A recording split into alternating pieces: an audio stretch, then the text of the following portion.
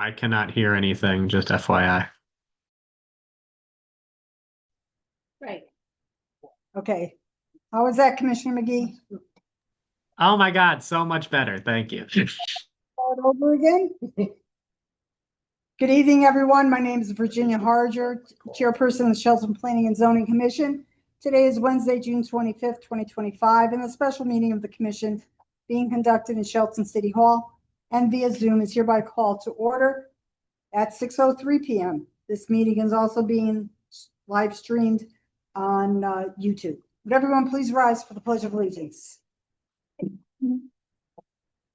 I pledge allegiance to the flag of the United States of America and to the republic for which it stands, one nation, under God, indivisible, liberty and justice for all.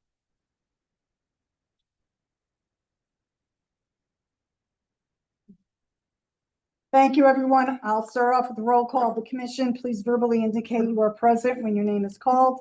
Commissioner Kelly. Present. Commissioner Cristiano. Present. Alternate Commissioner Oppel. Here. Alternate Commissioner McGee. Here. Myself, Commissioner Harger.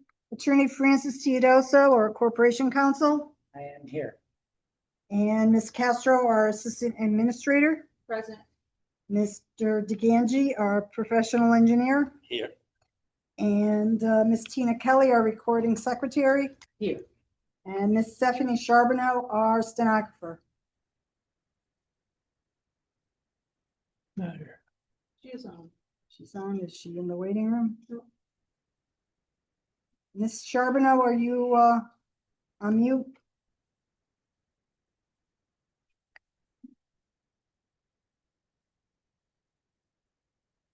I'll just mention for the record, Commissioners Parkins, Motto, and Tiki are not available for this afternoon's meeting. Alternate Commissioner Oppel, you being seated for Commissioner Parkins, and alternate Commissioner McGee, you're being seated for Commissioner Motto. Would you both please acknowledge that you understand? Yes. So acknowledged. Also, just a quick FYI, if I jump off, my computer needs to go to the doctor. It's been crashing on me, so that's what happened. I will get back on as soon as possible. Okay. Do you want to participate by phone? My plan was just to use the YouTube stream as a backup, and it'll take like 2-3 minutes. It hasn't been like long crashes. It just literally just restarts. Okay. All right. Is Ms. Charbonneau? Okay. Ms. Charbonneau, are you present with us? Yes, I'm present. Sorry, didn't have any audio before, but I'm present. I can hear everybody. Thank you. That's fine. Thank you.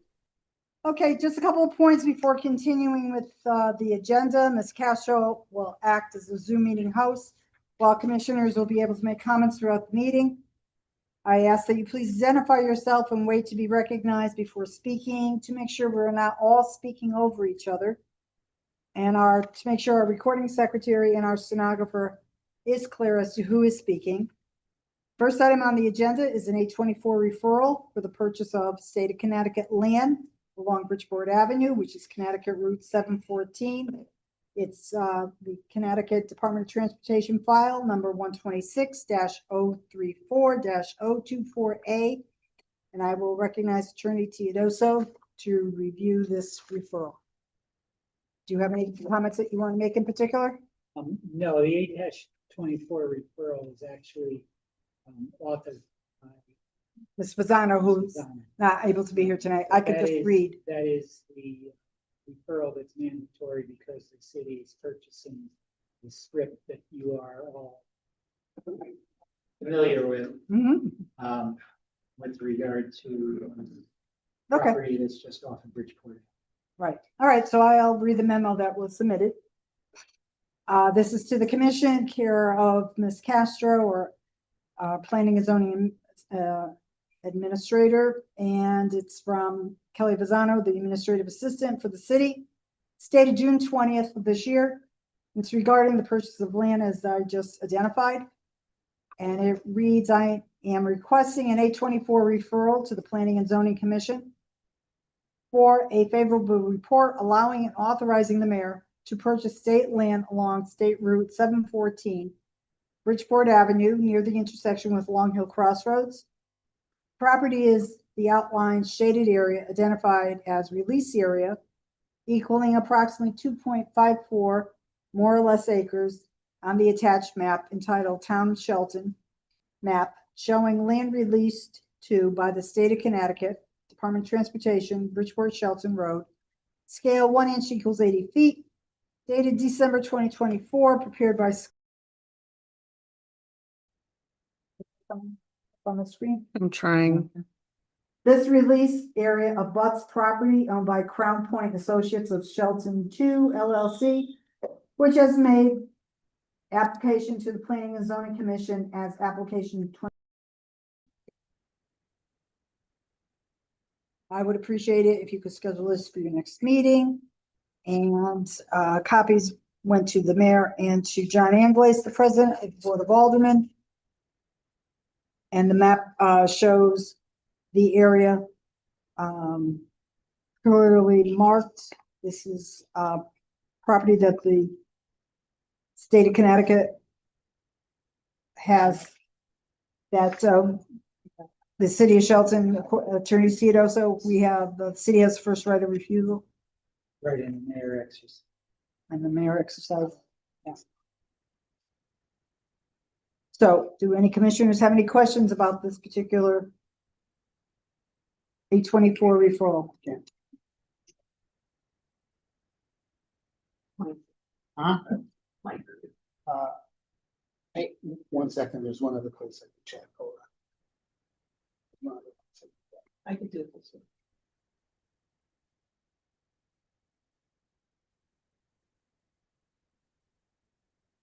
Computers are our friend. Yeah.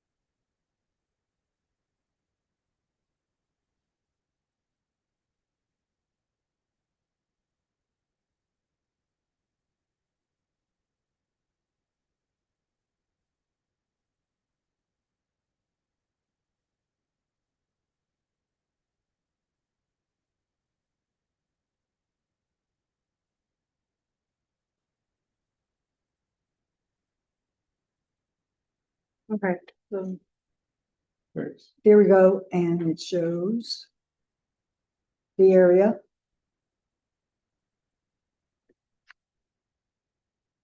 Does anybody have any questions about this? No? Okay. How does the commission wish to proceed on this 824 referral? Is there a motion to report favorably or unfavorably for the purchase of this strip of property? I'll make a motion to report favorably. Okay, Commissioner Kelly has made a motion to report favorably on this 824 referral. Is there a second? Commissioner Cristiano. Okay, so on the motion to report favorably, I will do a roll call vote. Commissioner Kelly, Aye. Commissioner Opple, Yes. Commissioner Cristiano, Aye. Commissioner McGee, Aye. and chair votes aye. Motion has passed by a vote of 5-0. Thank you. Next on the agenda are 3 public hearings, and this is the protocol that we will be following for each. Ms. Castro will indicate if any written comments were received from members of the public no later than 24 hours before the start of this evening's meeting. If written comments were received, they will be read into the record. The applicant and its associates will make their presentation. Commission can ask questions during the presentation or at its conclusion. The applicant and or associates can answer commission questions at the time they are presented or at the conclusion of the presentation. At the point in each public hearing when the chair asks for public comment, we will begin with elected officials of the city who may be present here in the auditorium, followed by elected officials who may be participating via Zoom or through a phone link. After elected officials conclude their comments, members of the public will be recognized. starting with those present in the auditorium, followed by those participating remotely via Zoom or through a phone link. And if there are members of the public here that feel that they want to comment on any of the 3 public hearings, there are sign-up sheets right here on the conference table. Those in the auditorium will need to list their name on the speaker sheet. Those participating via Zoom will be asked to use Zoom's raise your hand feature, and those participating via phone will be asked to dial *9 to be recognized. After you are recognized, please state and spell your name and state your address to assist the recording secretary and stenographer when doing the minutes and transcript of the public hearing. Each speaker has 5 minutes to present comments, which should address specific criteria of the zoning regulations, the merits of the application, be new information, not a repeat of comments presented by a previous speaker. Comments and questions should be directed to the commission, not to the applicant and/or associates. Members of the public are expected to practice appropriate etiquette by being quiet, observant, and respectful. Disruptive attendees may be removed from verbally participating. The applicant's attorney and/or associates will be given the opportunity to address any comments or questions from the public after the last person from the public has been given the opportunity to speak. If the commission feels further information is needed from the applicant, the chair will ask for a motion to continue the public hearing. If a public hearing remains open, the commission is not allowed to make any public comment, discuss any part of the applicant and/or associate's presentation, or receive any additional information from anyone. The commission feels the applicant and/or associates have answered all questions and have addressed all concerns from the commission and/or public. The public hearing will close. The commission does reserve the right to discuss the application at the close of the public hearing or to schedule a discussion at an upcoming commission meeting. At either time, the commission will be asked by the chair on how it wants to proceed. So the first public hearing is for application 2226, and Commissioner Cristiano, would you please read the public hearing notice?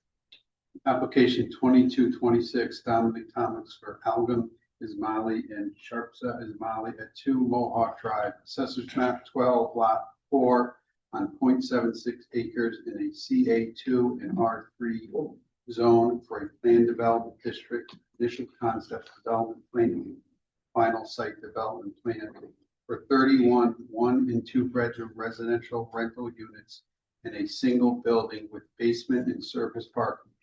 A minimum of 8 units shall be rented at or below the maximum monthly rent calculated at 80% of area median income in accordance with Connecticut General Statutes 8-30G.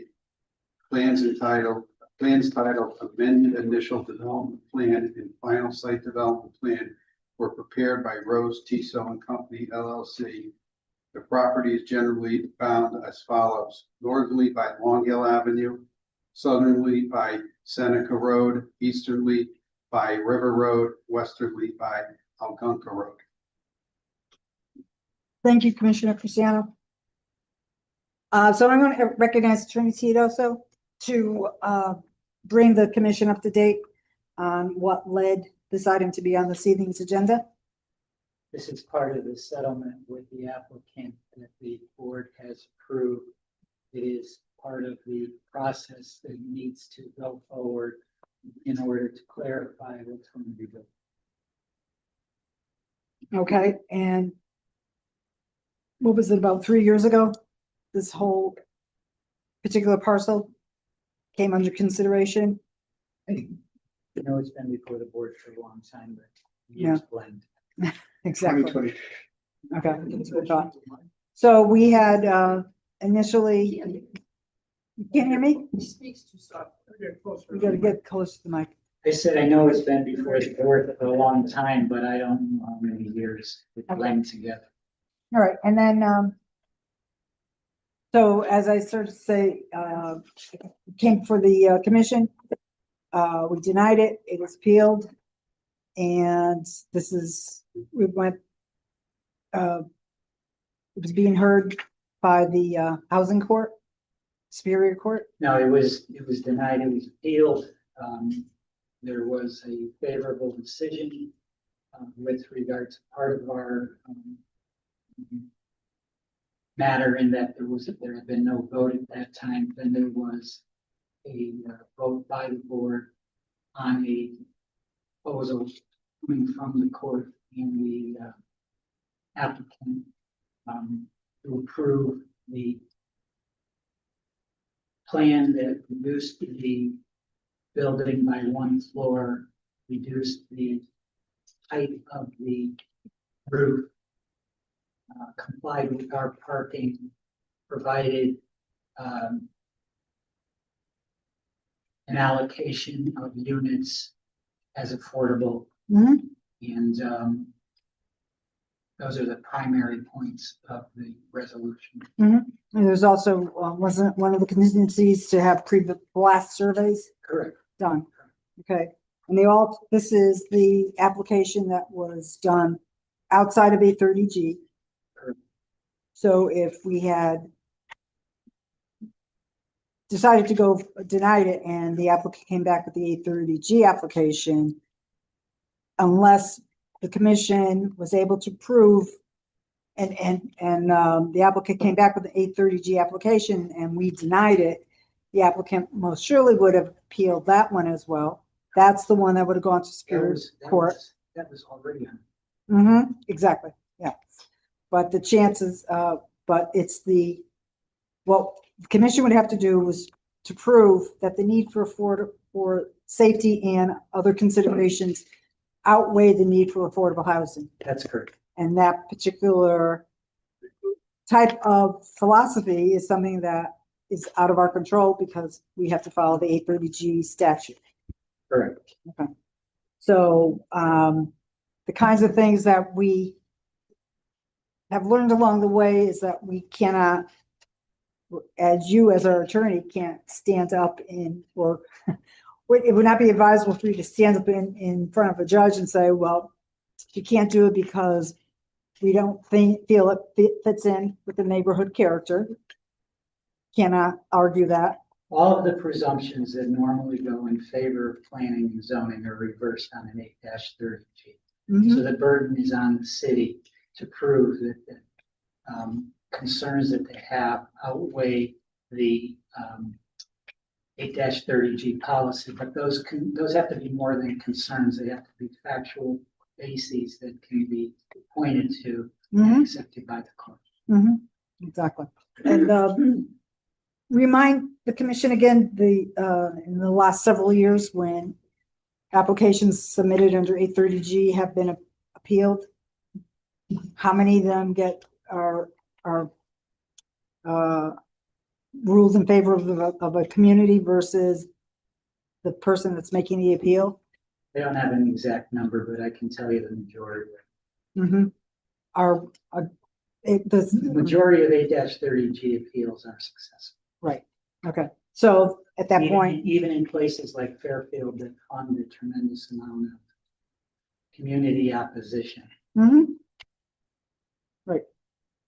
All right. Do any commissioners have any questions for Attorney Theodoso? Okay. If not, Attorney Theodoso, you have something? No, you haven't. Okay.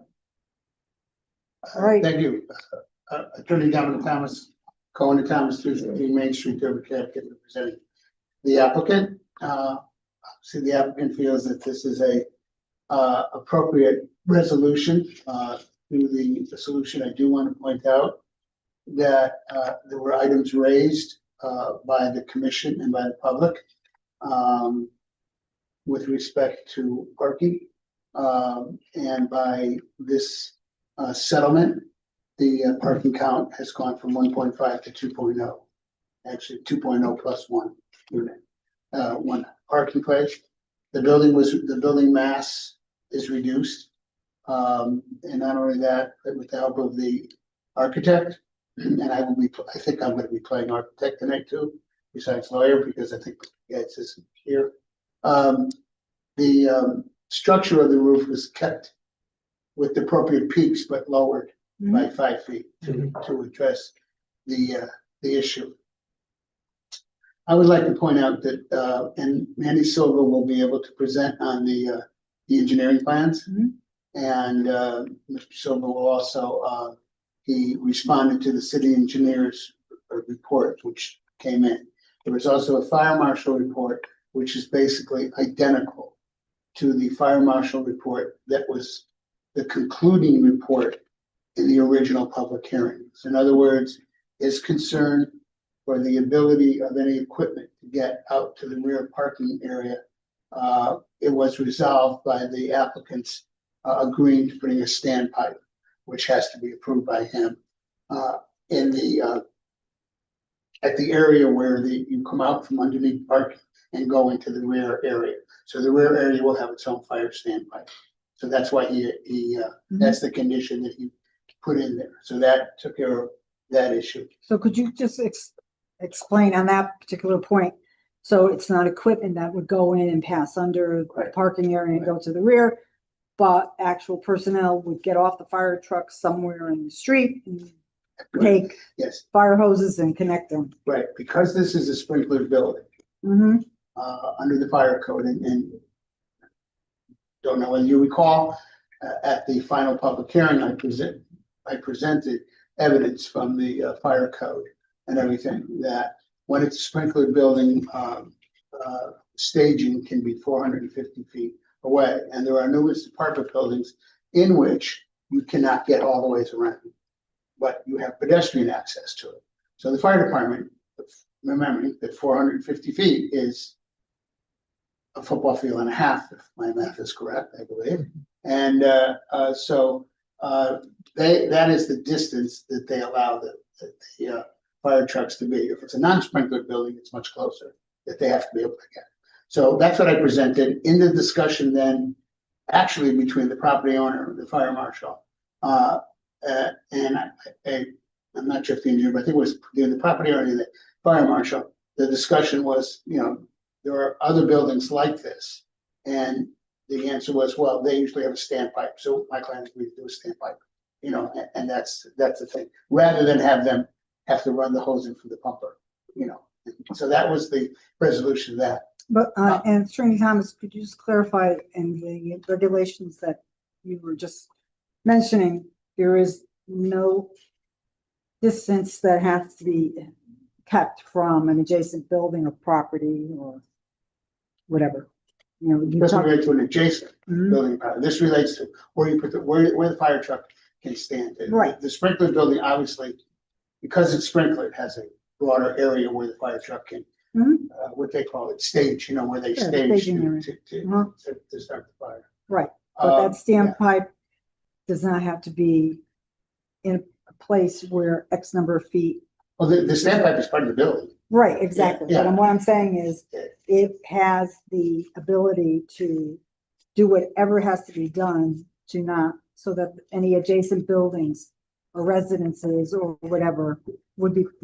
Well, the adjacent buildings or residences would be fought individually Mhm, by the fire trucks. They don't have any, they would have the normal access that they would always have. mhm. The whole purpose of that and the whole concern with that was how do you fight, like, for instance, a vehicle fire in the back area here? Mhm. So that way, the standpipe, this made it much easier. Mhm. Okay, certainly, if a fire department was hooked up to that, there's no restriction on it using the water on an adjacent building. I mean, if they needed to shoot it that way, there's no, it's not like it's reserved for this building. And just remind me, if there's an electric vehicle that's parked underneath, what's the procedure if a battery catches on fire or something or other? The same as in any other location. If the battery gets on fire, they try to put the fire out as quickly as possible. In this situation, again, you do have a standpipe right Mhm. there, right in the middle of the park. But I don't think they've addressed any Yeah. chemicals or procedures for that yet. Mhm, Yeah, they have, I don't think, whatever steps to be taken are taken. There's numerous, having been in numerous parking garages, there's numerous electric vehicles that mhm. could possibly, do that. So I think, but anyway, the other thing I wanted to refer to is the engineer, did a report, and the engineer put two things in the report that have never been were never in our plans and were in fact never brought up by this commission even going back to the original application. And that is a sidewalk along the entire front here, which of course would be a sidewalk nowhere, because there's no sidewalk on either side. And when we are required to pave the road, and in fact, I can screen share that. Right. You're saying that the engineer proposed a sidewalk? The city engineer, yes, did a report which I received. The city engineer? The city engineer, Oh, okay. yeah, this is the city engineer, Right. did a report and, we just need to see, I want to get to the right. I have no idea why this, here we go.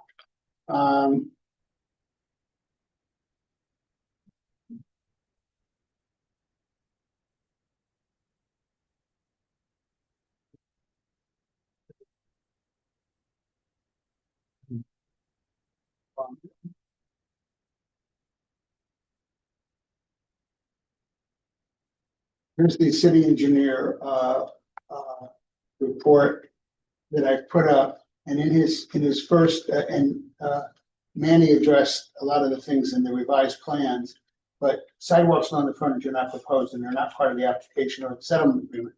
However, what my client agreed to do is certainly there's room, certainly he can do what has been done before, which is prepare the area. Mhm. And the city comes in and puts sidewalks in on either side, so that if sidewalk is needed to connect, let's say to go down there, they don't put a sidewalk in. So he's agreed to that would be, the area would be prepared for one if necessary. The other one, Is there space there? I believe there is, but I will defer to Manny on that. The other one, and obviously the sidewalks can also be in the right of way. Sure. Yeah, the sidewalks can be in the right of way also.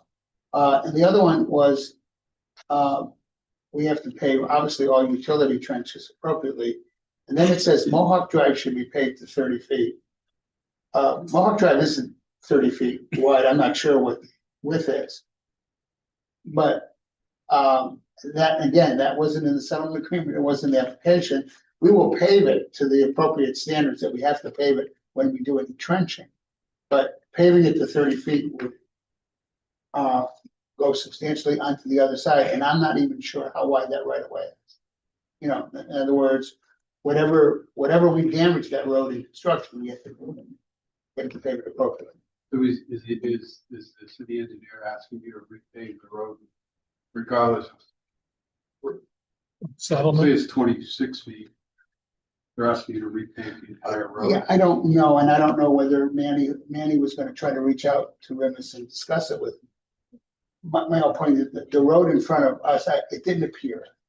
Again, it's just in my eye that I'm familiar with 30-foot roads, you know, driving on it.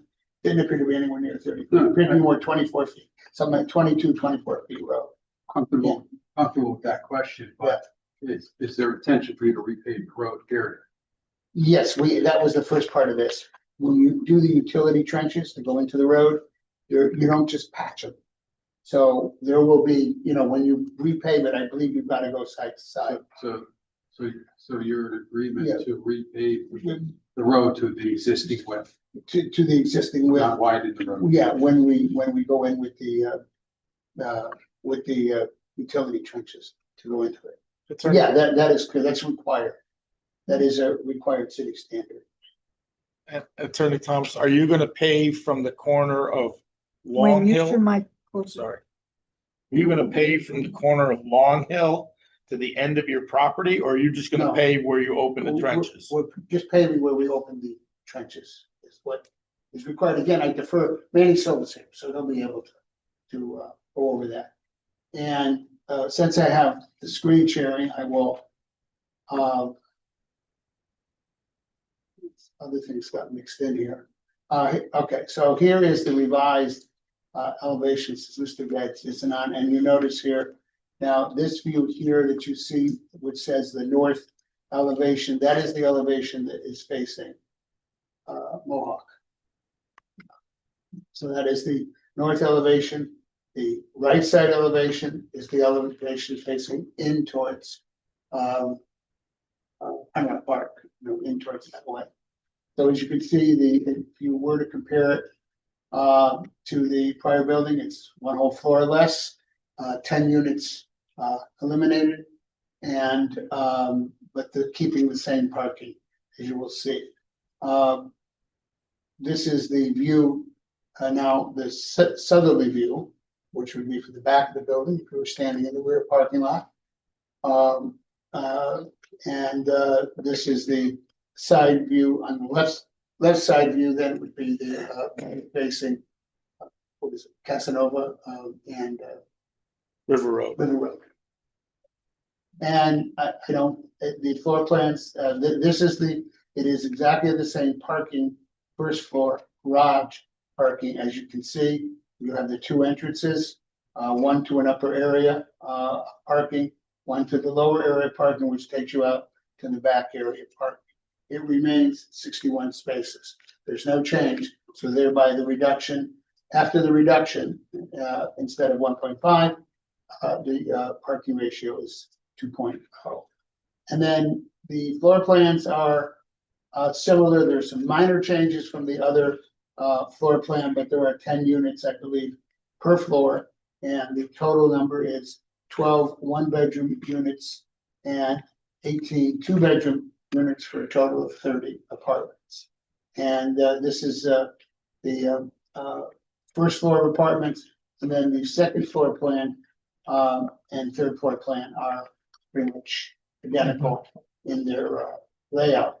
And as you recall, I think also from the presentation, there is the garbage disposal is in the basement. Small truck would be removing it, and I think it was done with chutes, where the garbage is down like that. We also, when you see you'll see more of the plans when I turn it over to Manny. And oops.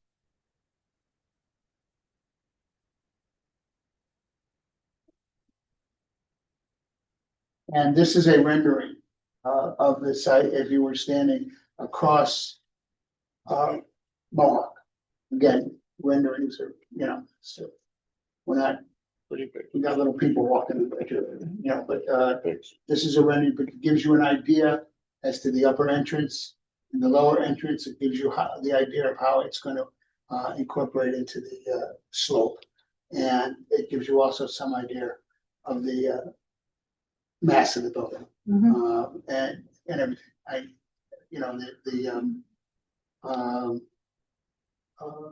Design at this point is something similar to this, using those windows, those type of window features. Trudy Thomas, the existing house is set up on somewhat of a hill. So the expectation is that you're going to excavate so much is that it would definitely be lower than the present grade it is now. I would hope you can reserve that question for Mr. Silva.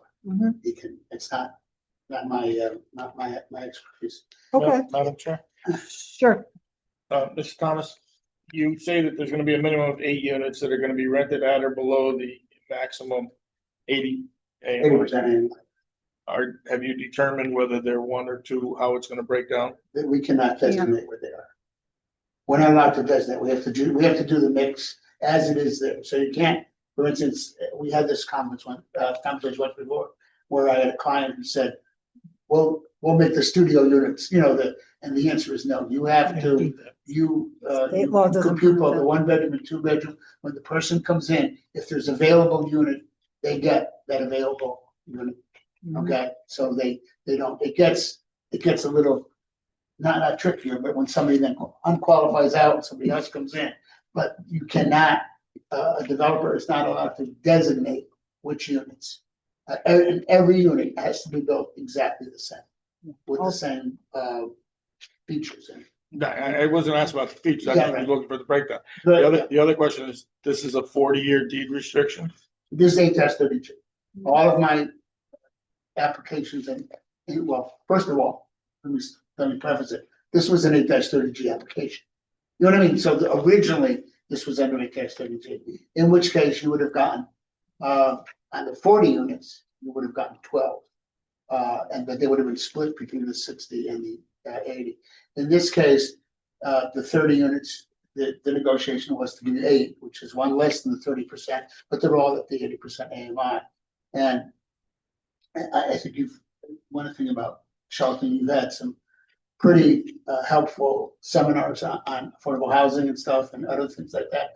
And the lower the count you go, the more the impact, for example, that 60% has on. And I think at yesterday's little meeting, that was even brought up. And but these will be the 80% AMI at 8-30G, restricted for 40 years. So with that, if there's no more questions for me, I will turn it over to Manny to answer some of the questions and review the site plan and the changes he made to the thing. And Manny, do you want a screen share? Yes, to be allowed. Yes, yeah, I will. Okay. Thank you. Good evening. My name is Manny Silva from Rose T-Zone Company, representing the applicant, registered civil engineer in the state of Connecticut. Again, the property, as Attorney Dominic Thomas stated, is at the corner of Mohawk Trail and Long Hill Avenue. And then that has an intersection down here onto River Road. The property had an existing, has had an existing house here on the top of the hill. One of the questions was, is the elevation now lower set than what this house was set to? So this house was up at elevation 84, and the first floor elevation of the new structure will be down at 78. So that's a 6-foot drop from where this house sits on top of the hill right now. So the site itself, as you can see, is behind some commercial uses. There's a restaurant here.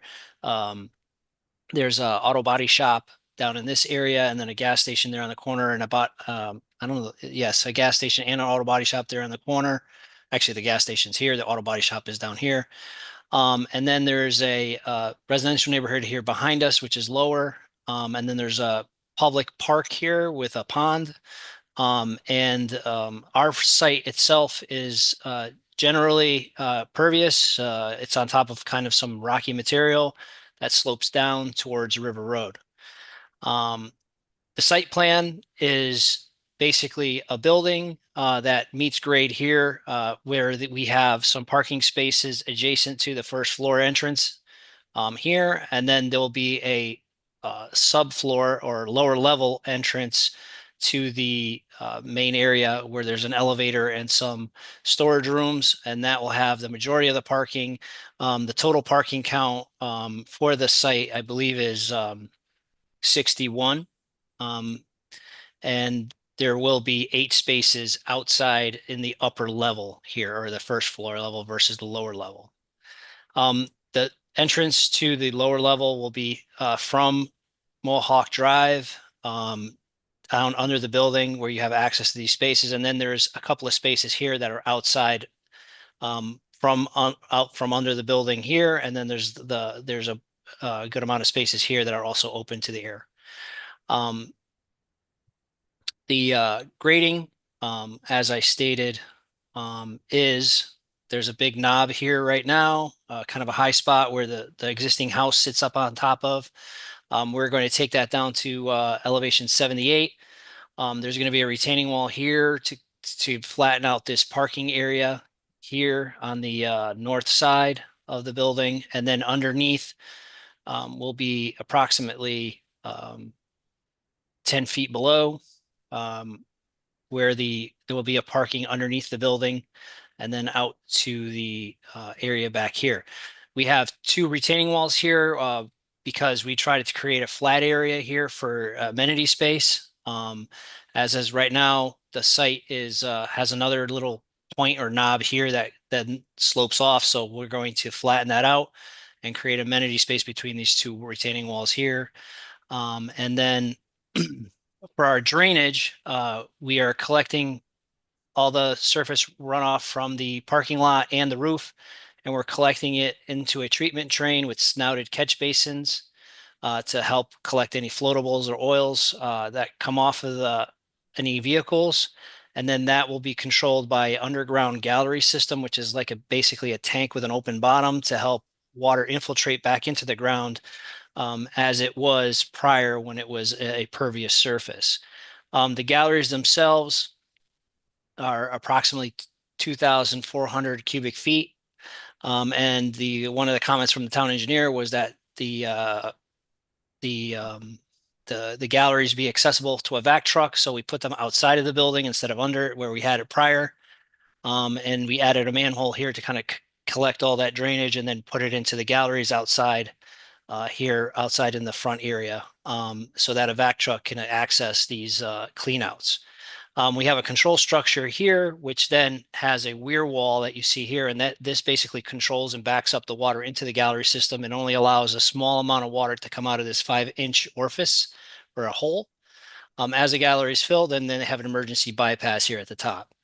That is then connected over to an existing catch basin that's out here on the corner of Long Hill Avenue and River Road, and our design reduces the amount of volume, reduces the amount of peak discharge to the offsite areas.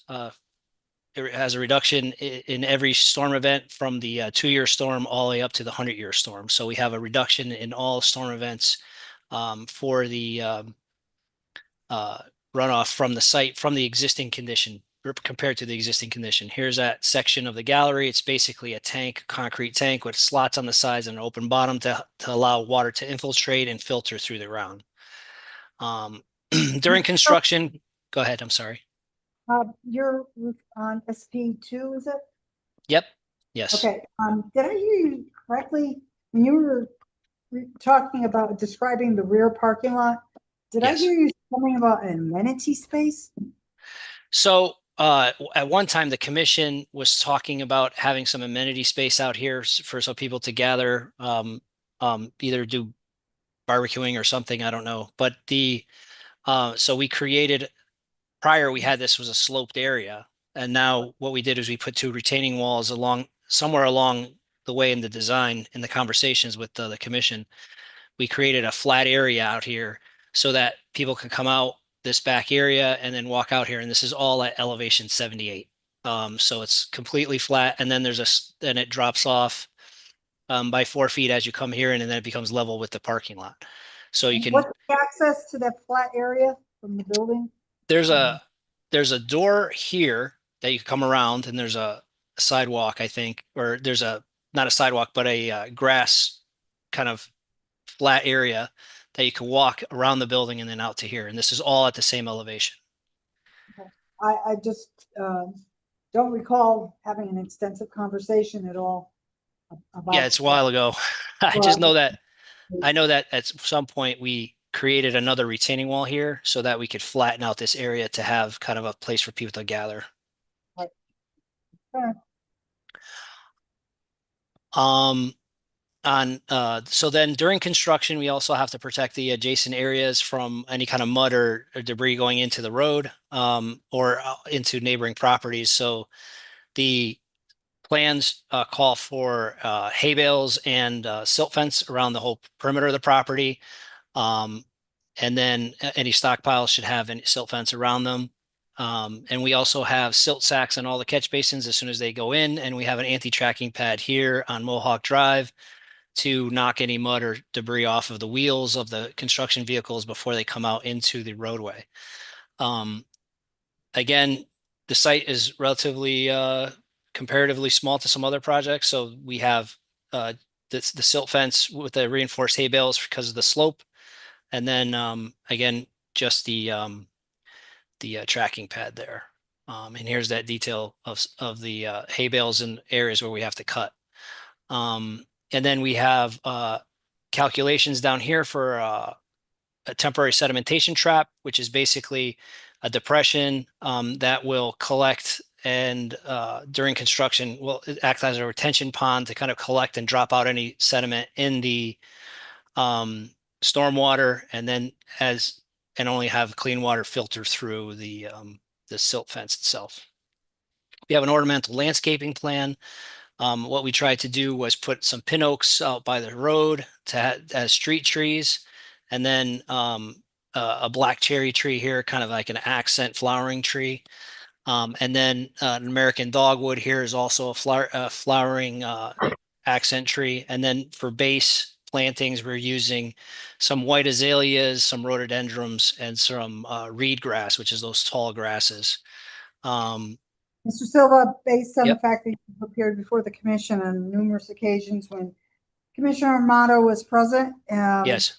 are all of these ones that she would have any issues with? No, As not- these are all Connecticut native. Okay. However, we do understand that any landscaping plan is subject to Commissioner Amato's approval. Yes. Yep. She can always change them. And then we have our detail here on how to install the trees. We don't longer use cabling. It's just everything's put in off of with the burlap sacks, and then make sure that there's no mulch right up against the trunk so they don't have any rotting. And then we have our standard details, basically curbing, signage, our accessible spaces, how they're painted, and our handicap ramps, signage for the handicap accessible spaces. And then here's our notes and our phasing for soil and erosion control. Basically, this kind of tells you what to do first and what comes next, and who to notify when there's a problem. And then here's a detail of our silt sacks, anti-tracking pad, diversion berms, and then here's that silt fence with the hay bale, and then any kind of check dams that are required for any kind of steeper slopes. And here's the detail of that sedimentation trap that we're going to use temporarily. Again, these are some standard details that we have on for site. Here's our storm scepter, which is our oil water separator, and also clean suspended solids in the water. Here's our hooded catch basin outlets, basically our snouts that come outside so that all the floatables stay inside the catch basin and they'll go convey through the pipe. And then some standard details on the trenching. So we do have a lighting plan.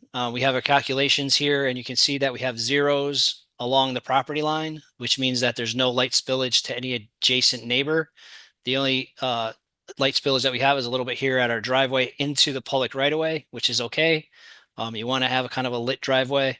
And then the fixtures themselves are going to be night sky compliant with full cutoff shields. As you can see here, they're LED blade units where the LEDs are well inside the actual fixture, and then they have these little shields on them.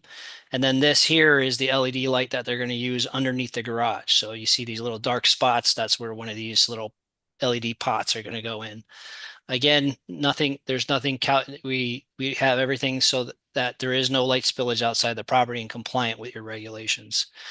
We also were asked at one point to do a section, and here's that section as a view from Mohawk Trail or Mohawk Drive. As you can see, we have, as the rendering shows, it's basically the height of a regular house, 2.5 story. Look at the upper level here, and then as the street drops away, as you can see here. And I don't know if the chairman noticed, but I made my cursor much bigger now. Because I know everyone always says that you can't see the cursor. So the entrance to Mohawk Drive as you're coming down is going to be up at this elevation, and it's going to be basically a 2.5 story house. And as you can see, the garage will then drop down, but Mohawk Drive actually comes down and tapers. As you can see, there's dashed line here. And then we'll have the access to the garage underneath through a driveway here.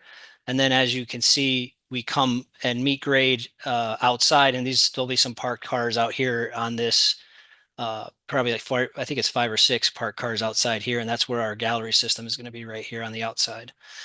So if there's any other questions for me, I think that's what we have for my presentation.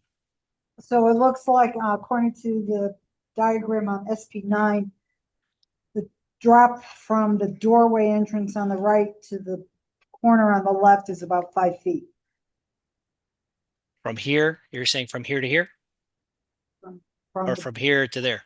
There, all the way to the left side of the building. Mhm. 6. Is that about right? Correct. Yeah. So the building is like, so the parking area underneath is about 5 feet below grade, and then it comes out into to match grade. Right. So the parking under the building is kind of shielded by the grade. It's basically below grade, except for you're gonna see the top of this garage here. And then what happens is that once we come out to here, that's when the grade meets where the parking elevation come together, and then you'll be able to see there's couple of cars parked out here. And if you were at the bottom of Long Hill Avenue and you had the option of either taking a left to go down to River Road or right into the neighborhood, this particular building would be positioned across the street, but further away from River Road. It's not directly across, it's up. a little Correct. way. Yeah, there is quite a separation between this building and River Road itself. It'll be But at very the set bottom of back. Long Hill Avenue, where Long Hill meets Mohawk. Yeah, so here's the aerial. The building stops here. So it's well behind this existing building. And in fact, the existing building and this gas station are in front of this building. So you will be coming along here and you won't see the building until you get clear of this gas station or past the restaurant. Mhm. Any commissioners have any questions for Mr. Silva? Mr. Ganji, do you have anything? Is the garage sprinkled? I can't answer that. I think the architect would know, but if the building code requires it, then yes, there would be dry heads in the garage space. I can't remember exactly. I'm sorry, I'm not if the architect was here, he would know better, or a fire expert. But I believe depending on how much is enclosed here, I think it will be required to have dry head sprinklers, but I can't say for sure. Sometimes when you're as old as I am, you run into these things a lot more often. And I actually ran into it with what is now the Hyatt, Hyatt Park, whatever it used to, with the Hotel Sierra. And they demanded that the garage there be sprinkled. And the applicant, the builder, wanted a modification, so we did I helped them with the modification to the state fire marshal. And what I understood is they denied the modification because the garage was underground and totally enclosed, so it wasn't sprinkled. If it's exposed like here, where you have exposure to the outside, it does not have to be sprinkled. So I'm not going to say definitely, but certainly I can get an answer for you from Mr. Geddes. I do not believe it is sprinkled. Well, Mr. Silva's right. If it is going to be sprinkled, it will be dry heads. Right. Manny, could you stop sharing for a second? Sure. I just wanted to, in response to really, a further response to Commissioner Appel's statement. As you know, in a PDD, the statement of uses and standards is your zoning regulation. That's your zoning book. And I just wanted to point out, this is section 5 in the statement of uses and standards, that clearly under permitted uses, which is what is the controlling for this PDD, the permitted uses, the residential 1 and 2 bedroom with the 8 units, and it says as specified in Connecticut General Statutes 8-30G and regulations. So it's as clear as well. With that, I think we've presented the proposal in accordance with the agreement. Mhm. Any commissioners have any questions for the applicant? I have a super quick question, Madam Chair. Go ahead, McGee.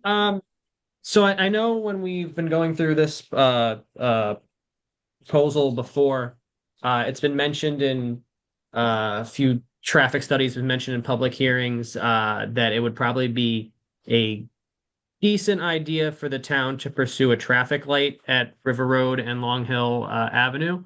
I understand that's not a part of the settlement or anything like that, but I'm just wondering if anyone from the city or if maybe Attorney Thomas can just explain what the process is for folks here for the town to be pursuing a traffic signal at that location. I'm not 100% sure, but I can just tell you this, that right down the road from here, you approved two PDDs and an amendment to another PDD, in which you approved residential uses, you approved Great River Water Club, you approved the 40 condos, you approved the medical office building. There are traffic reports done on all of those, and both of them require OSTA, Office of State Traffic Administration. I don't know if the final reports have been done, but number one, that is a possibility that OSTA would resolve the situation by requiring sharing of those developers to contribute towards a traffic light if necessary. And I defer to Attorney Theodosia, but my understanding is that the city can make a request to the state for a traffic light, and if they show sufficient warrants for the traffic light, they will get it. As was stated in the report, existing right now, the intersection is occasionally at peak periods at F. And I always tell people what that means is, it means how long you have to sit there before you make the turn. It doesn't mean F like I got an F and I'm not going home to tell my parents I got an F. It's I got an F. I have an F thing. So I think at one point I checked, an F was like 58 seconds, which may seem short, but you know, if it's 58 seconds or more, if you're staying 58 seconds or more, then it classifies as an F. It changes, the F changes when you're at a signal controlled intersection, but this is an unsignal controlled intersection. So I believe rounding it off, it's anything longer than a minute during the peak periods for a certain amount of traffic would be an F. But I know that a request can be made from the municipality to DOT, but they have to then show the sufficient warrants, is the term they use, to warrant a traffic light. I appreciate that answer, Attorney Thomas. Just a quick follow-up. When you say the city has to request, is that the mayor's office, the Board of Aldermen, Planning and Zoning? Who exactly is that? I would Board of Aldermen and the Traffic Control Authority in the city. Did Thank you you, hear Attorney that? Tiosa. Yep, all good. Okay. Thank you. Thank you. One more question, Madam Chairman, Go right ahead. and I'll defer to either attorney. As part of the settlement, was there an agreement to do well monitoring of methane from the dump crossing? Yes, that has to be done prior to any construction. Or permits, right? Test holes. Right. Yeah, test holes. That has to be done prior to any construction starting. And I think it would have been a requirement regardless of whether you put it in a condition or not. Okay, anybody else? All right. So we're gonna go to the public portion now. First person that has signed up is David Eldridge. Come on up to the seat and it's the microphone.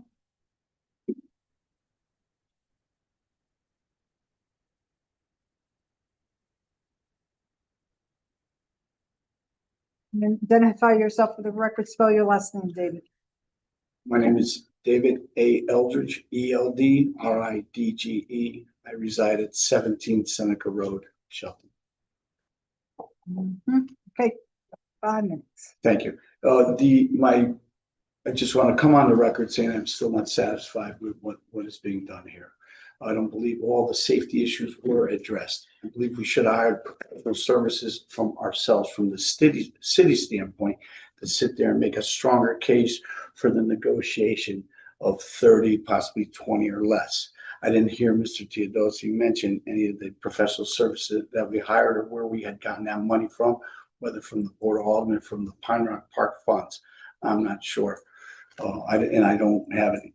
But if we just presented the petition that I had gotten, if we just presented all the concerns from the neighbors and a peer review, which in my opinion, a peer review doesn't mean much because it's like a Mexican standoff. You review mine, I review yours in the future. So take it easy. So I don't put too much credibility into that.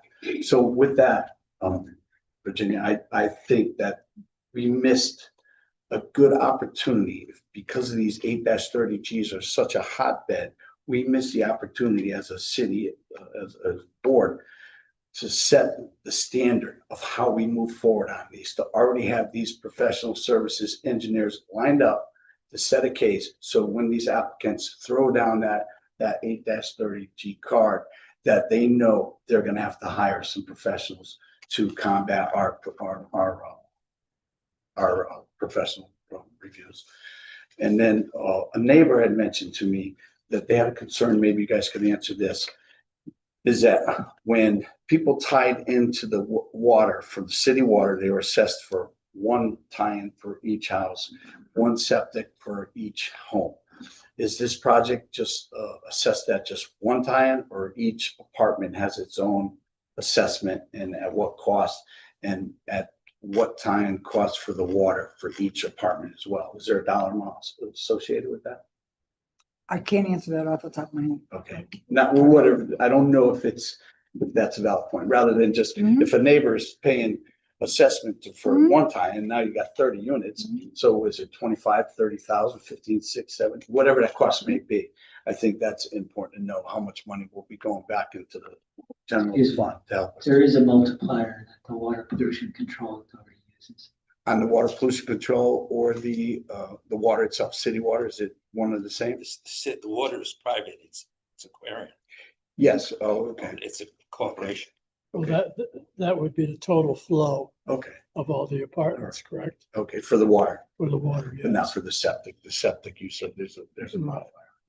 And how would that affect the cost, or our flow going to Stratford? Does that hurt us? Sewer is will be based on the number of units.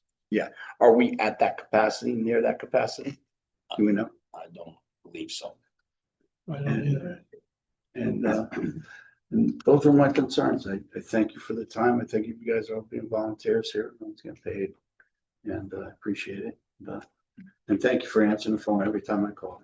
I know I'm a pain in the ass, but it is what it is. You guys take care of You yourselves. have the right to ask questions. You go. Next is Mark Besicek.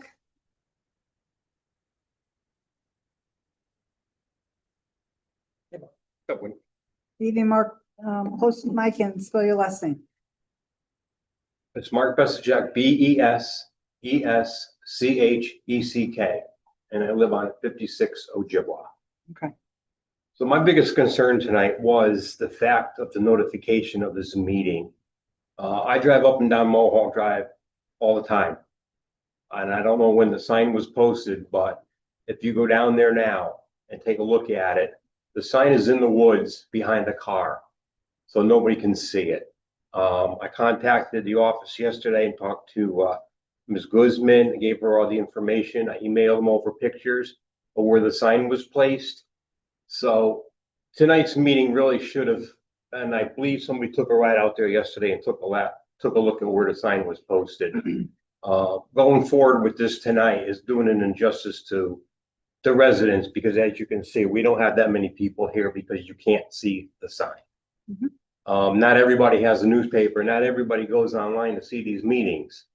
So that's basically why I just wanted to speak real quick on that. I mean, the sign, if you look at it, where it's posted, I have pictures of where it's posted, does an injustice. I mean, it was hidden in the woods and they park cars in front of it, so you can't see the sign.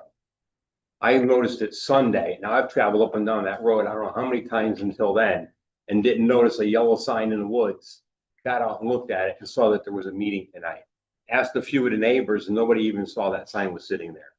So that's all I have to say. Okay, thank you, Mr. Besicek. Next is Jeff Zininsky.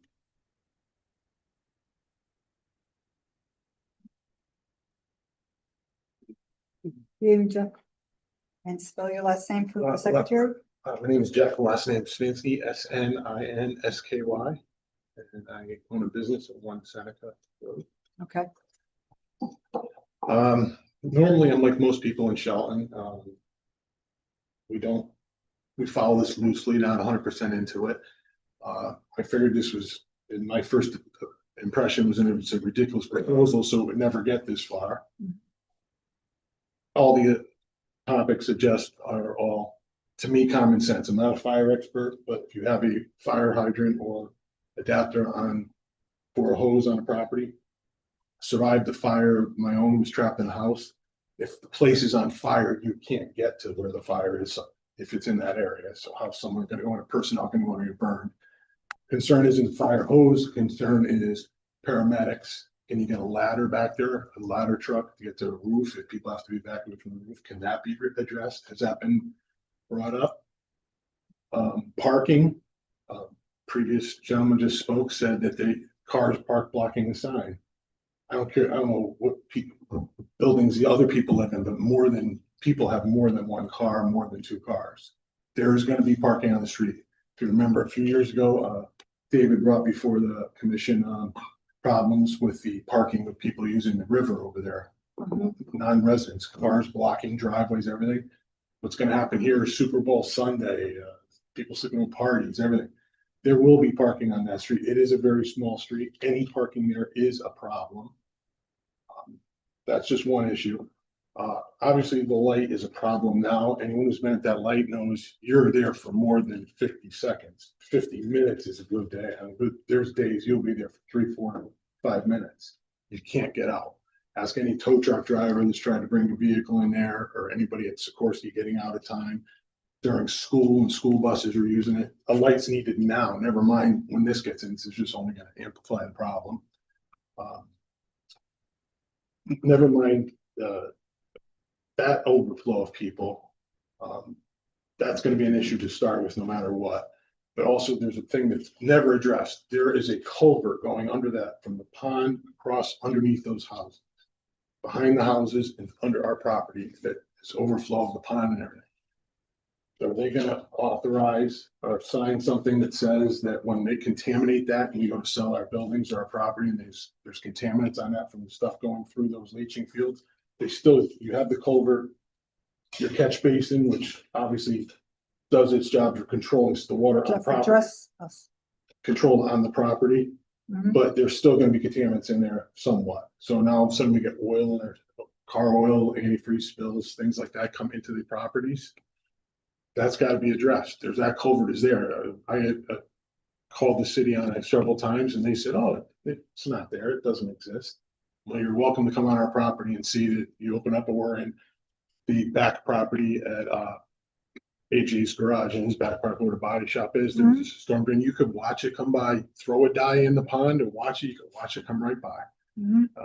That's got to be addressed. If there's going to be blasting or drilling and whatever, they're damaging it. Then we go into drilling. The drilling, he said, we're going to do methane tests on the thing before we do anything. What about after?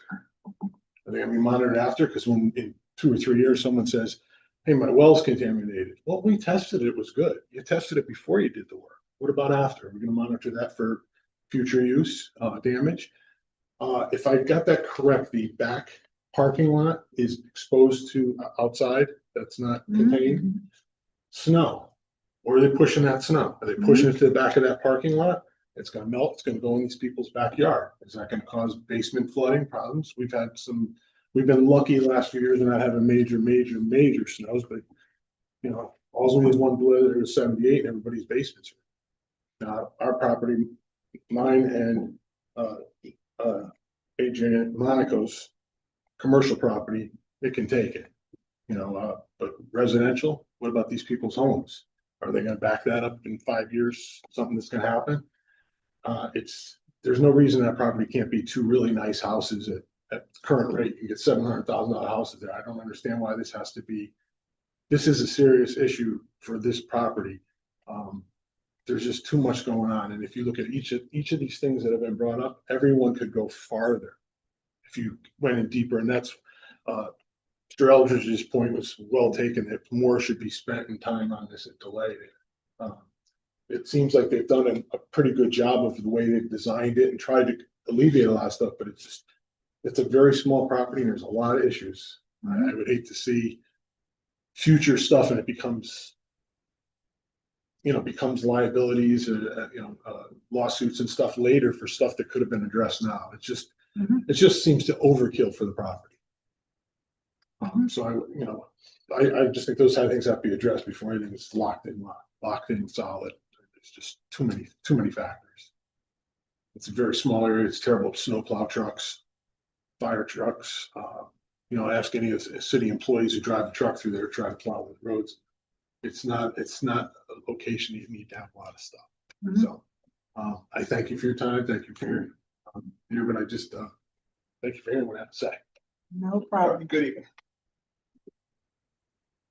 Next is Paula Zahar.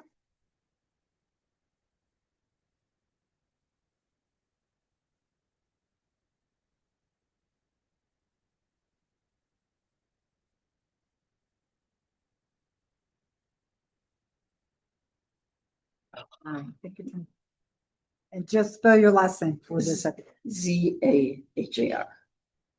I live at 21 Algonquin Road. Mhm. This project is literally in my backyard.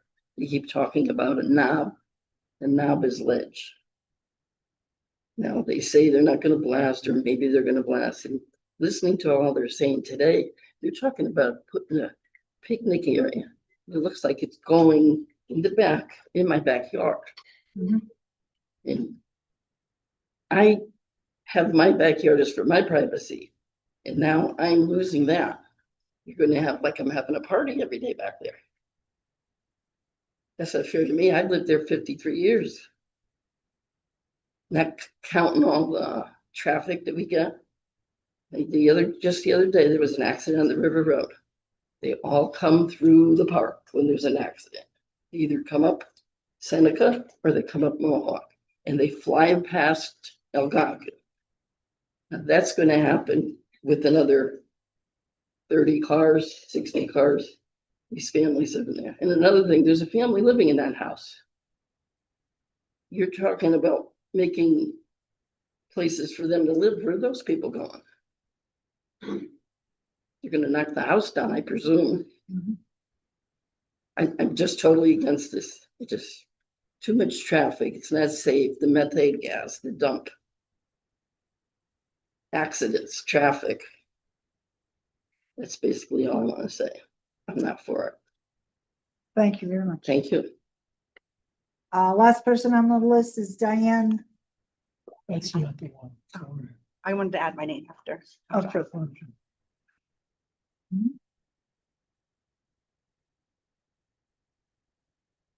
And Diane, just spell your last name, please. F as in Frank, Lessas. Bless us. Yeah. Okay. I'm on 26 Algonquin Road. Mhm. Go ahead. I just think I can't believe this stuff is happening. Since I'm gonna start crying. It just can't happen. This is impossible. These are homes over here. They're just gonna ruin everything. And I don't even know how they're gonna have sidewalks or anything like that. They don't have the room for this stuff. It's stuck off the town hall instead of the city because it's country, and they're ruining it. They have so many places to have buildings put. No home, not where there's people living in these homes for so many years. I've been there 30 years. And I was a school bus driver too in this town, and there's no roads. The buses got to go by, but the kids, where are all these people? It's just, I don't know. It's just, it's horrible. I'm getting too upset to go. Thank you. There was a woman that come on up and put your name, and then Mr. Harbinson. There's a pen. Oh.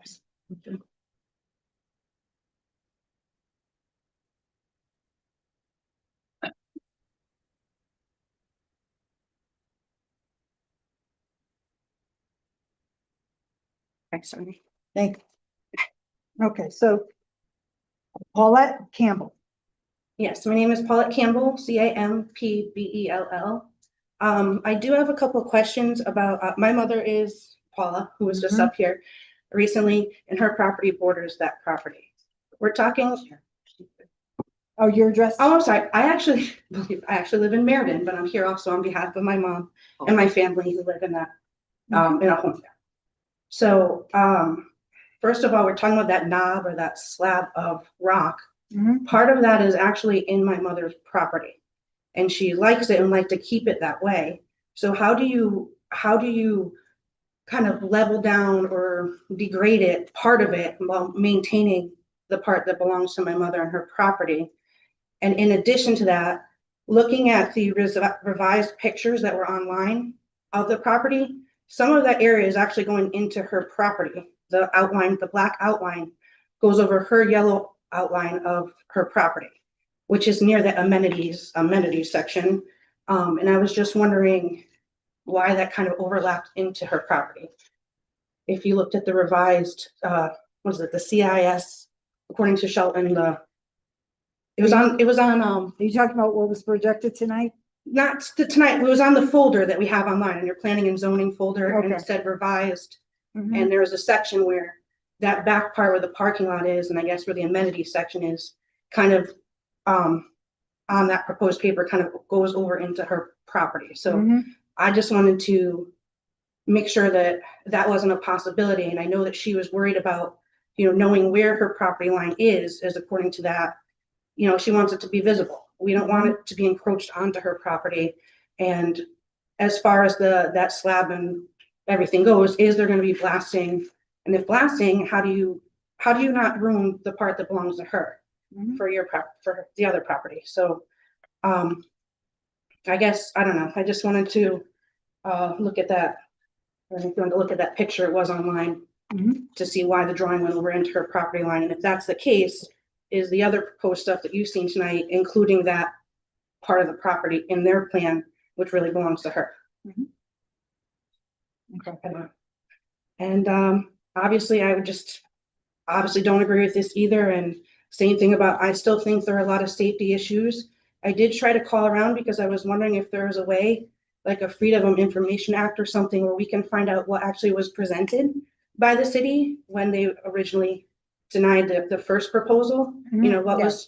What funds were put in, what was actually presented as evidence to kind of support us, or was it just kind of go through the motions and it is what it is. I mean, I know it's a tough with the 830G, but there are legitimate safety concerns, especially being greater cost from the landfill with methane and blasting. And there was a car accident there just a week ago, right in front of that intersection. So, I mean, accidents are happening all the time. You have to take into account all of the other properties that you have just are building down in the Sunnyside section, the marine and all that. Adding all of those cars on top of the traffic studies is, with this proposal, is more traffic. So I just wanted to also go on the record of not being in favor of this and appreciating all that you were doing to kind of fight for us on this, but just very deeply disappointed that this is going through, and it couldn't have just been like 2 or 3 homes or duplexes that would have fit into the neighborhood and still provided, homes, for other people. So I guess that's all I have to say, but thank you for your time. And if you can get those questions answered me about my mother's property, I would appreciate it. Thank you. Okay. Thank you, Paulette. And next, Mr. Harbinson.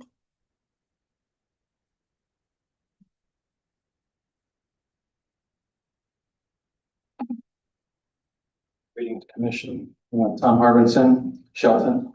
I prepared some notes, so apologies for reading from Just say your last name for HAR, B as in boy, INSON. And your address. Shelton. I'm not required to give a street address. Okay. I only say that because I've had some issues with developers in town. All right. Thank you. Go ahead. I know it's public, but I'm going to be reducing that in the future. I'm very disappointed with the position we've reached today. The application's Google Drive has a document from the city engineer requesting sidewalks and referencing concern over the height of the opening through the parking garage space. The fire marshal also noted fresh concerns regarding the site as well. The applicant's response on the Google Drive to the engineer said that there would be no sidewalks as that wasn't part of the agreement. So if there is a pre-agreement due to the initial denial, which was then appealed, and in doing so as 830G puts the onus on the city to provide reasons of public health and safety, which the city made no attempt to illustrate Why are we here as a public during this hearing? But let me return to the subject of sidewalks. You have to consider the neighborhood and the region. Is there a thought that adults, or more concerningly children, would walk from these residences to the Cumberland Farms for a snack item, or the Subway restaurant for a meal, or Casanova for a dinner, which literally is abutting them? I have shared numerous times over the years directly to some of you commissioners, photos of children dropped at the sports center and then crossing Route 110 in a game of chicken to visit the Crazy Donut. I was told that you can't control what people will do, and I shouldn't imply that if an accident were to occur, it would be in part due to your approvals. This is an opportunity to create a best product, both for the applicant and for the city. It is noted by the new city reviews that the frontage on Long Hill Avenue shall be marked as a fire lane, and that the height to enter the building is 8 feet. I don't know if anyone has noticed, but there's a lot of purchasing done online these days, and the brick and mortar grand list elements in our communities are being replaced by delivery trucks, property taxes, and Trumbull distribution centers, and soon to be Naugatuck rather than locally in Shelton. So with an 8-foot entry height and drawing SP1 seemingly has no hammerhead turnaround in the surface parking component to the west of the parcel, where will these delivery trucks be accommodated? On Mohawk Drive and hand dolly them down Long Hill Avenue with no proposed sidewalks? This type of application is complicated. It would be ideal to have a professional city planner on staff who should advise you. As example, the applicant's traffic engineer presented that this development would not worsen the intersection of Route 110 and Long Hill Avenue. That is true, because the intersection is already at the worst rating it can be given. So it can't get any worse as a standardized rating scale. Will that intersection's future signalization be burdened by us, the taxpayers? Even with it being a state highway, there is a local road component that may have a local contribution. Or would it have been better accomplished with impact fees from this application, the nearby Wynn Nelson development and the Beacon Point development? This is where long-term city needs would be recognized by a city planner. And while OSTA may be reviewing these multiple applications, it would be helpful with a city planner ensuring that a holistic perspective is taken. I really do miss Mr. Panico. As example, a city planner would provide reference tonight that the WPCA has a multiplier rate per residential unit, and further, that the WPCA recently in the past month raised the gallonage fee for the Seward area, which is handled by Stratford, to better match the rates which Stratford is charging Shelton. But Shelton was only collecting from connectors in the Seward area at the overall Shelton rates. Should any sidewalks which would serve this development be simply prepared by the developer and then finished off by the city as a taxpayer cost? How about the bus stops on the Long Hill Avenue intersection with Route 110 that are on the landfill or eastern side of Route 110? How are those going to be accessed? I disagree with the statement tonight that these would become a sidewalk to nowhere. I'm not against the development of the site. In my opinion, we need to grow our grand list well, despite E24 actions tonight with no reasoning given that will delay economic development. I do take umbrage at the statement that this was out of our control. I witnessed no attempt made to illustrate the reasons of public health and safety for the initial denial. Sadly, the calculation was made that it would be cheaper to negotiate an agreement. Residents should not be treated so cheaply. It was Manny Silva in his initial presentation that discovered the drainage going under homes and AJ's garage. Not everyone may feel this way, but having lived in this area all my life, back to when I had a meal at Lenny's hot dog stand and today with Casanova, I feel cheated by the decisions made thus far for this application at this location. Thank you. Thank you, Mr. Robinson. Okay. Anyone else from the public who is not signed up that would like to address the commission? Okay, we will go then to the people participating remotely. If there are any elected officials, they would go first, but there's no one here on online. And any members of the public, if you're participating online and wish to address the commission, please use Zoom's raise your hand feature or dial *9 to be identified. No. Okay. All right, Attorney Thomas, do you have some comments? Some questions. Again, this is an agreement. Oh, that's right. Sorry. This is an agreement to resolve the situation, but the questions deserve answering. The agreement is to resolve the appeal. To resolve a court case. Court case. Mm-hmm. I think it's very unfair for the public to say that the commission did nothing. The commission hired a peer reviewer, and I will tell you it delayed this application substantially because we had to wait for the peer review report. There were a couple of reports, and I do want to, and in December of 2023, this commission actually brought the peer reviewer to your meeting to speak, give his report, and answer your questions. And the part of the fee application, I know was used, I'm not sure, I think it was also a bill for that peer review. That peer reviewer agreed with the parking analysis, agreed with the traffic report. And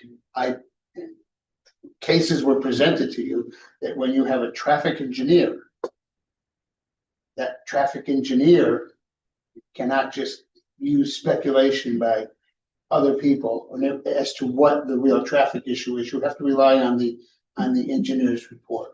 Your peer reviewer agreed. Your peer reviewer agreed with it. So this commission did not just sit there and do nothing. This commission reached out, and I reached out to the state of Connecticut, Department of Energy and Environmental Protection, DEEP, to get reports on the methane, to determine whether or not there were any outstanding issues. Those reports are in the file. And it was our position in the appeal that none of that rose to the level, certainly rose to the level to contradict the change in things. But this commission did not just do nothing. So that is an incorrect statement by the members of the public. There were peer reviews. We had to address it. We had to go to deep. We tried to address every situation. We pointed out to them on the issue of blasting, first of all, that there's no guarantee whether there's going to be blasting. That depends on whether or not there are places that are going to have to be taken down. There is ledge that's going to have to be addressed. It can be mechanical or it can be through blasting. Back then, I may have made the comment that you ought to really look at the difference between mechanical removal and blasting. I now can speak from great experience that one does not want mechanical removal of rock, because I spent the last year and a half having it removed in front of my office. And I know the difference between that and, believe me, blasting it. To respond to the question about if, first of all, I'm often telling clients all the time when they come in, and if people go on the GIS, they should also note that there is a disclaimer that the GIS is not accurate as to property lines. It's not. I understand I can clearly understand what the comments were made by the daughter and the mother, that when you look at the GIS, it looks like it's over the property line, but a survey is required, and the lines were based on the survey that was done. A full survey would have to be done. I can only comment that blasting is seriously controlled by your ordinance and your fire marshal and the state regulations. In situations like that, what is done is what is called line drill. It's extremely expensive, but is required when it's along a property line. Line drilling results in small blasts that shear the rock off.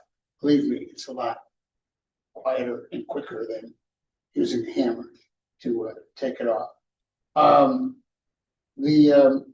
There was a comment made about leaching fields. I don't know whether there was just a misinterpretation. Our property is connected to the sewer, so we don't have any leaching fields. And Manny Silva did address the issue of that culvert, which we are not going to impact whatsoever. The fire marshal report, which he issued now, which is the same as the issue there.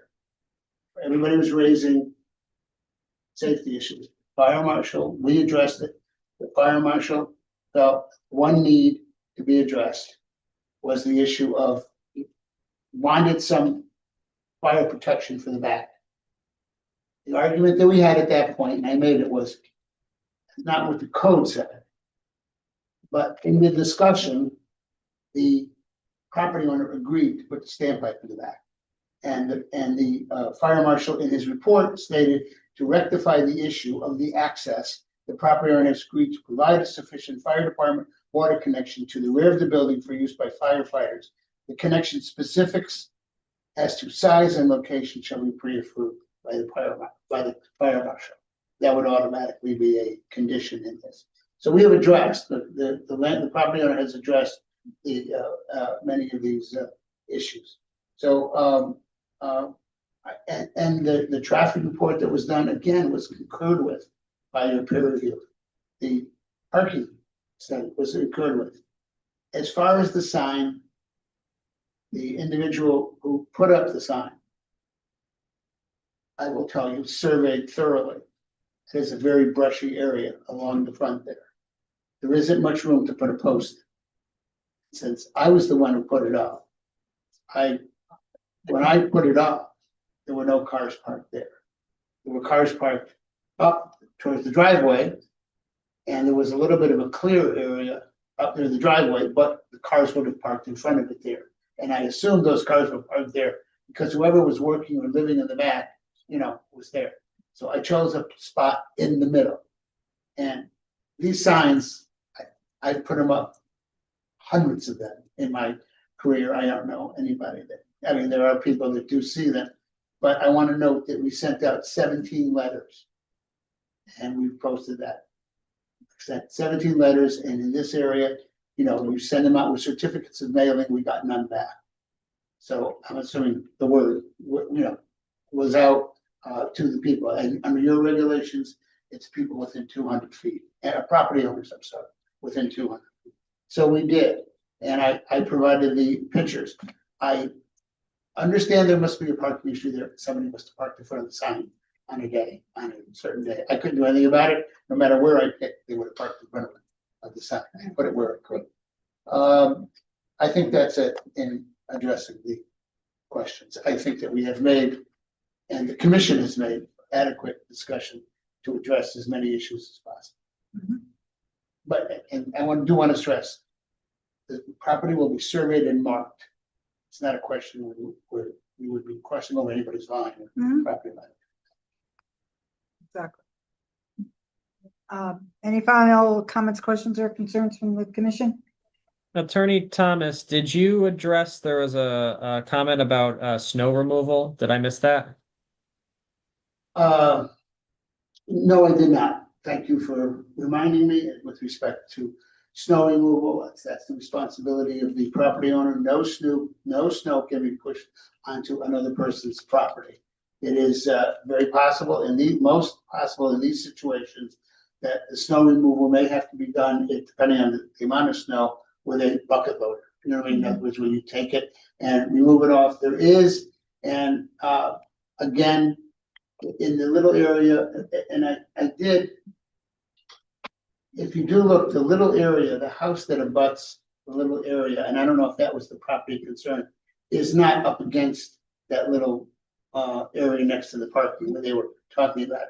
But if that little area were, let's say, had a couple of picnic tables or benches, that type of an area becomes snow removal. The grassy area becomes the snow. And unless they want to do what they normally do, in that situation, if you have so much snow, is you bucket it into a truck, a small truck, and take it out. Isn't that area at a higher elevation than the parking lot? I do not believe it's at a higher elevation. I believe it's roughly at the same elevation. But even if it did, you wouldn't be. There's a parking lot wall there. Okay, so what I mean, store it is that you would have to bucket it. Right. That's what you have to do. Okay. Many parking lots are like this when you drive to a lot of the residential areas. That's what I was gonna say there. This is not your untypical. Yeah, right. Right. Yeah. But clearly it would not be put on, Commissioner McGee, clearly it would not be put on any neighbor's property. That is illegal. Right. Before we go on, I just wanted to bring to the attention of everybody in the commission and those here in the public that it was back towards the end of February of 2024 that at our meeting we had the resolution that was an unfavorable resolution for denial, and that was approved, and that was based on that the appeal was made. The commission spent a lot of time picking apart and coming up with specific reasons why that, it's why we felt that this was an inappropriate location for a building. And in about 3 years ago, when there was a workshop here in City Hall, the first knowledge that we had of it was the presentation for a 4-story, 40-unit building, and myself and another commissioner were present, and we had felt that that particular piece of property was an inappropriate location for that. That particular proposal, we didn't hear from again for another year, almost to the day, and there was another workshop in the meeting room by the front door, and the comment was, we took off the floor, we're coming back with 30. And again, I personally indicated on 3/4 of an acre of land, this was not something that I felt was suitable. The applicant could come in for single-family homes, they maybe do a couple of townhouses, but the applicant wasn't at all interested. And it has created a lot of angst among us because we knew where this was leading eventually. That's to where we are tonight. So if anyone feels that we did not do a lot, because one of the things that it wasn't quite a chuckle, but it was an observation by one of the commissioners that you all sat down and you each had your own individual argument. So you obviously spent a lot of time thinking about this. And it wasn't a quick kind of decision. You had put thought to it. And the resolution that I found on my phone was written by Mr. Rossetti, our former administrator. We spent a lot of hours working on that draft and getting it to a place where we felt that there were arguments. But the bottom line was, as much as we came up with issues, it wasn't something that we felt that we were going to be able to have a judge agree with us. And it would have been worse for the neighborhood because the judge could have said, all right,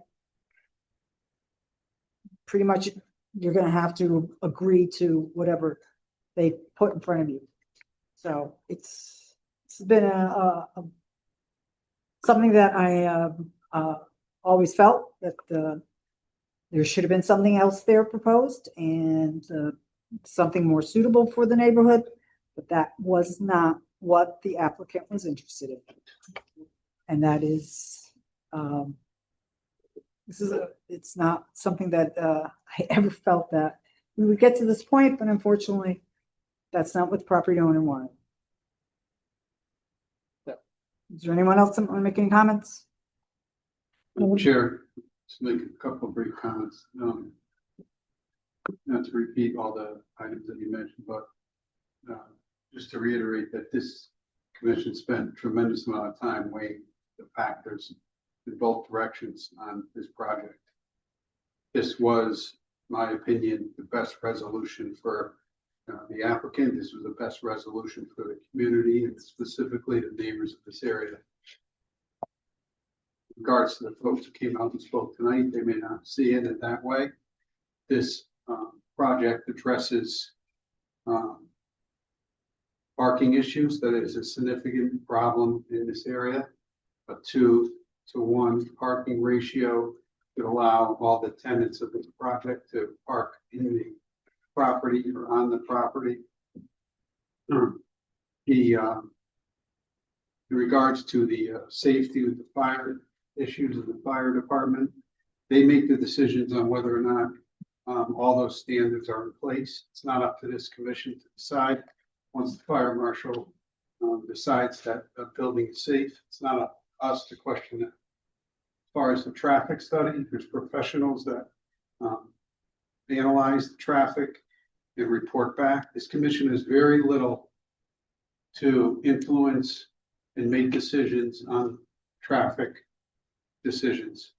Ultimately, it becomes up to the state, especially on state roads, in my opinion, to critique or put conditions on traffic. You know, everyone who comes, projects that come before this commission, everyone comes and tells us that there's already too much traffic. But it's a reality of life, no matter where you develop and continue to develop, the traffic will increase. And increased traffic is not a factor that this commission can stop development. That's all. All right, thank you. I have something to say. Commissioner Kelly, pull the mic closer forward. It's been 3 long years Mm. that we have worked on this project. And I don't think any of us really like the project, especially on that side. But we as the commissioners, it's our duty to follow the law. And that's exactly what we have to do. Well, so, you know, and as far as with the commissioner said about the fire and whatnot, I know one of the neighbors said, you know, what happens if someone's, you know, there's a fire, but it's a sprinkle building. So that kind of takes that away. Like I said, no one's going to be happy, but again, it's what we have to do. Okay, thank you, Commissioner Kelly. Let me just go back. Madam Chair, can I ask another question? Sure, Commissioner McGee, go ahead. Thank you. Just on the amenities space, I didn't realize that was there originally either. I think that was another comment made tonight.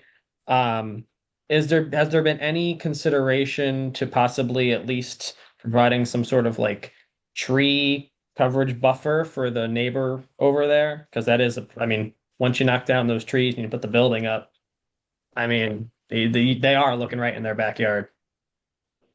I'm just looking through the landscape plan. That's,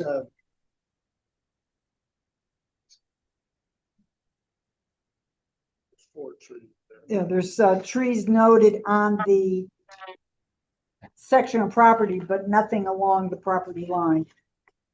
Yeah, that's my question is more so along the property line. Isn't there going to be a landscaping plan that there is a landscape.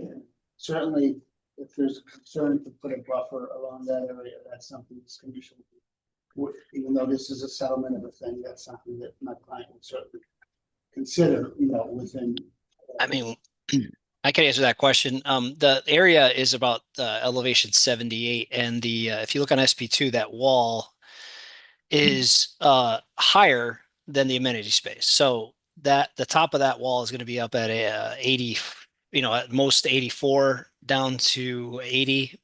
So that area will be screened by a wall in this area here. So here's this comes up, and then we had to build this wall here basically so we could build this down lower. And kind of to answer the question about that ledge, what the word they used? Table? Slab, right?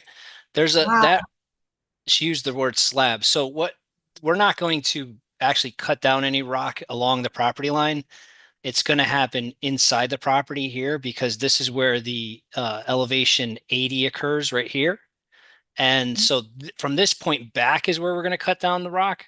From here forward is we're actually going to be filling in a little bit, and that would not affect any of that rock slab or area that's up here. Again, this comes up and then there's the wall, and then it comes down another 2 to 4 feet to create this. So we could put a privacy fence up on top of that, but right now it's actually it's almost like a screen wall that's about 4 feet high. There was another question about the sewer fees.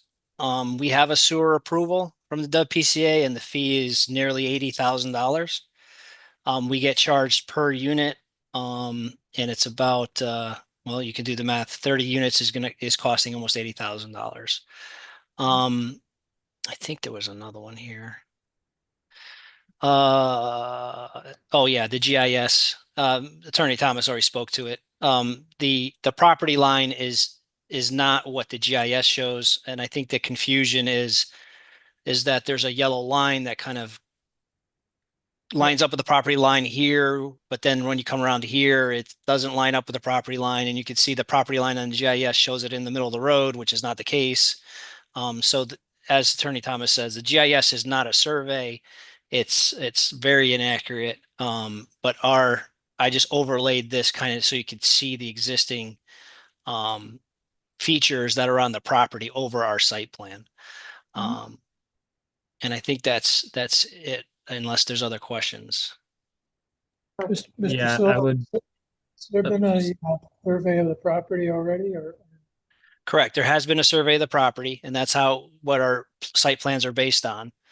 And it's just that when you overlay that with the GIS, I can't erase those GIS lines, and it doesn't. The GIS doesn't line up with the actual survey, but I just used it as an illustration as to where the existing building was on the property, and then the neighborhood. Okay. And Mr. Silva, when you say a survey has been done, has staking actually occurred? No property line staking has occurred, but what we did is we located all the relevant data points in the area, and we came up with a property line based on the deeds and the occupation. And this is basically the property line as they are. And then once we, in fact, I think there is a rebar right here. There's an existing rebar here, which is site plan is not up on the screen. Oh, I'm sorry. There we go. There we go. So there's an existing rebar here in this corner. As you can see, we found that during the survey. There's one here. A pipe was found here in the front that delineates the actual property line. And then there's another rebar, a rebar set, or this one was placed was here. And then there's another rebar set here at this corner here. There was a pipe found.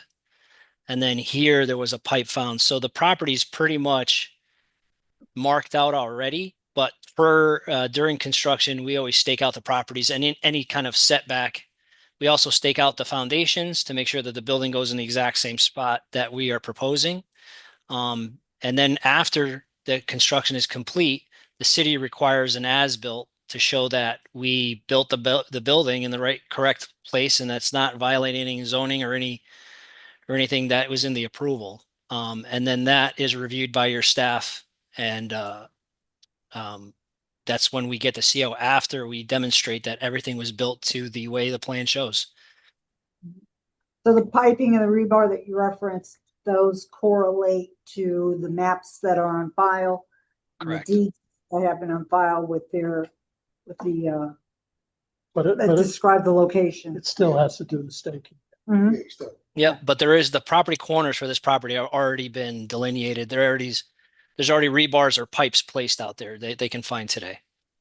In this particular piece of property, would it be relatively easy to lose sight of where your property line is because of overgrowth?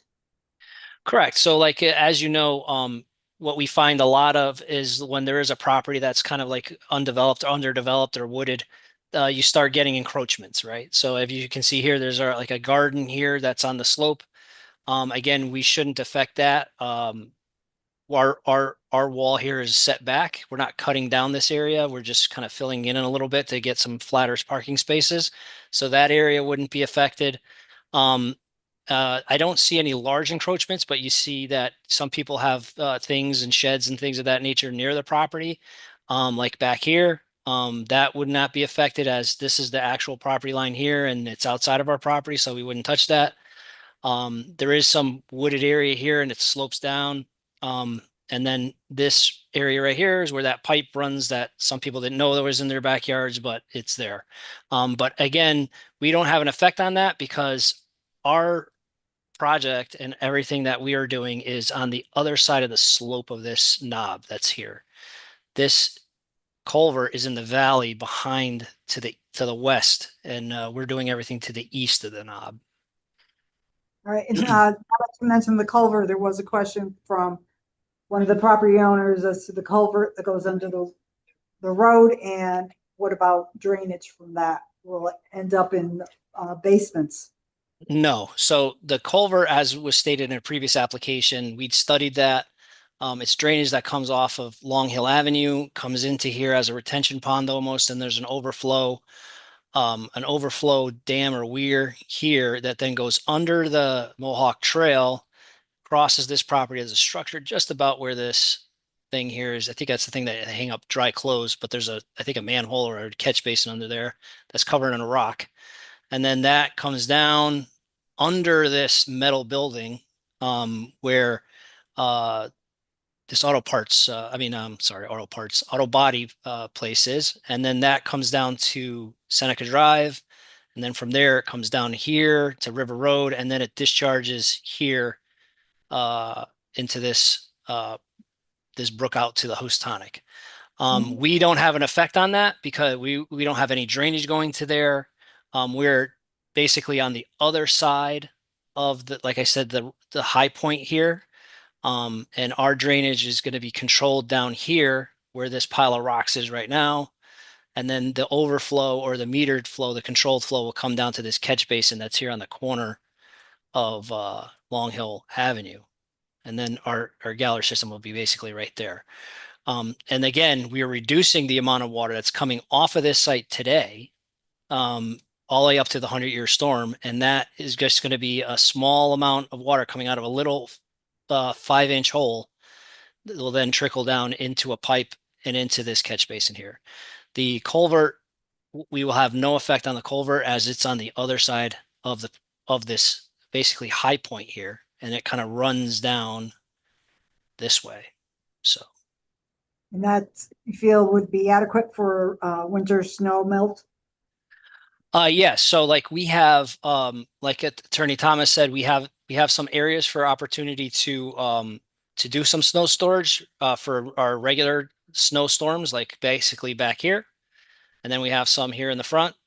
And then once you do have anything that's large over the area that you can store, that's when you start getting your landscaping contractor or property manager to truck that snow off the property, and then they usually dump it in their yards, their landscaping yards, and let it melt there. Or if the city designates like something like with that 30-inch snowstorm, the town's designated areas to dump their snow and let it melt. And like the commission stated, this is no different than a lot of condominiums and apartment buildings that we have in town that would require a property manager to manage the snow. So. Okay. Anything else?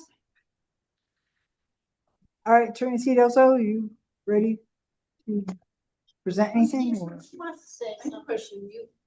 When they're talking about the knob, which is in my backyard, the property slopes down, and there's a huge maple tree that's got to be 60, 70 feet tall. Isn't that going to block the view of is it going to be in the way of the building? So they'll be taking my trees down? Mr. Silva, are you familiar with the tree that the resident is referring to? I see a large evergreen tree here, and there's a large tree here, and I think that's outside of our property. I think it's on her property, and I think the only thing that we would be doing would be some trimming maybe of the branches, but nothing to affect the tree itself. Residents feel that you're referring to the wrong property. I think it's the property adjacent to the parking in the back. Down here? Yeah, no, there's a large tree like here in the middle, but that tree wouldn't be, there's this tree right here that's pretty large. You can see the shadow of it. And that would not be affected.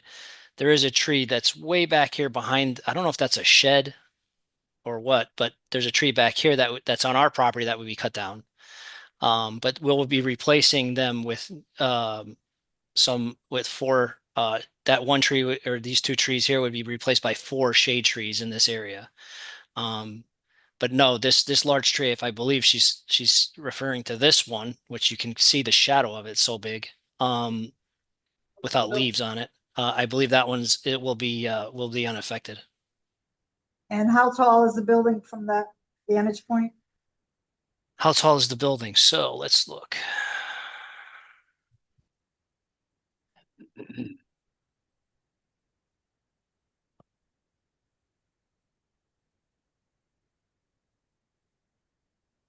So that tree is probably down here at elevation 64-ish at the base of the tree. And then the building is going to be at first floor 78. So it's about, what's that, 12 feet up? You're going to be looking up this hill, right? There's a big slope here that she has. That's about 80. So it will kind of cover the first floor of the building, but you'll see the top two floors of the building, which the top of the building is going to be, what's that, about 40 feet, right? No, three stories at 12. That's 36. 36 plus 78. That's at elevation 114. So yeah, you'll probably see the 2 top floors from this vantage point. You won't see the first floor. Or just because garage level or the first? No, you won't see the first floor habitable level. The garage will definitely not be seen. The garage level at this vantage point is underground. But then from here, you can see there's a top elevation here of the slope where it's going to stay, and that's at like an 82.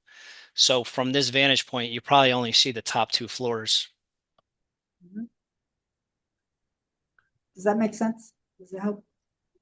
When I'm thinking of that tree on his property, there's another tree and it kind of interweave, they go through each other.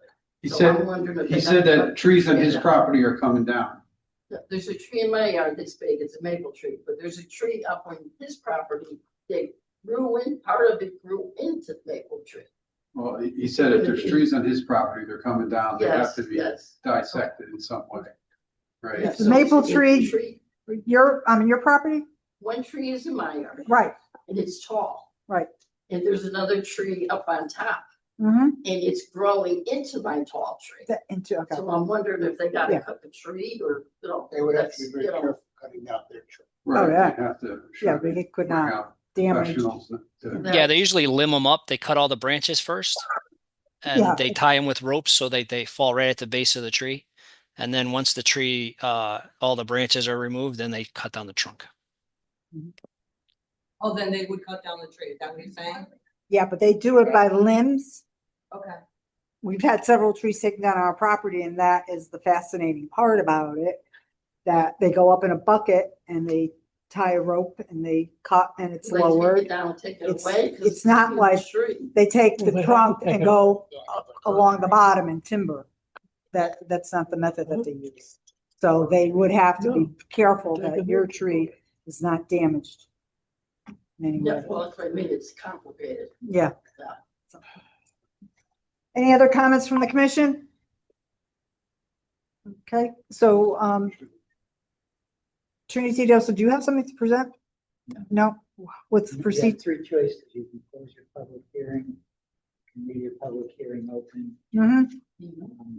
The third thing is you're gonna pass a resolution, but I don't have that resolution written. Oh, okay. All right, that's what I was getting at. So why would? All right, so, why what's, would we keep it all? that's what I want to ask. What's the, how would you, the commission want to, go forward? Is it continuing public hearing or closing the public hearing? Make a motion to close the public hearing. All right, so there's a motion to close public hearing made by Commissioner Cristiano, and it was seconded by Commissioner Opel. And on a roll call vote, Commissioner Kelly, Right. Commissioner Cristiano, Aye. Commissioner McGee, Aye. Commissioner Opple, Aye. and the chair votes aye. Motion to close the public hearing is passed by a vote of 5-0. And staff will, Attorney Theodosa will advise the commission when the resolution is ready to be acted. She put it on your July 8th meeting. July 9th.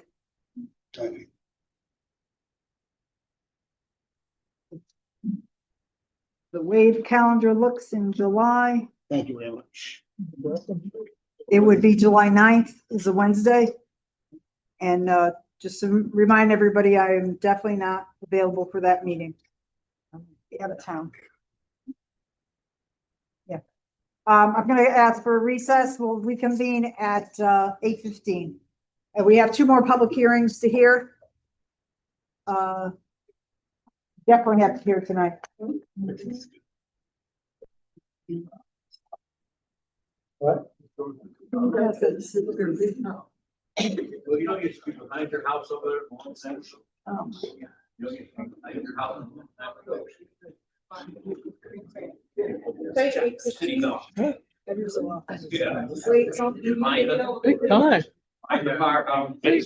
rate is 2:45 before we're out of here. Yeah. Got to talk to China We gotta tonight. move. I already did. I was up at 3:30 this morning. Oh, look, I was going to say, you have to do So it I'm gonna again. go to bed in a few minutes. Oh. Oh.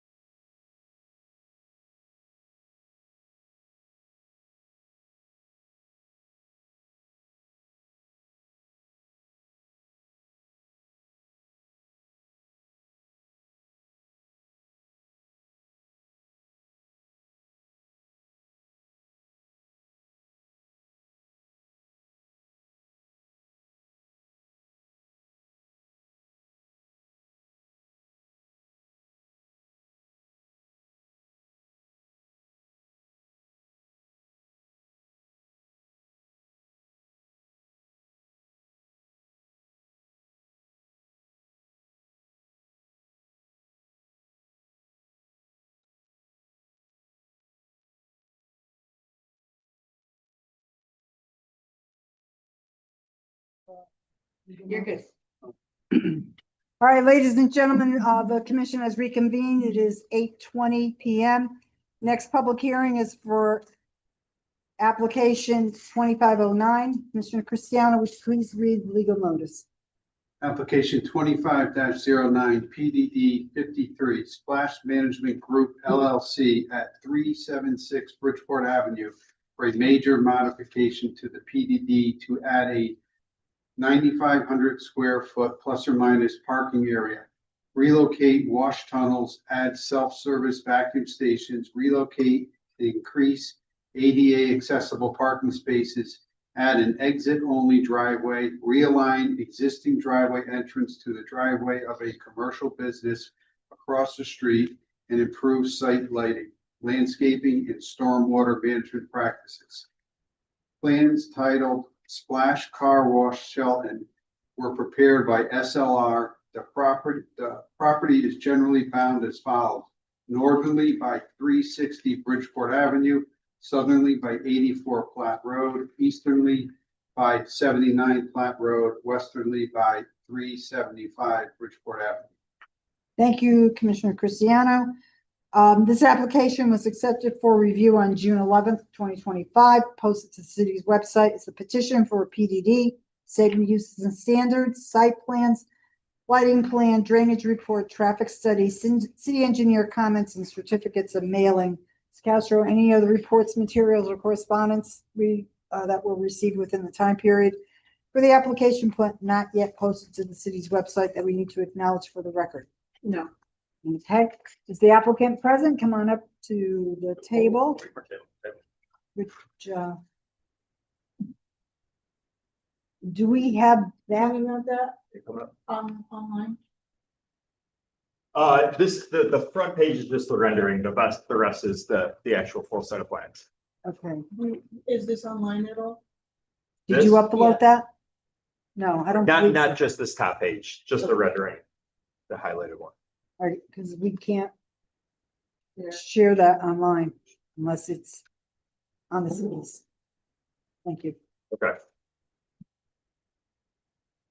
This is for Trinity also. Do you want him to show it on Zoom? If you could add Todd Ritchie and Fiona Flynn. Todd Ritchie is our engineer and Fiona Flynn is the traffic. Yeah, if they have it, they can share it. Okay. Yeah. So you want me to go ahead and sit down then?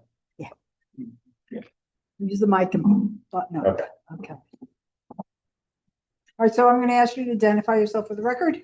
Paul Morgan, Morgan. Okay, and you are here in what capacity? From Splash Car Wash. Okay, are you a principal there? or Regional manager. Regional manager, okay. I'm not that big yet. Splash is a chain? It's a privately owned company. Okay. How many facilities are there? We have 68 locations total in the Northeast. Really? Yeah. Son of a gun.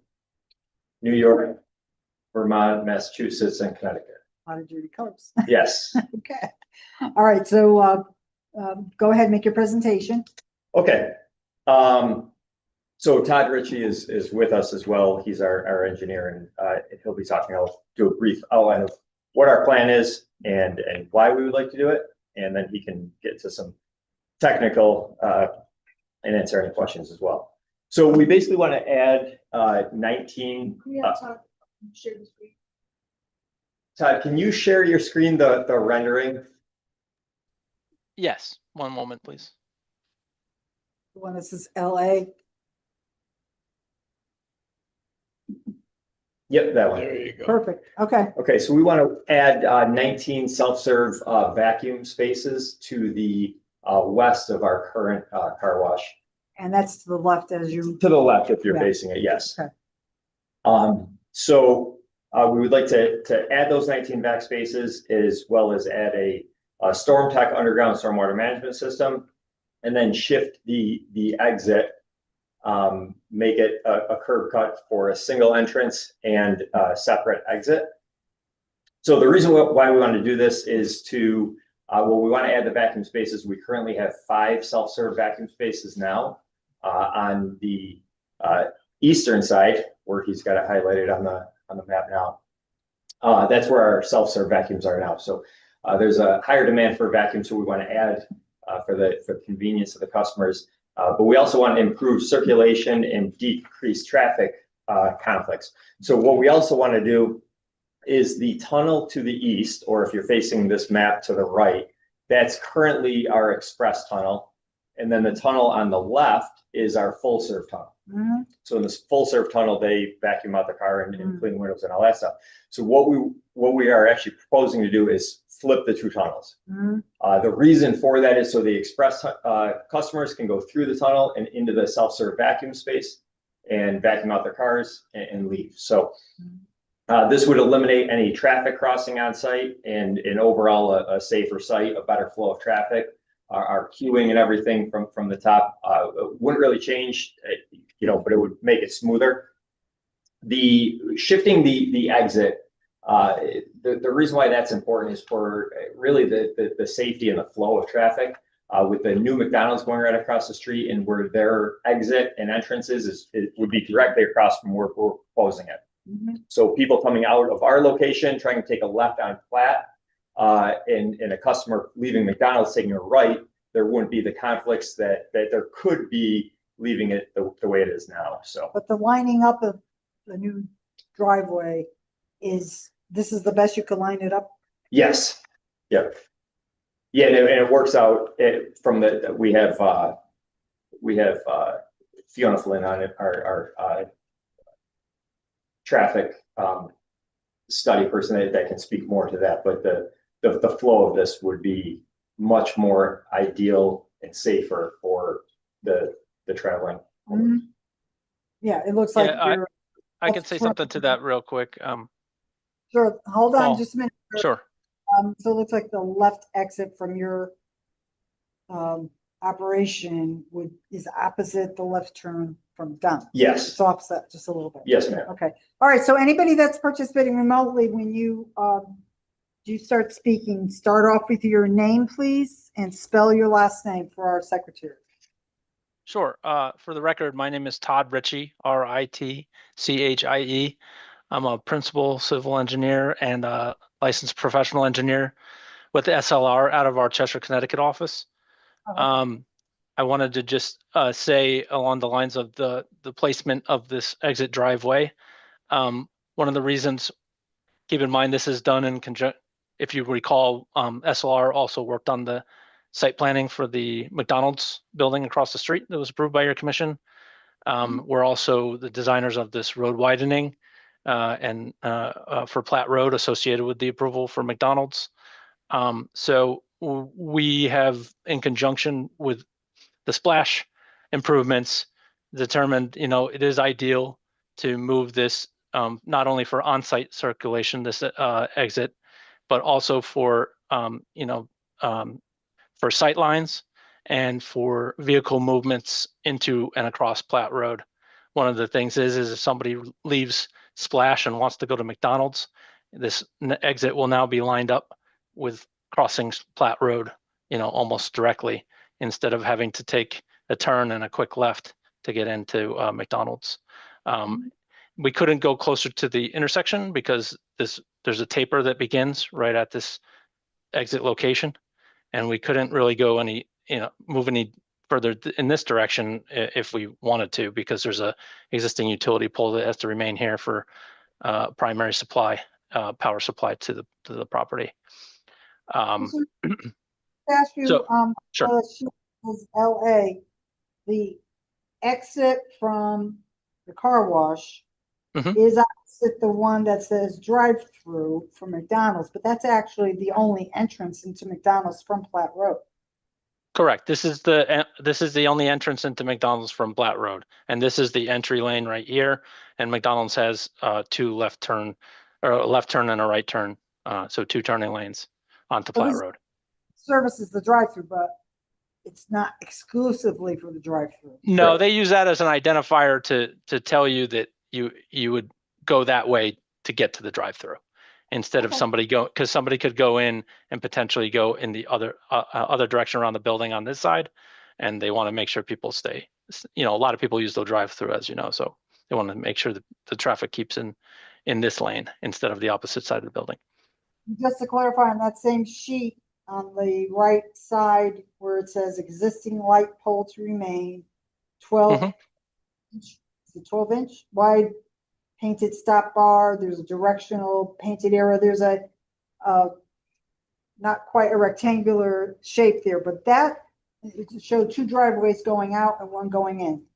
That's your existing one right now. I can show you the I can show you the existing right now. We have another aerial for that. So this is how it looks existing. You have basically the driveway coming in, split with an island, and then you have a left and right turn lanes going out. That's how it looks right now. Afterwards, it would be split. And so afterwards, that would be all filled in, with lawn and landscaping, and then it would be shifted over to this location, which I can show you what that looks like. This is just landscaping right now and a buffer area between the road. Right, there's the parking lanes. Yeah, there's parking. Yeah, there's parking lines there. You're right. Correct. We eliminate those. That's where you're. Those would be eliminated. As you can see, we are providing currently. There's 1 ADA space, which is right here, which isn't ideal. So we are providing 2 close to the building in these locations, as are logical. All of these spaces, that are over here, which I think are a total of, I just have to see real quick. I think it's 19. I mean, those are service spaces, but certainly those could, if they needed to be, could be temporary parking spaces as well. And then you have the existing parking spaces along the back side here. The area where the 19 spaces are proposed is now just a grassy area? Yes. Yeah, I can show you that. This is basically just lawn, and there's some exposed ledge there. So there is some shallow ledge throughout. We did do test pits, and I can go into more detail about how we're designing that relative to stormwater runoff and that sort of thing. But I'll let you ask your initial questions first. How much property to the left of your parking to Bridgeport Avenue? How much of it? Well, it's about, overall, it's about 2 acres of a site. So I'd say, it's less than 1 acre in this area that's shown as non-paved over here. Yeah, but once it's paved, the edge of it closest to Bridgeport Avenue and Bridgeport Avenue is about how many feet? That's a good question. I don't have that, but I can find that for you if you just give me a second. Really? Yeah. And there's a slope. Yeah, it slopes off to the west, but you're in excess of 100 feet from Bridgeport to from Bridgeport Ave. It's correct. It's like close to 150 feet, 145 feet somewhere, depending on when you take it. So 140. Sure. Mr. Ritchie. Yes, sir. If you're able to answer this question, maybe you can't. Your representation on LA of the proposed reorganization of the traffic lanes, that was the same presentation that was done for McDonald's, correct? Oh, on this side here? Lane reorganization. Oh, here? Yes, it is indeed. And certainly it's under the jurisdiction of Connecticut DOT. So we've been working with them, and it's been iterative. So they've had come back with comments, and this is the latest version of that. Okay, so again, I know it's not connected, but not connected to this application, the McDonald's application. So not holding you to it, but your representation as you show it, this is the current version that you're working with the state. And this is, again, the current layout, right? Again, correct. State approve it. We're still waiting for state approval. But yes, yep. This is what currently is in the works. Yes, it's a good question, because things, like I said, have slightly changed over the process of obtaining and DOT reviews and permitting. It's not, the final permit has not been issued just yet, but we have gone through several rounds of review comments, and I think we're getting to the last round of comments, and this is current based on those comments. And if I'm speaking out of line, I'm sure Fiona will correct me, but we do have live design files. So this is referenced into that file, and that is currently in our design file. Are there any right-of-way issues or something on the splash side of the street? Well, not to get into that in too much detail, but there was some, we did do a survey, SLR did a boundary survey and topographic survey for this property. We do represent that on here, as well as there was a discrepancy found by our surveyor about some previous transfer of a portion of the original property that was, I guess, had been the subject of the original PDD. And under that approval, there was a portion of it that was supposed to be transferred to the city for a road widening, the current road widening, the current configuration of the road, which was widened at that time, or realigned at that time. So there was some issue of whether that was actually formalized at one point in time or not. But we've since then, we're representing the boundary line along the frontage that is actually off of the Alta survey from when our client purchased the property. And there's still, we're still in discussions about how this could be potentially resolved, whether or not this portion of the, what the status is, I'm sorry, of this portion that was presumably granted to the city. So that's where things are at, but nothing, this doesn't affect anything to do with what we're proposing on the property itself. That was actually resolved. That was resolved today. Yeah. So, but was your question based on that, or the actual exit, if there was any issues with the right of way? No, I just want to, we are under the, we had approved McDonald's with the stipulation that the road would be widened. Yes. 3 lanes. We want to make sure that happens. It seems like any day now. Yeah. Yes. We're going to be a lot of customers there, and we don't want issues. All right, and let me make sure I just understand your traffic flow. At the top hill, you have the single entrance to go in. If you want to go to the new 19 spot area for cleaning, you go around the rear of the building, you come back down to the front, and then you take a right. Sure. So I'll guide. Go ahead, Paul. You can talk. So the vacuum spaces are actually for customers, so they're patrons. So they would actually go through the car wash and then go into that. So no one would be coming into the property and going straight into the vacuum area. Yeah. They can't do that. So they wouldn't even go around the building. They would go through the car wash, and they would be on the west side, because we'd be flipping the tunnels and having the express on the closer side to the vacuum space. And they would go through the tunnel and then take a right into the vacuum spaces. Madam Chair. No just a question. crisscrossing. To similar question. Can you explain to me how you get to your handicap parking spaces? So the handicap spaces are designed, they need to be there. We're not a facility where people get, they go through the car wash first, right? So even if they were gonna get out of their vehicle, they would go through the car wash first and then pull into the spot. And then back into the spaces?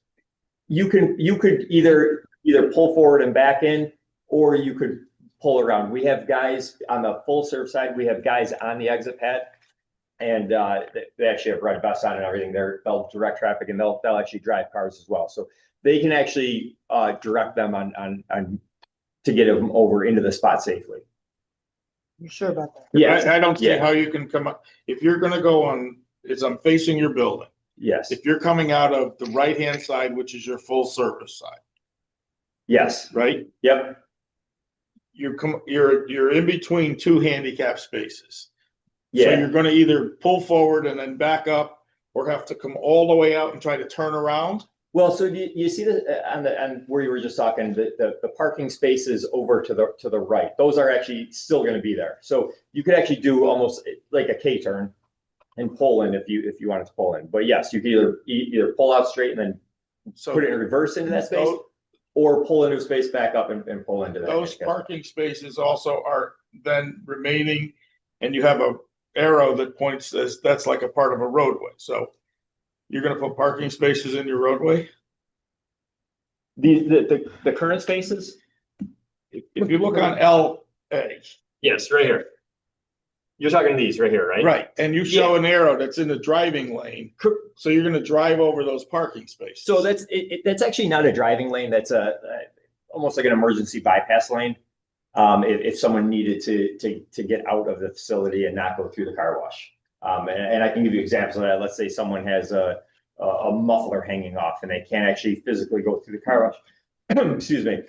We would need to get them out of the facility without going through. So that isn't used as a drive lane. That's used as an emergency egress lane. So they wouldn't really be. And the reason why that arrow is there is just so people don't go back up that way. You do have traffic cones, so those would. Correct. Yeah, we actually added those traffic cones for these Just plans. Somebody doesn't, and then they would Yes. be directed. Exactly. The cones would be. Because the whole thing is to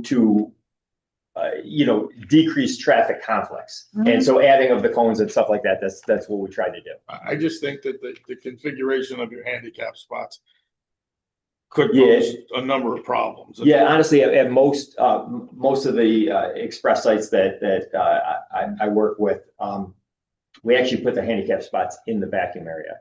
And it is a common question amongst boards because it's like, hey, why is there a handicap spot the furthest away from the building?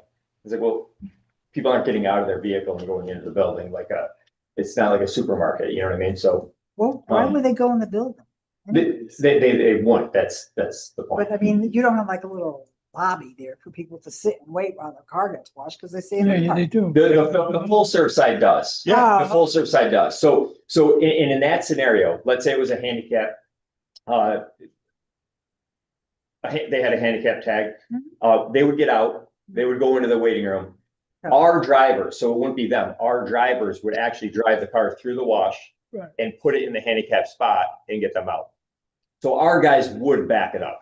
They would put it backwards in the spot. And the only reason we would do that is for ease of the customer, the customer convenience. So when you go, you sell self-service wash pay stations. That's your old Express, right? Yes, sir. Okay, now there's two entrances for that? It's just two kiosks, so two people can kind of do a transaction at one All right, time. and where's your full service? The full serve, we're moving over to the other side. So What other side? Over here. right here. So the full serve would become this side. Oh. So the full serve people would come here, and the express side would come to the kiosks over on that side. All right, now, you're coming out from your full service. Well, I guess they vacuum and whatnot anyhow. Yeah. Before that. Right, so it'd be the same. So if you come out of your self-service wash tunnel exit, right? So if you wanted to go vacuum, you'd have to turn and go into here, to this area? Yep. All right. That's exactly why it's the same And setup. what is this here? Is that for vacuum too? The 19 spaces. They're all vacuum. Yes, they're all vacuum. These right here, sir, these are all vacuum No, spots no. on that side and that side. No, on the other side. Yeah. This right here? Yeah. That's another emergency. That's like an egress lane. Employee parking is back here. So all these spots back here are where employees park. Okay. So that's just a way for them to get out. All right. So the entrance of the car wash in a sense would be the same, only we would flip the tunnels and only to eliminate traffic crossing on site. Okay. Do you have this set up at other facilities that you know it works? Or This exact setup? Yes, we do. Jay, where? Come on up, Jay. just identify yourself for the record. Jason Frank, Vice President with Splash Car Wash, Frank. It's my last name. It's been a long time since I've been in front of this board, but I was here for previous applications on this property. Dog wash. Yeah, and oil change and some signage. Yep. So we've kind of developed a lot of sites since then. I think The last time I was in front of this board, we probably had less than 20 locations. We now have, as Paul stated earlier, 70. I've been intricately involved in the development of all of those sites throughout the Northeast. And we have express sites, and we also have double tunnel sites like this one. So we operate 3 locations currently that have 2 tunnels, an express wash and a hand full service car wash here, Greenwich, Connecticut, and Bedford Hills, New York. The one in Bedford Hills, we just added vacuuming with, I think, 15 stalls. So it's a few less than this, but it works well. It's reduced a lot of traffic, or not traffic, but queuing backups. Because currently we have a lot of people that wait for just those 5 vacuum stalls. Greenwich, we're actually looking at acquiring another piece of property right now so that we could do the same thing because it's worked so well for us in Bedford Hills. Is your vacuuming out in front? The vacuuming currently is on the side. It is on the side. Yeah. It's on the right.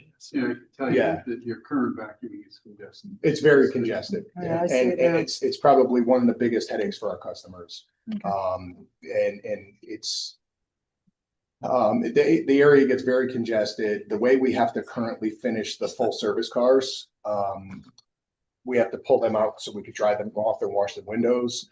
And there's a lot of conflicts with cars crossing each other and people trying to back out of the vacuum. So this really, in my opinion, simplifies the circulation on the property. It makes it a lot safer.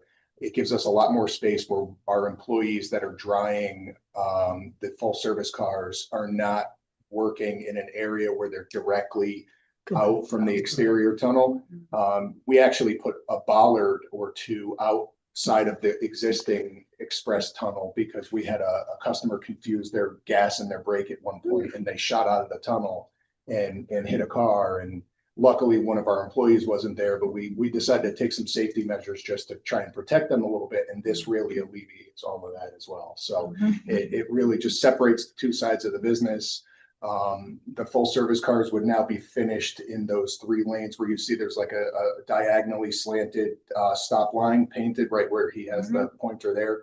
So those full service cars would exit straight out of that tunnel now and stack 2 or 3 in each lane where we would dry them off and wash the windows.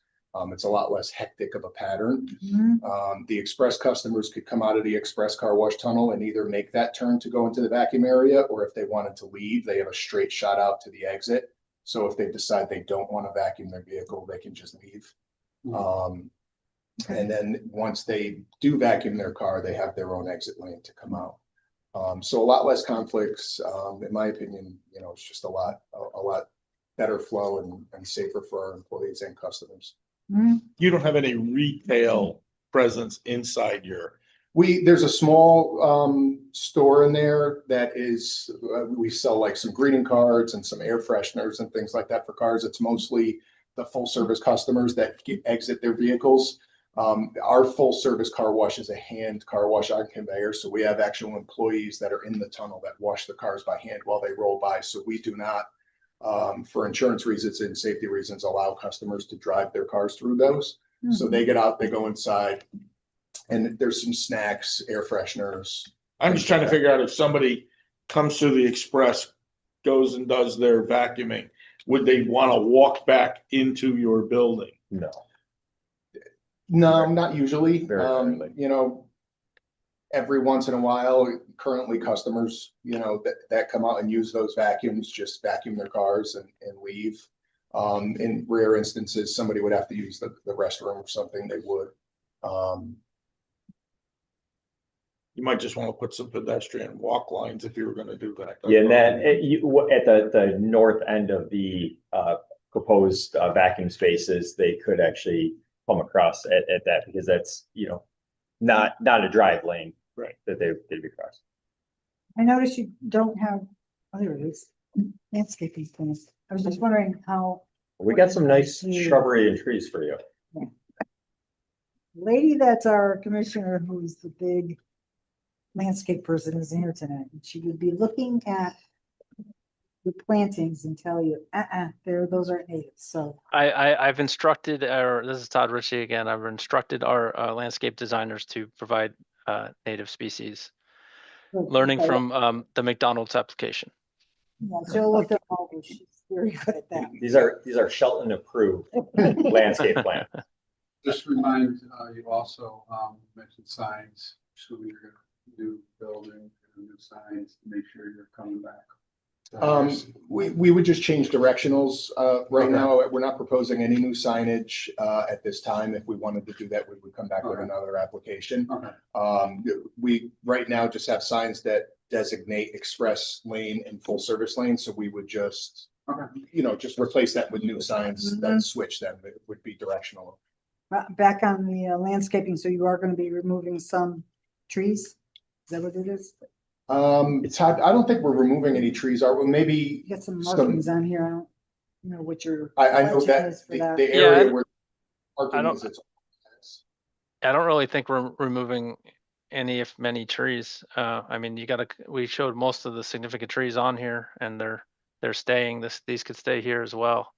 There's some. I guess there's some right here. Some small pines.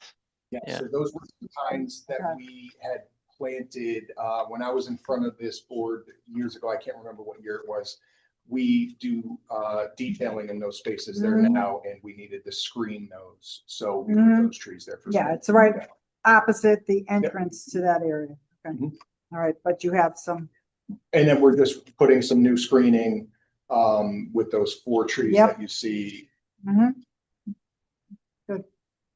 Okay.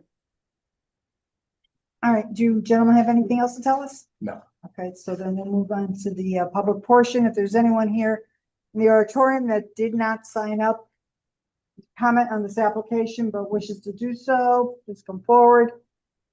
If there's anybody remote that is interested in commenting on this application, please use Zoom's raise your hand feature or dial *9 so that we can recognize you. No. No one? Okay. Madam Chair, one more quick question. Sure. So the ledge that exists currently on the slope between your building and Bridgeport Avenue, are you going over that or are you going to remove that? Because that's under the middle of your parking lot. Todd, I know we dug some test pits. Do you have an answer to what your plan was for that? Yeah, I do. I just look at real quick. I'll bring up the grading plan to just check grades. Hold on one sec. Sorry. Here it is. So we have a proposed contour of 284, and it looks like. Sorry, I'm not sharing. I apologize. Excuse me. Just trying to find the. Uneven over there, my recollection. Yeah. I think we're basically close to the existing grade. If you excuse me 1 second. That sidewalk on the west side of it, that's where it really starts to taper down.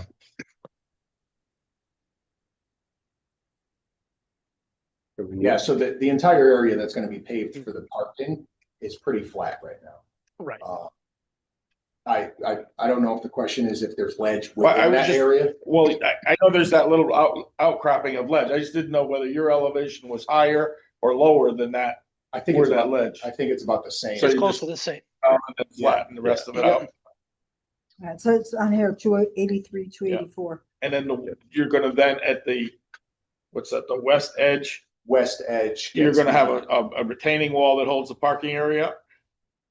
Because the property continues to slope towards Bridgeport Avenue? I think it's further to the west. Todd, the grading plan, it's further to the west where it starts to slope down.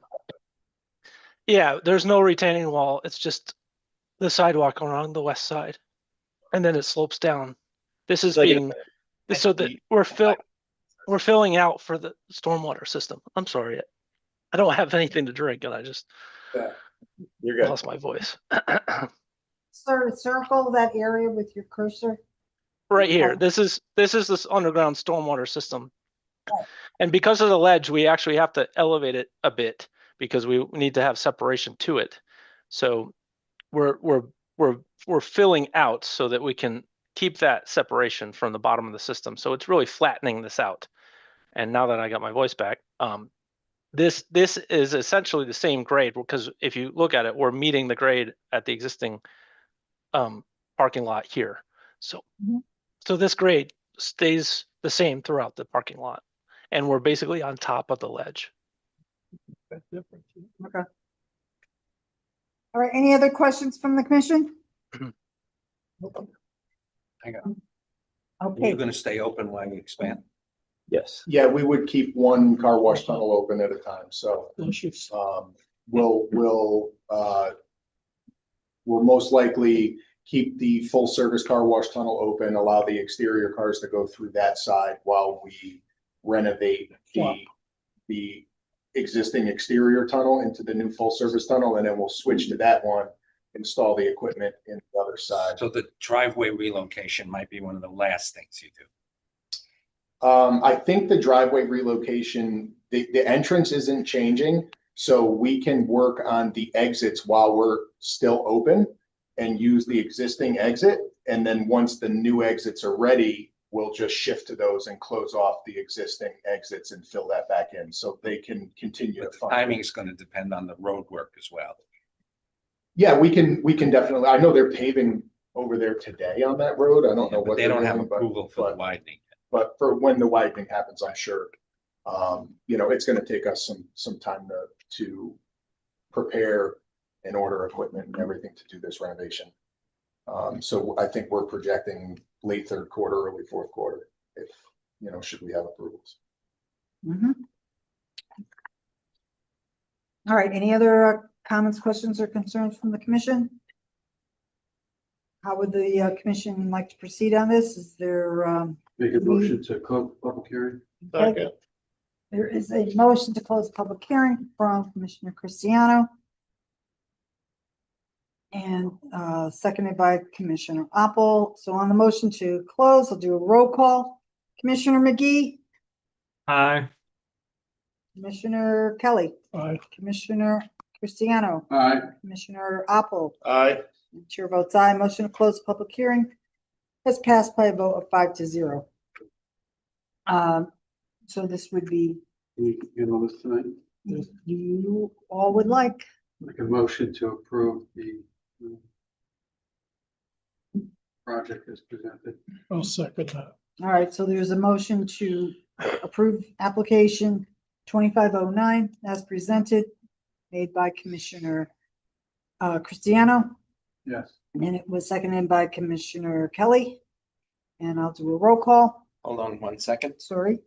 We really need to amend that a little so we get the map filed, the revised map of Yeah. the property line. Yep. As a condition of approval or? Yes. Yeah, that's good.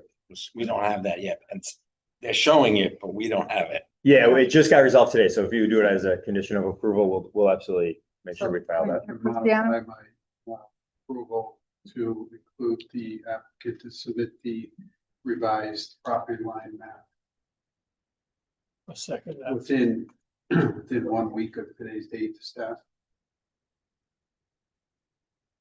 Okay. Map. In 7 days. 7 days. Okay. All right, and Commissioner Kelly is modifying, is also seconding that modification. Correct. Okay, so Commissioner Opel, Aye. Commissioner McGee, Aye. Commissioner Kelly, Aye. Commissioner Cristiano, Aye.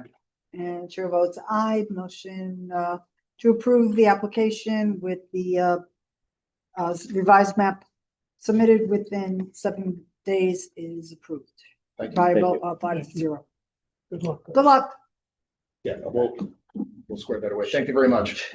She's annoyed with me already. So. I've been bugging her too much. Thank you for your help. Thank you all. That's why she's working. All right, so we're moving on to next item on the agenda. Yes. Which is application 2510.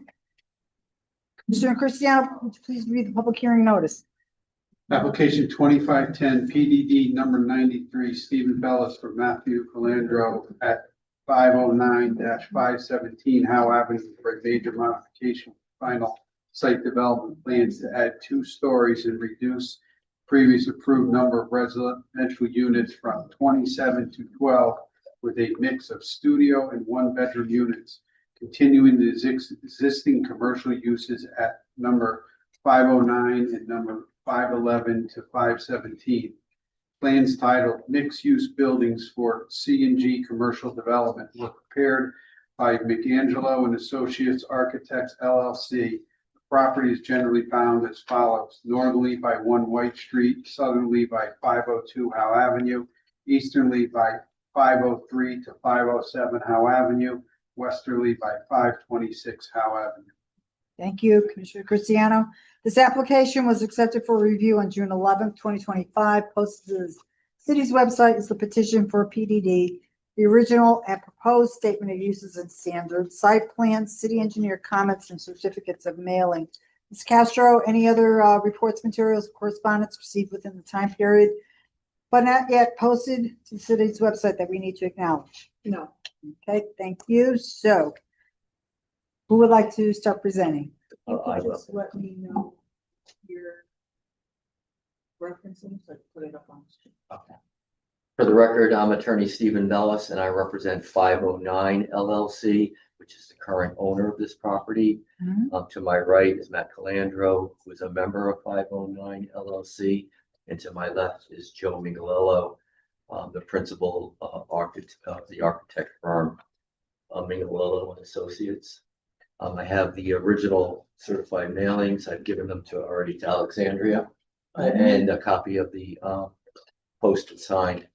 So in short, what some of you may remember, back in 2019, I did do the application for a PDD number 93, and at that time, it was contemplated that there would be an addition built to the existing building that was there.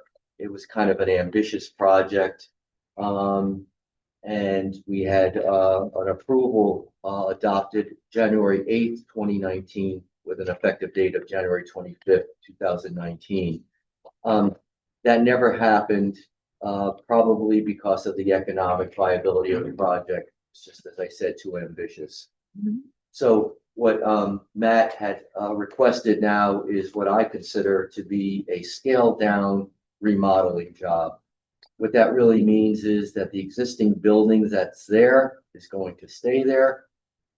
There's not going to be any new change in the footprint of the building. Rather, there's just going to be 2 stories added on top of a portion of the building. So that everything else is going to, there's no change in the actual footprint of the building. And the remodel job is going to reduce the units, the residential units, from 27 down to 12. What will remain will be the retail that was previously allowed.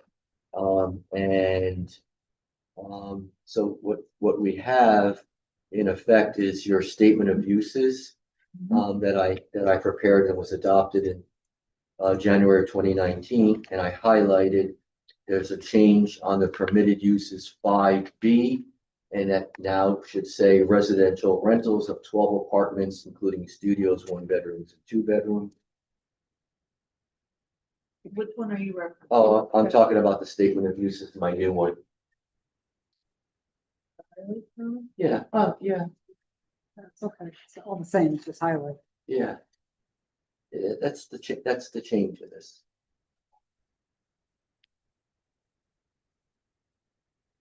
Pretty well, can I ask you a question? Sure. 1A.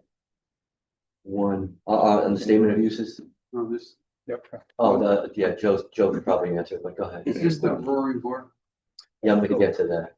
I'm just trying to orient myself. It's gonna be, yeah. Yes. Then that we approve that, right? This is just so I orient. You approve the business. You approve the business, right? Yeah, that's gonna be the new location. Right, I'm trying to orient myself. Oh, okay. In the Yeah. Yes, the answer is yes. conceptually orient myself on this Yeah. layout here. I'm gonna have Joe go through it. but- Okay. Yeah, but to answer your question, that is the one. Okay. All right, So the only thing I'm changing on my text, I'm sorry, not my text, statement of uses and standards is 5, big 5B. Yeah, see, residential retail, it used to say on the one that you guys approved in 2019, it said residential rental of not more than 27 studio, 1 bedroom, 2 bedrooms. So I'm reducing the 27 to 12. And then the last thing I'm changing is the development plans. We're not, that's number 12. The last thing. Those plans at the time, the old were the plans for the addition. We're deleting all that, and now we're using the plans that Joe is going to show you, dated 2/12/25. Those are the only changes. Okay, so go ahead, Joe. Good evening. I'm Joe Mingalo. Mingalo Associate Architects. Our office is located 90 Huntington Street. So, Kim, you got A1 up perfect. I'd like to start with the first floor plan, which is on your left there, Howe Avenue. That box that you see is the existing footprint, existing building. The curb, the parking to the left of that, that's the existing curb cut now, and that is basically all existing parking. Okay, so there's 19 spaces that we have there. It'll hold 20, and I'm going to clarify this ramp as to what we wanted to do, but we're not, at this point, we're not doing anything. We're just going to park 21 spaces at the existing parking lot. That's the existing, this new the footprint's existing. It's going to have the new restaurant, bar, dining, bar, kitchen, dining room in the back of the building. The existing florist that's there to the left, that'll be would become the new foyer entranceway, an elevator to the second and third floors. And then on to the right, the lower level, which is the right plan, that's the basement of the existing footprint of the building. So that's at elevation from White Street. You can come in from White Street, okay? And that's about a full story below Howe Avenue. So you come on down the back there and you can park there, but those two apartments are going to be in the basement, okay? We'll go to drawing A2. Bring you up to the second and third floors. Second floor, the 2 units, you take your stair elevator up to the next level, second floor. We have 2 studios that face Howe Avenue. And then to the back, we have a total of 2 1-bedrooms to the left, and then a 2-bedroom to the right. And then you go up to the third floor. Again, same thing. You come up to the front facing Howe Avenue is a 2-bedroom, and then 2 1-bedrooms left and right. So there's a total of 5 bedrooms. 5 units per level. Okay, and 2 in the basement. That's the total of 12 units that we're looking to add to this building. Okay, drawing A3 is the elevations. Okay, Howe Avenue elevation, as you can see, the lowest level is the retail part of it. That's existing, those doors, the frames, the finishes. The way we're going to break it up, we'll use an awning, a fabric canopy awning, and then from the top of that awning up to the roof, that's the new addition. Okay, 2 levels. Section 2, and you're looking at this, to the left is the foyer space with all the glass. We're going to use the similar materials. The lower level existing has brick columns with a stucco finish.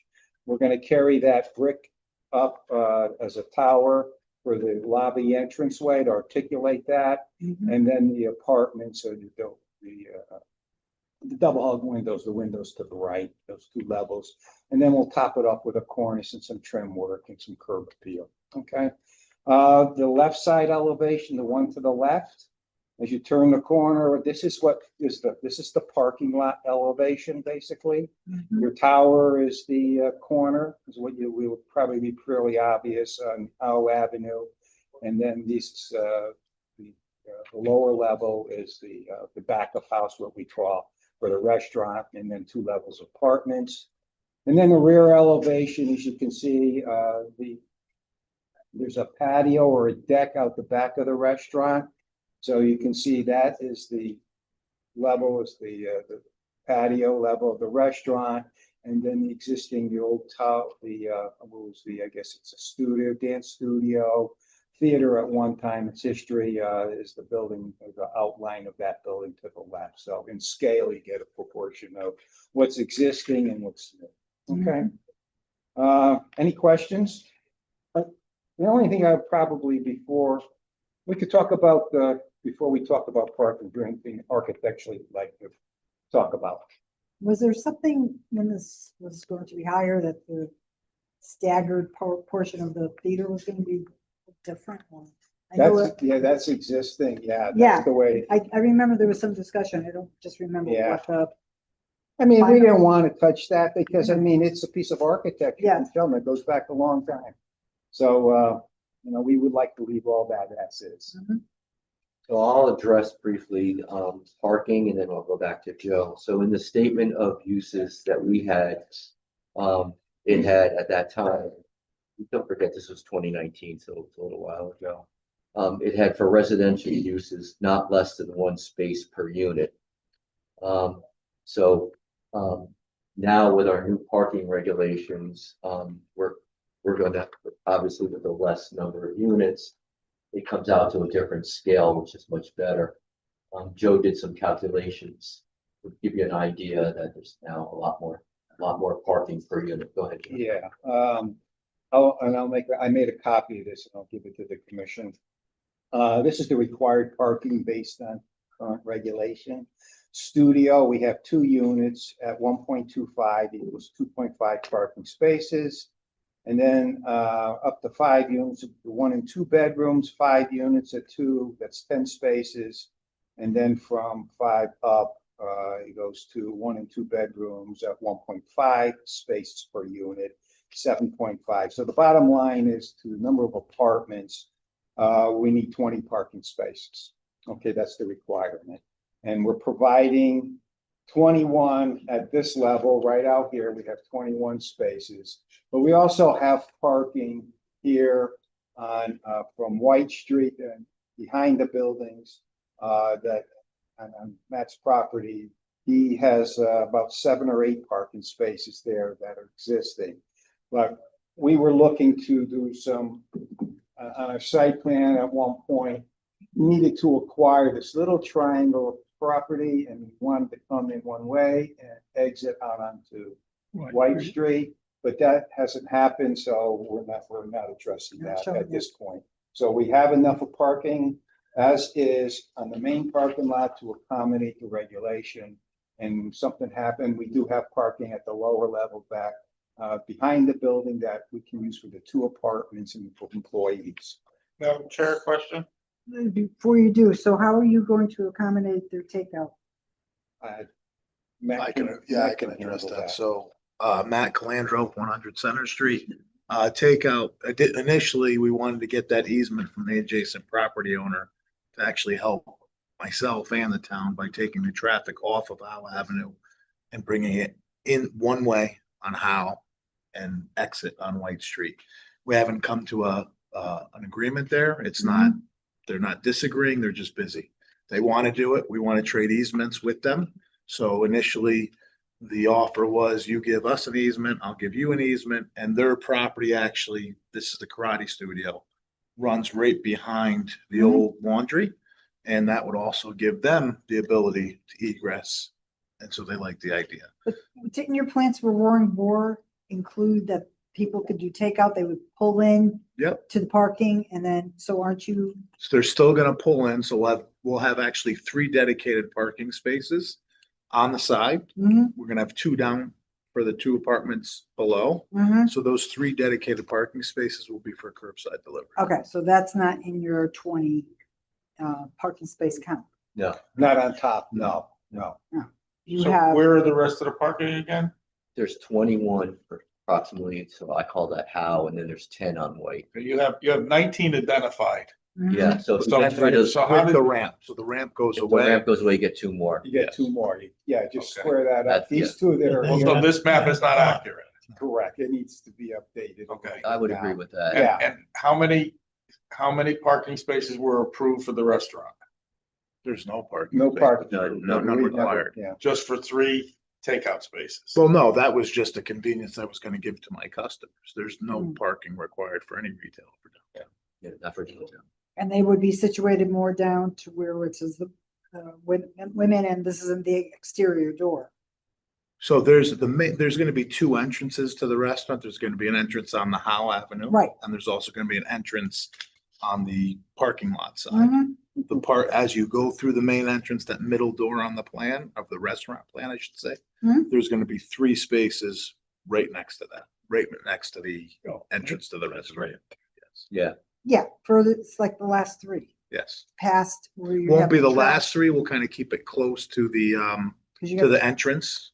But if Because you get the easement, then you're losing. if I get the those easement, spaces. I'm coming back.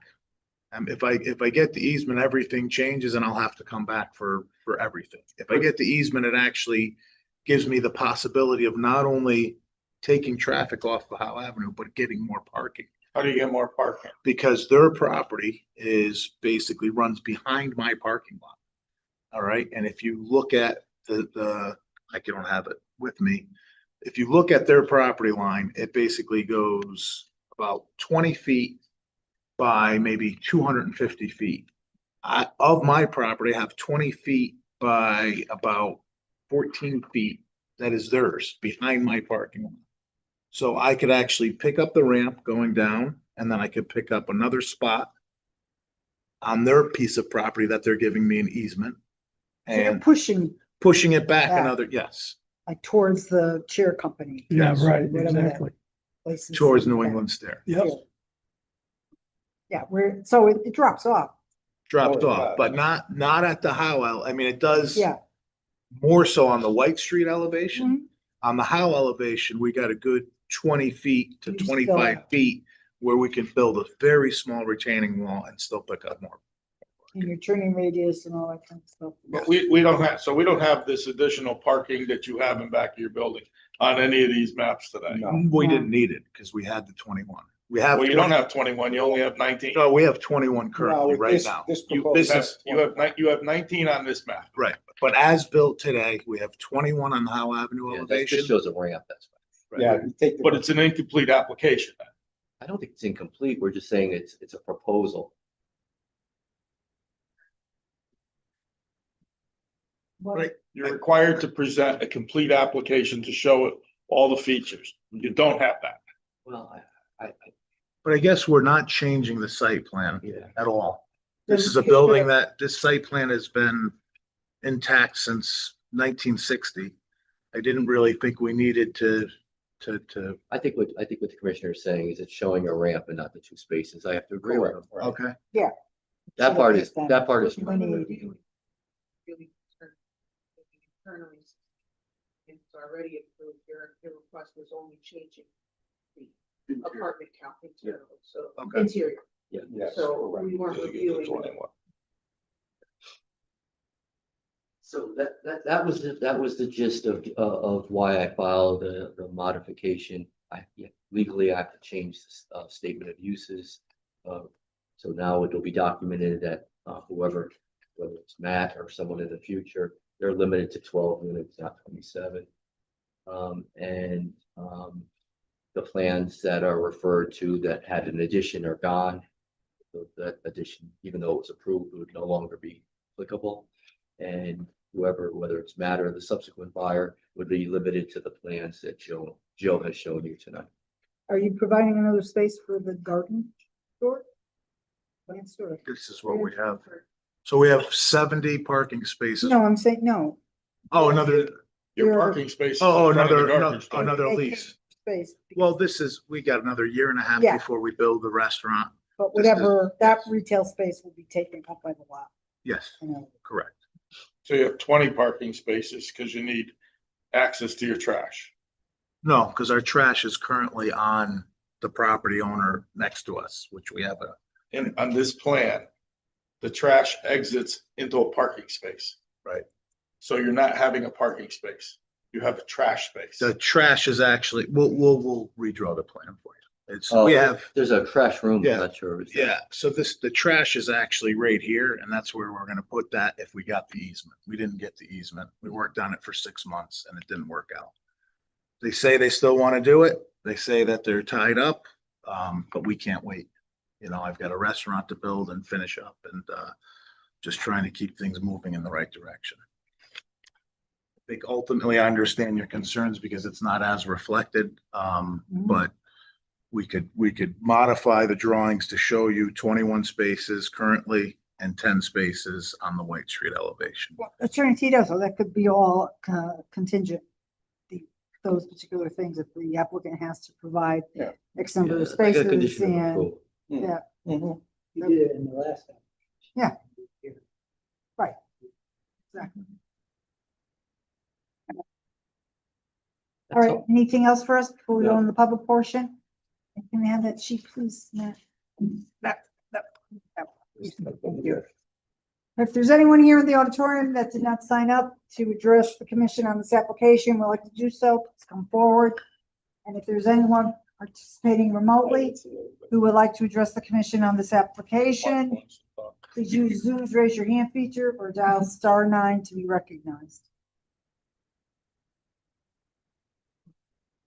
No one? Okay.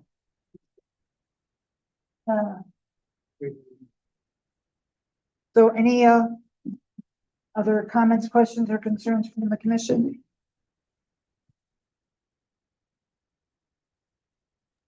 And how was Just a quick question, Madam Chair. ahead. The parking spaces, those are going to be for the apartments. Are there going to be mechanisms to make sure that no one is parking in that parking lot thinking they can go to the restaurant? So the ultimate plan was if we got this approved and if we got this easement done, we wanted to put up access control and allow property and any of the tenants to get validated, and anybody who wasn't a tenant, like Amici's, to be able to park there for a fee, similar to what Angelo does. And that's really going to be beneficial to everybody involved. So you have spaces that are not going to be occupied during the day because the tenant is out at work and has taken the car. And a car, you would have assigned parking spaces? We would, nothing would sign. There would be a ticket. You'd come in, there would, again, if we got the No, this is easement. the tenant. Yeah, So but you don't have the technically, easement, so how's it gonna work now? Well, we're not giving up, but I think it's gonna happen. I yeah, really that's do. fine, but that's a different thing. My point is tenant comes home. So as it stands The now, parking lot is full because I've got Yeah. people parking there that are patrons of the restaurant or they're, and I'm not including the 3 spaces that would be designated just for the takeout. yeah, so we'll have to do what we do at Calarosa and babysit. It's pretty much what we do. We spend quite a bit of money babysitting our parking. So to put in a gate kind of system. Would be ideal Would for be great, everybody. but for the 3 spaces that you want to have for takeout. Still not a big deal because when they get the takeout, they get a QR code on Oh, their okay. receipt and they go out. They can go. It's validated, it's done. Yeah. They want to go to Amici's, they don't have a How did receipt, they get in? they go in through a gate, like, ooh, They it's take out the access ticket, control. right? Right, So so they they have would, to take a ticket. they would Get in. cut, They have a code to go in or. they push a button, they get a ticket. Yeah. Right. And then if they buy something from the Roaring Boar or Moss or CSPA Dance Get a Studio, stamp. they'll either have a It's key fob For the or restaurant patrons, but the tenants would have a file. Right, but if you're, tenants and patrons of the tenants would get the same QR code or fob. Okay. yeah, I'm trying to figure out how that's gonna work. It's working right now. That's what they're doing over next to Chaplin. Yes, Across the street in the I corner. think Angelo does that. it works quite well. Yeah, but the whole thing that we want to avoid is that you have 12 apartments. And they're all parking on the street because the parking lot's full. Exactly. Yeah. That's what you're trying to Truth be told. avoid. Yeah. I wouldn't I agree spend, with that. yeah, and me too, especially someone who's building the restaurant. I'll say this, that I'm working on some things for both Calaroso and this restaurant that will alleviate a lot of the parking issues. And I think I've got a good plan that is gonna allow valet parking for all residents in Shelton using available parking in Shelton. And whether they come to the Roaring Boar or Amici's, it doesn't matter, we'll park them. They'll have to pay if they're not going to another patron, but we'll park them. So we're knee deep in that right now, working on getting insurance quotes, trying to figure out where we can park them. We have an app built on where to, all right, we left this car over at the Conti lot, we left this car over, wherever the case may be. So it's obviously a concern of mine, and the priority obviously is going to be the restaurant and my tenants. You know, there's quite a bit of activity over there, but at the same time, as it relates to other parts of downtown, it's far less. I'm competing against only 3 businesses on one block that don't have dedicated parking. You know, Common Ground has their own parking. The Karate Studio has their own parking.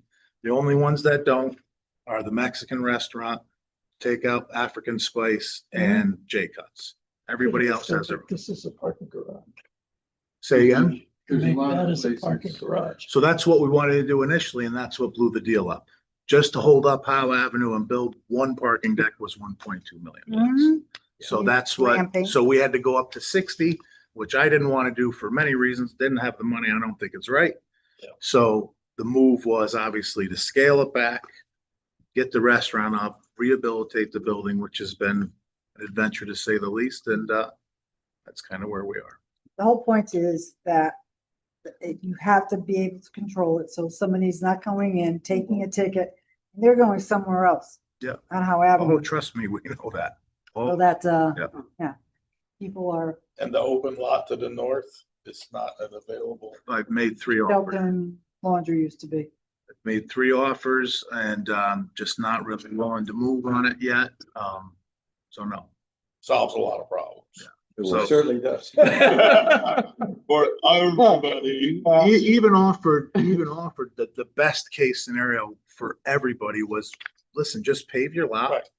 And I'll give you the money for the parking. Right. You'll be able to track, You'll get the tickets, you'll get money, and he just wasn't, it was $30,000 to pave the lot and he wasn't interested. Well, we try. Yeah. The valet thing still has a good, started alluding to it. There's plenty of spots where they can park the cars that are not the ones we talked about. So that still could happen. Anyway, that's our presentation. Okay, so there's no one from the public that indicated they wanted to address the commission on this. So, Motion to move, to close the public hearing. Second it. okay, so there is a motion to close public hearing for application 2510. Correct? Yes. From Commissioner Apple, seconded by Commissioner Kelly. So on the motion to close, Commissioner Cristiano, All right. Commissioner McGee, Aye. Commissioner Kelly, Aye. Commissioner Apple. Aye. And chair votes aye. Motion is passed by a vote 5-0. What To move on tonight. Okay, Yeah. Excuse me, Madam Chairman. go. You talked about the map.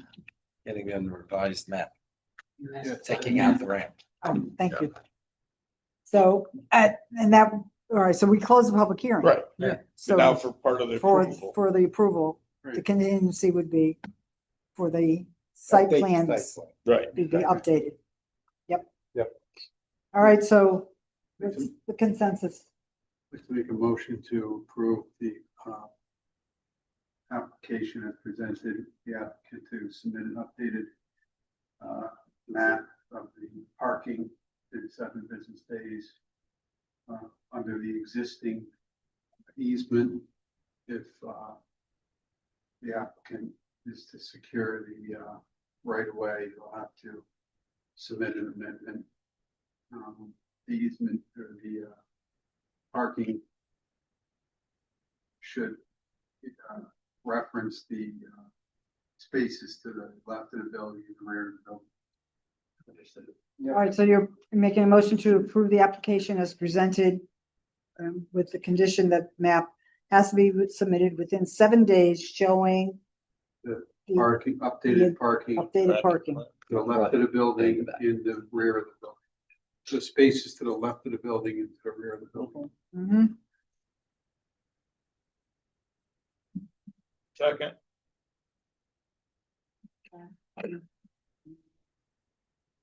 What side and rear? Is that sufficient, Attorney Titoso? Yes. Good, thank you. All right, so there's a second from Commissioner Opel. I'll do a roll call. Commissioner Kelly, Aye. Commissioner Cristiano, Aye. Commissioner McGee. Aye.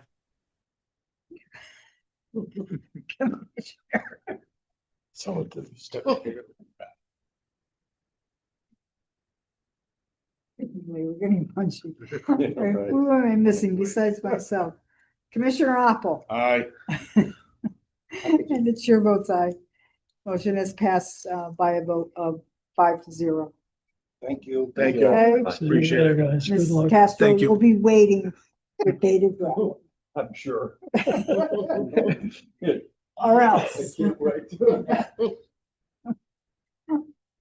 Okay, we're on to those are our 3 public hearings. We're going into old business, application 20-22 Riverview Park Royal at 125 Canal Street. Stephen Bellis, 4 Canal Properties LLC, to amend the existing approval requiring 10% affordable residential units to 20% per Connecticut Housing Finance Authority, billed for CT loan requirements. On July 11th, 2025, the commission heard preliminary information about modifying the number of previously approved affordable housing units at Riverview Park Royal to utilize the bill for Connecticut financing.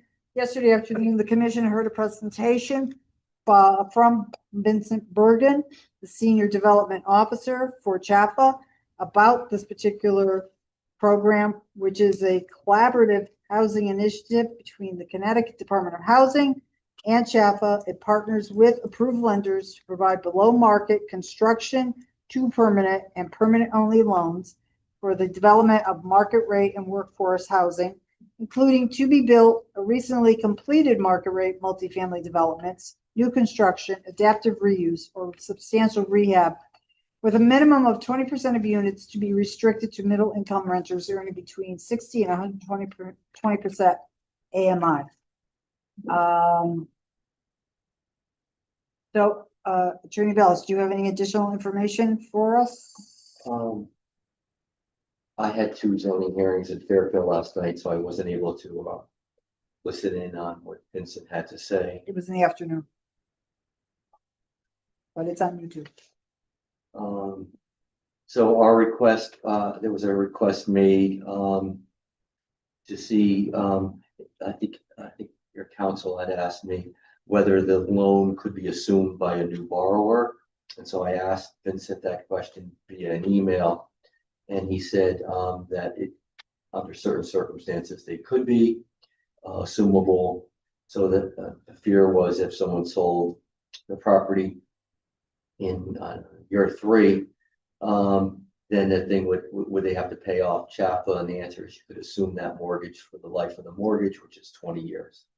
Minimum, it has to be 6 years. 6 to 20. Yeah, 6 to 20. But the question was, could someone assume that Mhm. note? And he's under certain conditions, it could. You just have to share with their underwriter and the new first mortgage. They had the only requirement was they have to be a participating lender. So the answer was, in my opinion, you could assume it under certain circumstances. You do not elaborate on what those certain circumstances would Yeah. be. Read it. Sure. The bill for Connecticut loan can be assumed by a subsequent owner of the property so long as the first mortgage holder for that borrower is a participating lender under the Build for Connecticut program, or at a minimum agrees to an inter-creditor agreement consistent with the agreement executed by the existing first mortgage holder. I knew that the first mortgage holder had some say in that. Yes, they do. So I said the answer is yes, but there's with some conditions it has to be a participating lender. Mhm. The second question, the board had. Didn't involve me, it was involved, going back and listening to a tape. To see whether, I wasn't the attorney, so I don't have a recollection, January 19th of 2022. but I wasn't the I lawyer. know, for them to sound that's. So I don't have an answer for you on that, but I think someone from, staff's office did listen to the tape, so I'll defer to staff. Yeah, that link was sent to us. I know I listened to it this afternoon. Yes. Ms. Castro, you want to comment on that? It was a link to a YouTube video from the original application on January 19th, 2022. Which the developer in his presentation referenced knowing the 40-year requirement would be in place for the 10%. Yeah, probably for the non-units. The person making the statement at the time was Mr. Getz. Correct. Developer. Yeah, right. It wasn't council. Yeah. That was my interpretation of watching the video also. Okay. So that, I think those were the two questions that were asked of me. I have nothing new to provide, other than to say that, the way I understand it, when I asked Vincent the question, was that, that the commission had a choice, and it's their choice, they could allow all 20% be under the CHAFA Connecticut Build program, which would then make all 20% of the units be subject to the 20-year term limits for affordability with no less than 6. That's one option. Or if the commission could say, no, they don't want to do that, they could allow the 10% that was previously issued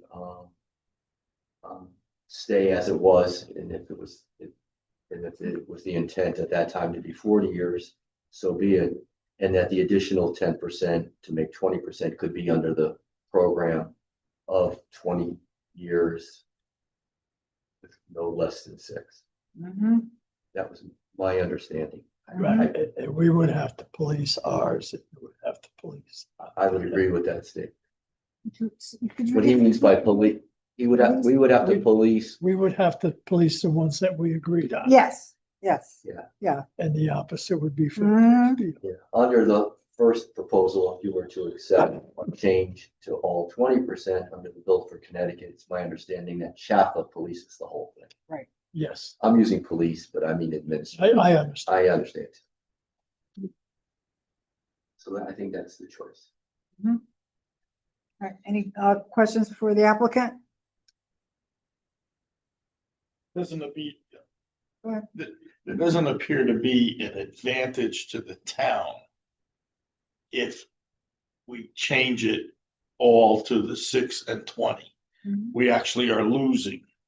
So I think from a practical point, from our side of the table, the addition rather than the combination is a much better approach. It's option 2. I agree. Right. Yeah, we don't want to go backwards in our affordable housing count. Right. I think we So- run the risk of losing counts Oh, yeah, for sure. overall.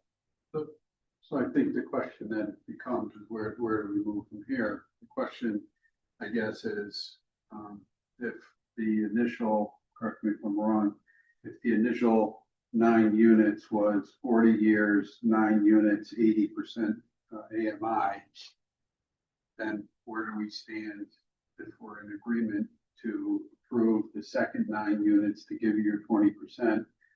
What do we do with the second 9? Right? The second 9 would, have to come under the CHAFA rules. Correct. You have to. Correct. So There's the option to request a meet the applicant and CHAPA if you want. And you want to make requests to modify any of that. There's a right to I don't think we- As it relates to the minimum. Yeah, I don't think we have to, I don't think we're asking CHAFA to change their rules. I think we're saying that the second group is gonna just be a CHAFA rule and that's it. correct. Yeah. So my, So- great, so. Yeah. So You know, I that guess, was- so my proposal would be the second 9 would be minimum 6, that's the applicant's option, minimum 6. Well, no, It's not the applicant. it's not the, right. It's chapter requirement. Yeah, that's right. We would require 20 years with 60% peer money. Yeah, so then I would just say deny the application, because we're not gonna agree to that. I think that's proposal on my proposal. No, That's you my can- recommendation. It's the only speaking for my opinion. You're saying that the 9 that are in place Stay for 40 stay at years. 40 years at 60 or 80. 80. That was what was agreed to. Right. But the second 9 would fall under Chaffa rules, but you want them to all be at 60%. Second 9, 20 years, 60%. So that's above what Chaffa rules are. Yeah. Correct. But Chaffer would have to agree. to Chaffa that. would have to agree to that. I think the applicant would have to agree. Well, I understand that, but I'm saying is what the advantage is what then? The advantage, yeah. We get 9 at 60. For a minimum of 6 years. Right, for a minimum of 6 years, or we go 9 at 80 Why? and we still keep our base and we get the 9, we still get 9 units. But at 80% rather than 60%. Well, for a minimum of 6. For a minimum of 6 years, right. Either way, it's a minimum of 6 years. Whatever. I mean, consensus of the if commission. you don't We believe had the a- applicant's gonna go to 60. No, I think I don't think so. I don't think he will, to be honest. I think I would that, say applicant. yeah, I don't think the applicant will agree to that. I understand what you're saying. Keep the 9 that you have. But I thought part of it was having something to do with the interest rate that you would be charged. It's more favorable to you, the change from 80 to 60. No, it's not more favorable Well, because you have to wasn't charge it, did he lower bring up rent. something, Mr. Bergen? Yeah, you get more funding. Right. If You get a higher dollar Yes. There's a maximum amount of money that they lend. 125,000. Yeah. Per unit. per unit. Yeah. So at 80%, you get some number of 125, and at 60%, you get the 125.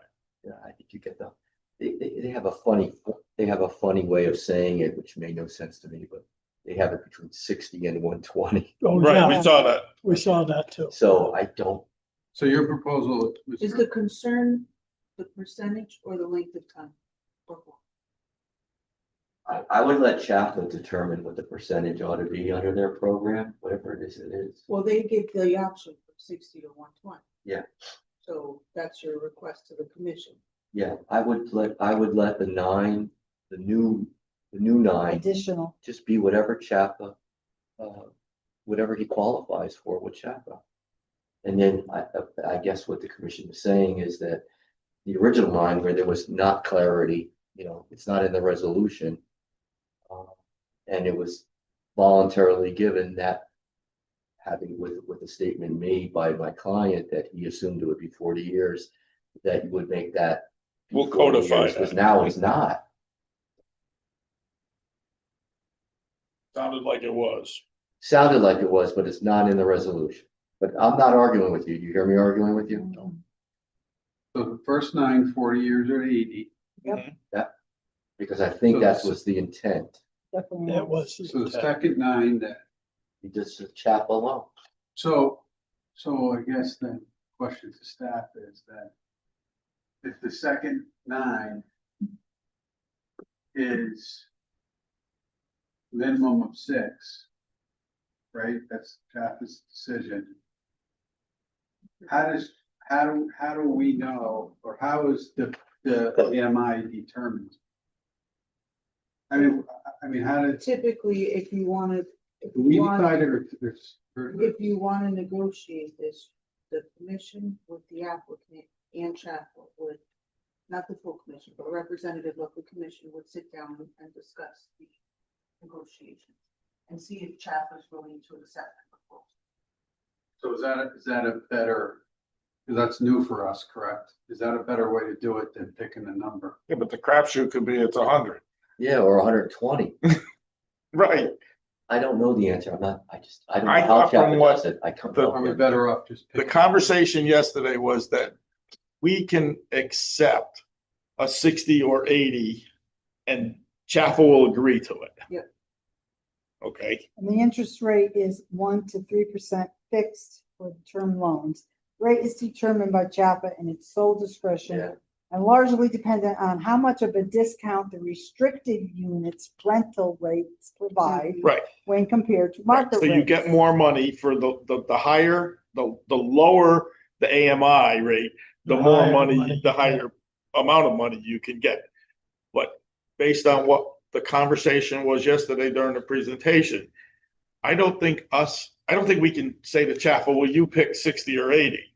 Because I think they're gonna say, no, you pick 60 or 80 and we'll agree to it or disagree. So is commission then more comfortable doing 80 on all units? I would be. I think to get the project where it needs to go.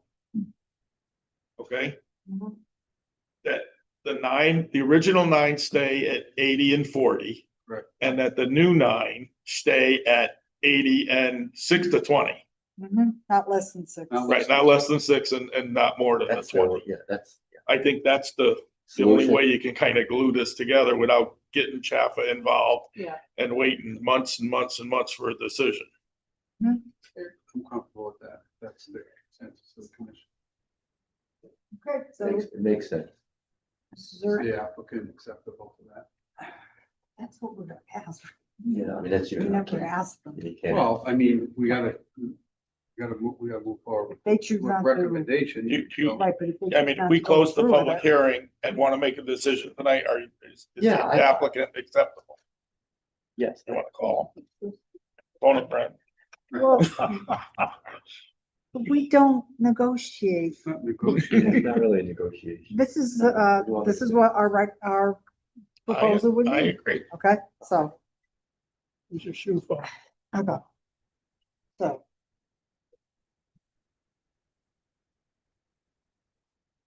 All right, so we I went didn't through eat the yet. public portion, Me neither. well, none of us did. Kidding me? Silly. All right, so that's the whole thing, we discussed it. I'm done. All right, ladies and gentlemen, Attorney Bellis, is there, we did not close the public hearing. Motion to close the public hearing, Madam Chair. Oh, I'm sorry, It's not a. we just had Oh, discussion. Okay. Yeah, it's a It's all request. business. Yep, exactly. It's a Got it. request. All right, so how does the commission want to go through it? I don't even have that in my notes, so I don't know why I said it. Not the company, it's the hour.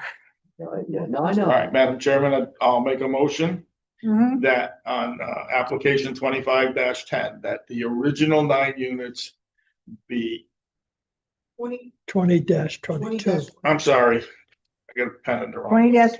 20-22, Motion to amend the existing approval to require, right. A motion to amend the existing approval to require that the original 9 units be set at 80% AMI for 40 years, and that the new 9 units be set at 80% and minimum of 6, maximum of 20 per CHAFA regulations. I'll second it. okay. Good. All right, so the motion from Commissioner Apple, there's a second from Commissioner McGee. And on that motion, Commissioner Kelly, Aye. Commissioner Cristiano, Aye. Commissioner McGee, Aye. Commissioner Kelly, Apple. Send me. Aye. Okay, and the chairs voted aye. Motion is passed by a vote of 5-0. Thank you all very much. I know we're tired and hungry. Okay, we're going on to 2313. I don't think that's me, so I'm leaving. Okay. Get out while you can. Yeah. Just to make you laugh, just off the record, I went to Fairfield last night and they did a live meeting. And then they did a Zoom, like you Yep. guys have, And they got bombed. and they got bombed. Yeah. And they had to And it happened to cancel. Westport. And it happened to Yes. Westport 6 weeks Yes. earlier. Yeah. Somebody, Porn bomb. somebody put got on. into the feed and put up all these. I'm not gonna go into details, pornographic. Yeah. So I'm just giving your IT people a heads up. That's all I'm saying. Good luck. All right, Me either. yeah. Okay, They're probably 12. Yeah. If you would like to go home tonight, let's move on to application 2313 Fountain Square. I'm going to recognize Attorney Teodoso to bring the commission up to date on what has led for this item to be on tonight's agenda. Okay, you received you did send this one out, right? Yeah. From your chair, a proposed resolution with regard to Fountain Square By email. based on, I'm sorry, No, I was saying by email. by email, based on Where is this? your previous decision. I got this one. And this is in order to comply with the requirement that Attorney Thomas and I have to the Superior Court. Okay, to the Attorney Teodoso, I stand corrected, that one page? Yeah. No, that was not forwarded. That never made. We don't have that. No, Okay, well, I made copies just Yep. in case. good. I think that was what our approach was gonna be. Can I get it somehow? Yeah, we'll send Yes. a pigeon on. Someone take a picture of it and text it or email it to me. Your email. Share it on. Did I say, you got the latest version? It was not modified. Oh, you know what? I put in bigger type. That's what it was. You couldn't put it in Word 85. Oh, I put it in bigger font. No, it wasn't modified. Or anybody not having? All right, so that's, Commissioner McGee can see that. Thank you. You're welcome. All right, well, the motion that I just handed out is, actually, it's not a motion, it's a resolution. The resolution that I just handed out essentially dots the i's and crosses the t's with regard to the agreement that we have regarding Fountain Square and the 100 units. This text is required for what is called the 8-N hearing that Attorney Thomas and I have to attend because of the nature of the appeal before the Superior Court. What this does, and I'll read it into the record, but it essentially recites that the fourth amended plan, which Alexandria, you were going to put that up on the screen. Oh. Let me switch.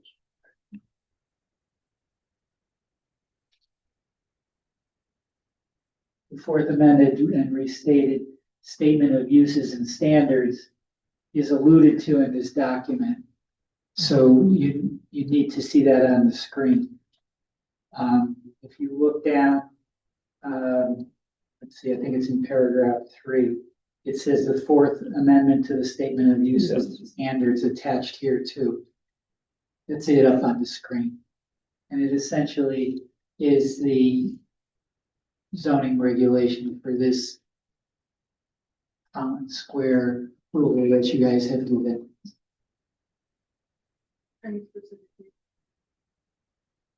I don't think it has a date on it. Any specific page? Right there. I think that's the one where it says add multifamily rental, right? Delete. Oh, what? Right there. Isn't it central line right there? Yeah, right there. Great. Permitted use. You're right.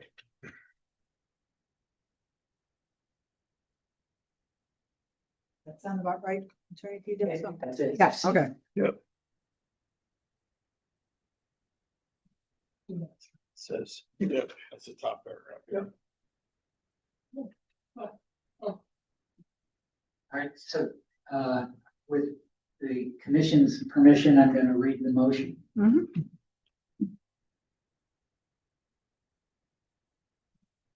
Shelton Planning and Zoning Commission, FS Shelton LLC and Fountain Square LLC, 745 801 Bridgeport Avenue, Fourth Amendment to Plan Development District number 91. Settlement resolution.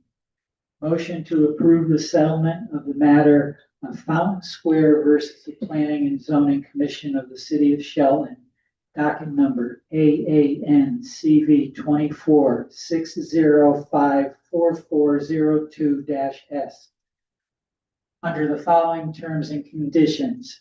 Application 23-13 for An amendment to Plan Development District number 191 at 745-801 Bridgeport Avenue, Shelton, Connecticut for multifamily residential limited to Lot 5 with dedicated parking related thereto. In no event shall there be greater than 100 units. The rental residential units shall have no more than 2 bedrooms.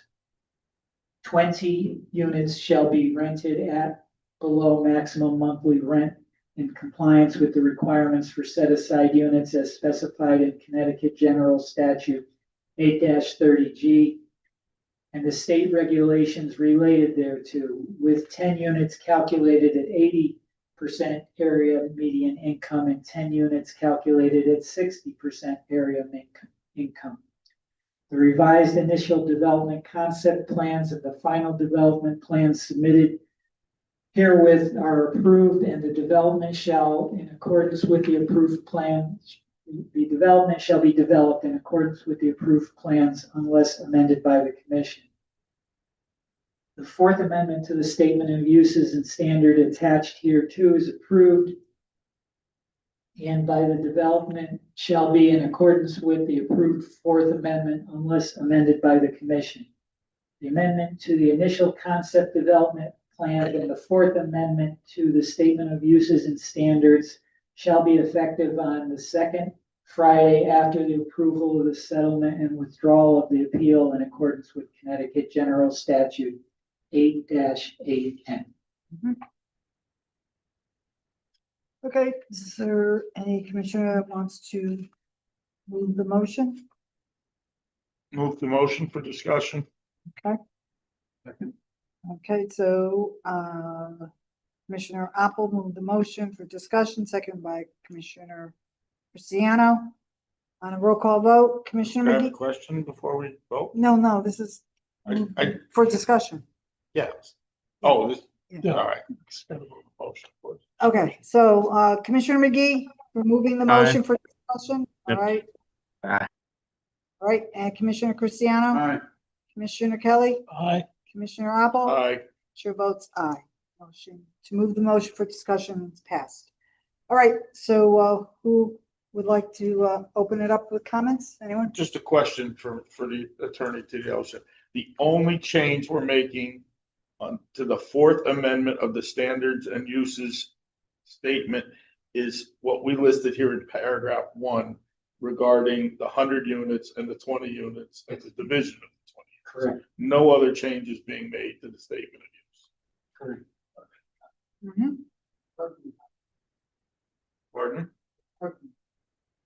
You also, in the statement, you have the parking regulation, parking is on the Parking That's- costs. It's not listed here. It's in the, no, it's in this. But we put the standard of uses back up. Here. You're saying that the parking count is changing? No, it's being established, not changed. It's being added. So then this paragraph 1 is not the only change. We have another change. Well, you're adopting this. I know, but I'm trying to find out what's changing because we couldn't figure it out on here. Here, What's you- changing? You see the tab, Billy. Okay. All right, so under section 5 permitted uses, we're deleting signs in accordance with the approved PDD signage plan.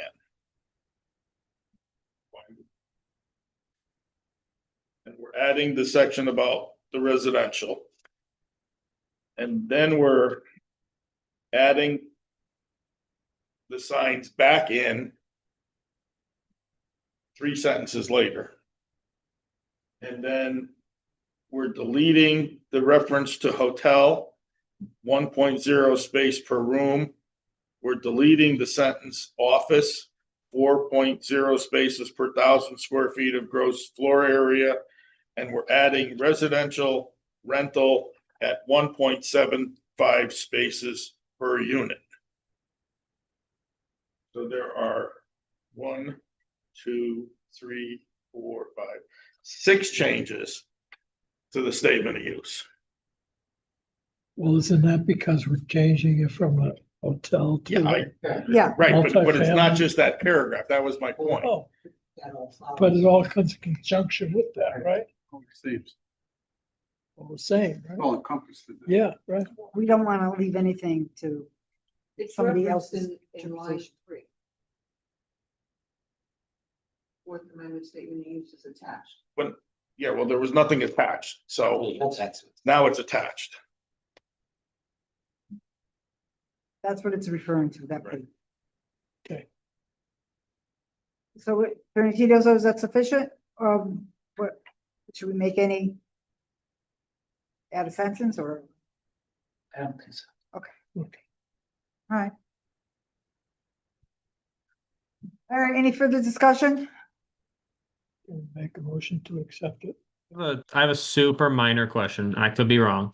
But I thought we had said the parking was going to be 1.8. Is it 1.75? And I'm just misremembering. It doesn't matter. I don't know. It's not that big of a deal. No, it's a legitimate question, so 0.5. it's like one wheel and a tie rod. I don't remember. Yeah, I could have anything in front of me, I can document that. What is, Was it being rounded up? I always. 1.8, that was what you look and lose one space. I don't want that, so I thought 1.75 gave us the 0.05. Yeah, 0.05 space, I think will be okay. yeah, 0.05, Yeah. okay. Yes, yeah, it's not a half a space. Right. Okay. Commissioner McGee, did you hear that? Difference? I didn't. No. Can you give me a summary?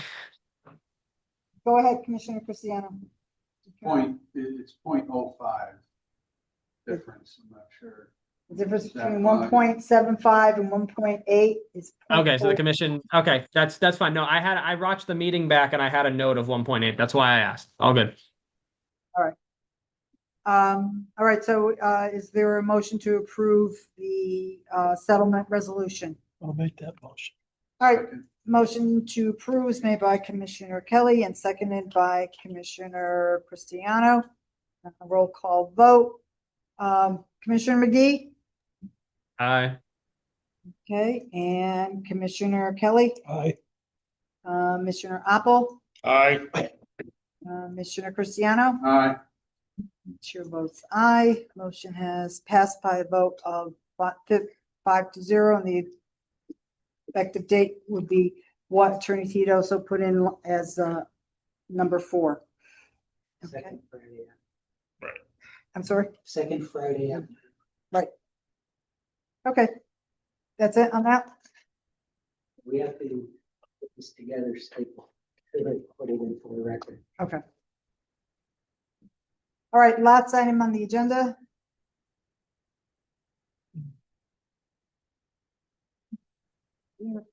There.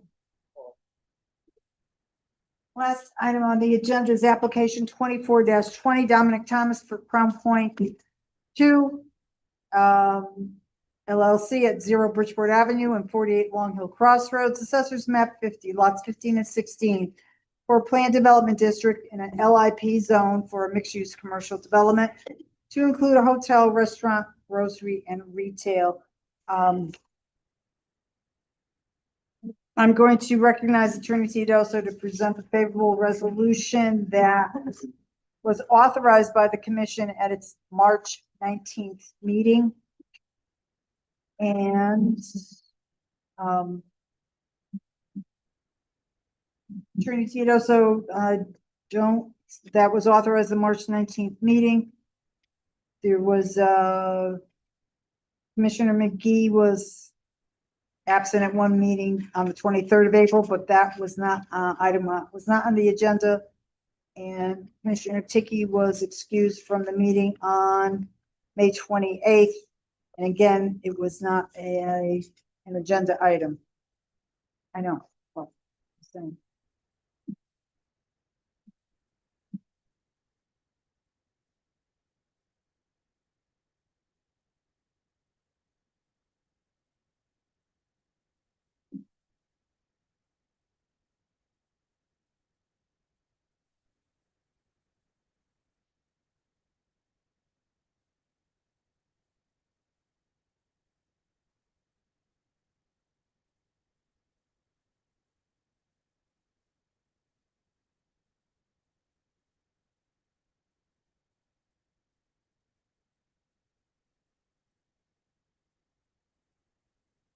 you have in front of you the resolution. We all hear. Speaking things.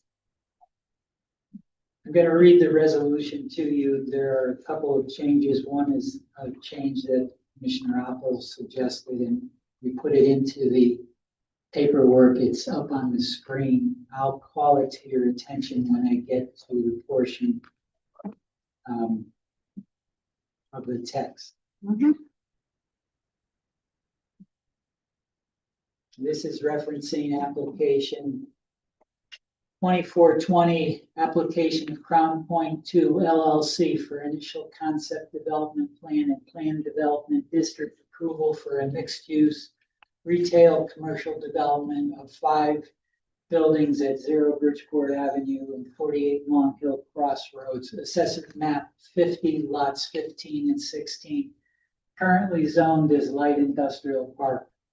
The applicant, Crown Point 2 LLC, has submitted a petition to establish a planned development district, PDD, on a site approximately 16 acres on the east side of Bridgeport Avenue, State Route 714, at its intersection with Long Hill Crossroad, on a site comprised of 3 contiguous parcels with direct access to and significant frontage on both roads.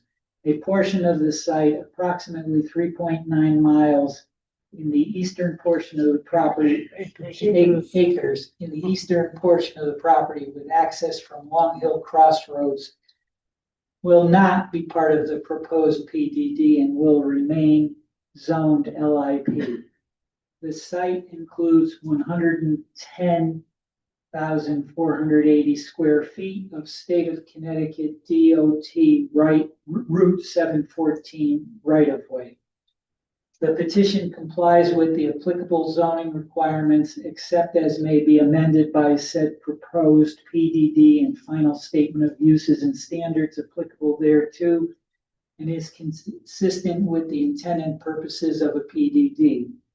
Initial development plans for the proposal are entitled Development Plans Mixed Use Development, Assessors Map 50, Parcel 15, Bridgeport Avenue, and Assessors Map 50, Parcel 16, 48 Long Hill Crossroads, Shelton, Connecticut, Crown Point Associates of Shelton 2 LLC, dated May 1st, 2024, and revised July 2nd, 2024, August 9th, 2024, September 6th, 2024, September 11th, 2024, and January 21st, 2025, prepared by Rose Tizo and Company LLC, architects, surveyors, engineers, 35 Brentwood Avenue, Fairfield, Connecticut.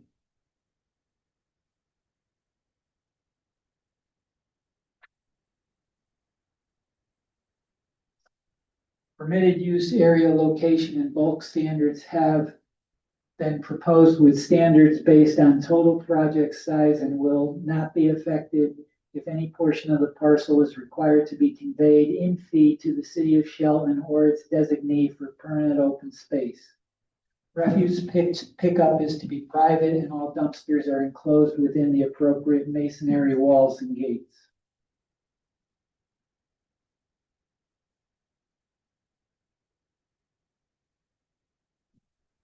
The proposed site is bisected by a city of Shelton sewer easement and relocation of a current sewer easement and sewer system, and an approval from the Shelton Water Pollution Control Authority has been granted. 3 new access driveways from Bridgeport Avenue State Route 714 in the form of bridges over the stream corridor area constructed with precast concrete supports are proposed to all buildings and parking lots which are to be interconnected. A 4th entrance to the project will be a bridge from Crown Point Center, which is to be to the north of the proposed project. The terraced grading of the site results in parking area closest to Bridgeport Avenue being some 15 to 20 feet above the roadway, while all buildings some 30 to 40 feet above the Bridgeport Avenue roadway grades. Despite the moderately steep topography of the site, there will be a minimal additional cutting or filling of the site. A significant buffer green giant arborvitae will will supplement the existing natural vegetation along the edge of the Long Hill Crossroad. Additional plantings of arborvitae are proposed in the rear of the grocery store and retail building. The stream corridor area restoration plan with additional plantings has been approved by the Inland Wetland Commission and will need to be amended. Preliminary concept plans for the proposed mixed-use retail commercial development of 5 buildings indicate a variety of uses, including a 4-story, 123-room, approximately 48,913 square foot standalone hotel, an approximately 7,900 square foot standalone restaurant, and approximately a 60,070 square foot multi-tenant building to include approximately 25,400 square foot grocery store and separate retail spaces of approximately 13,200 square feet and 22,100 square feet, a separate standalone restaurant with drive-through of approximately 2,800 square feet, and a separate standalone restaurant with drive-through of approximately 3,800 square feet. A no building area of approximately 58,462 square feet or 1.34 acres plus or minus at the corner of Long Hill Crossroads and Bridgeport Avenue is clearly noted on the aforementioned site plans. Preliminary concept plans also show a total parking capacity for 594 cars with 123 spaces to serve the hotel at a rate of 1 space per room and 4 spaces per 1,000 square feet of gross floor area for the remaining 4 buildings, provided that 1 space per 1,000 square foot of gross floor area can be deferred parking. Any deferred parking is to be located in the area that can be graded and prepared for parking with topsoil and stabilized with appropriate landscape.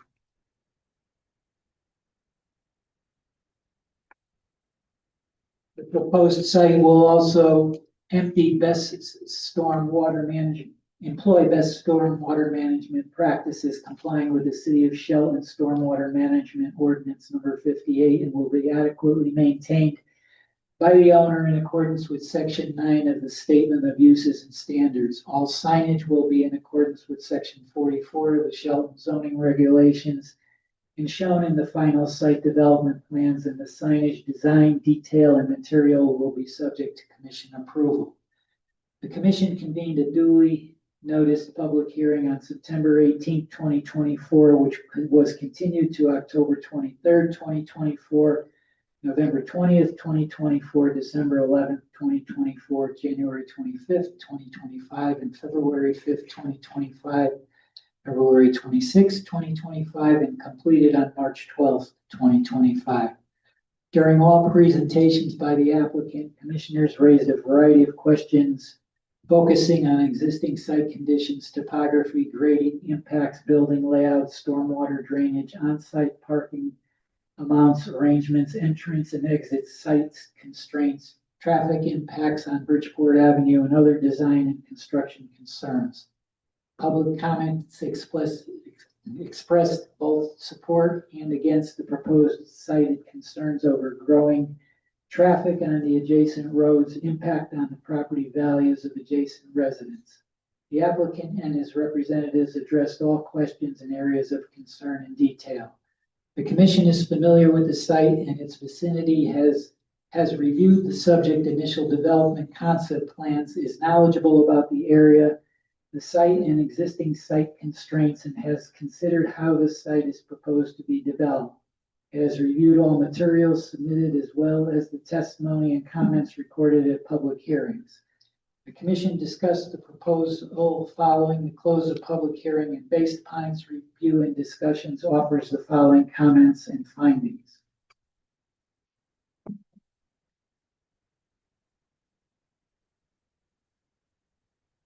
The subject site consists of approximately 16 acres. The site has frontage on Bridgeport Avenue, State Route 714, and frontage on Long Hill Crossroads. You will note that I don't have the actual square footage or linear footage for either of those.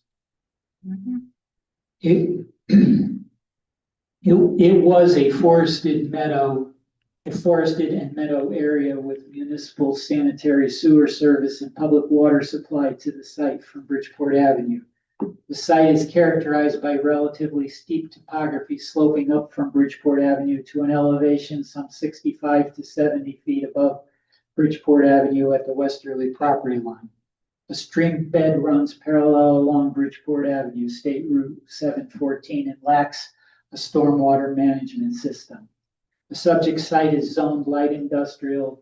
The site is bordered on the north by retail and commercial complex, on the south by Long Hill Crossroad, a manufacturing facility with a residential community, on the east by a light industrial building at a significantly higher elevation, buffered somewhat by topography and existing vegetation, and on the west by Bridgeport Avenue, State Route 714.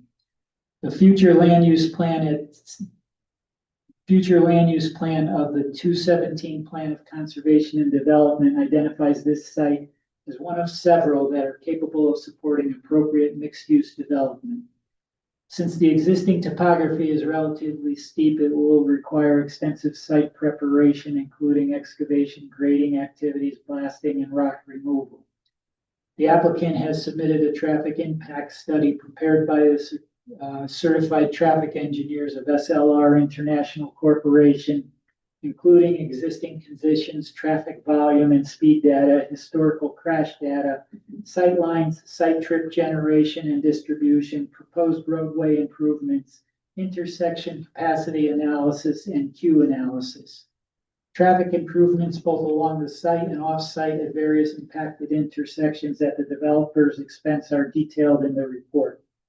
Based on its study and recommendations, the report concludes that if the recommendations made are implemented, the traffic from the proposed development can be safely and efficiently accommodated on the area roadways.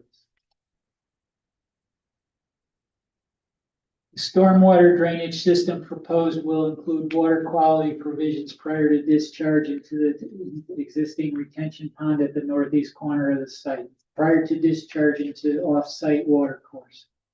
The drainage system must be and will satisfy the requirements of the city's stormwater management ordinance number 58, as well as any requirements of Inland Wetlands Commission regarding retention pond and discharge into the existing water course that traverses the westerly boundary line of Bridgeport Avenue Route 714.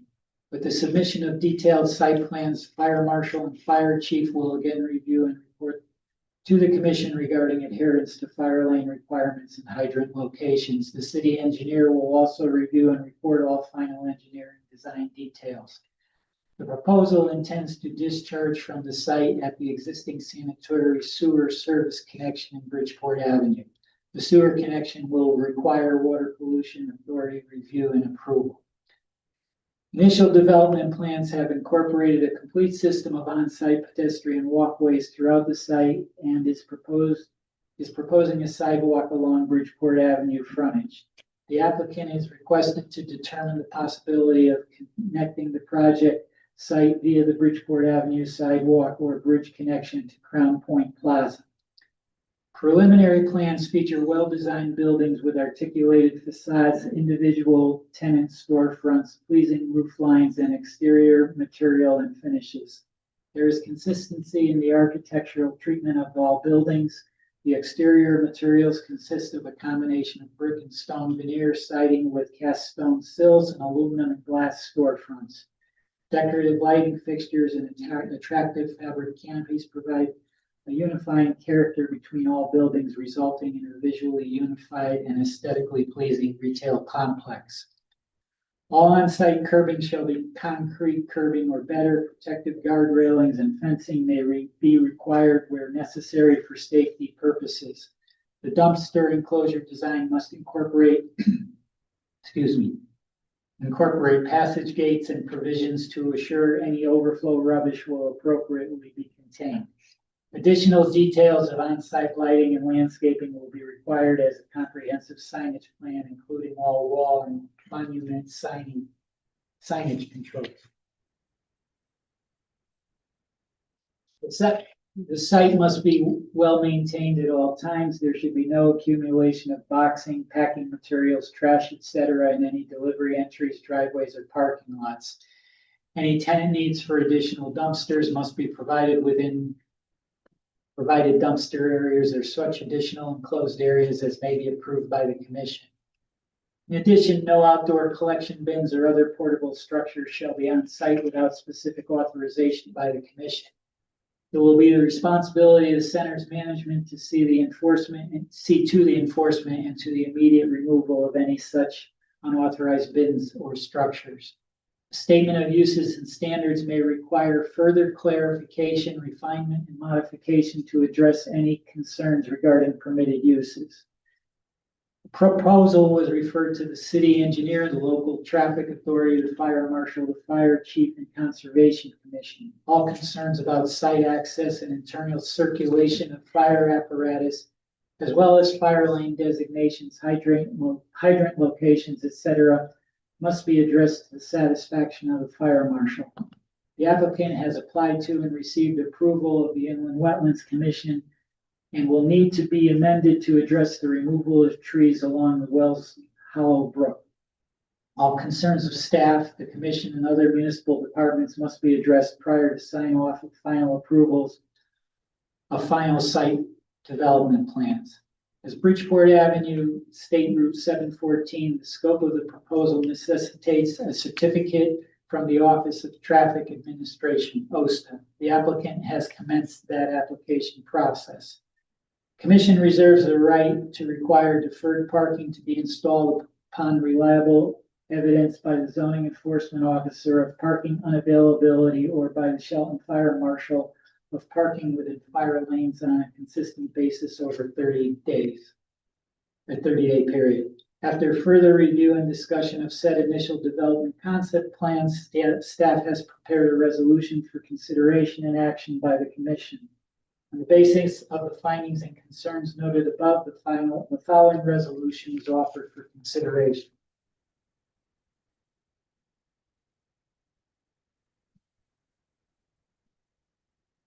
On the basis of the findings and concerns noted above, the various representations made at the public hearings and other discussions of the commission, the Shelton Planning and Zoning Commission hereby takes the following action. To approve the subject initial development concept plans subject to the following stipulations, modifications, and conditions. 1, unless otherwise authorized by the commission, no site preparation activities can proceed without commission approval of final site development plans.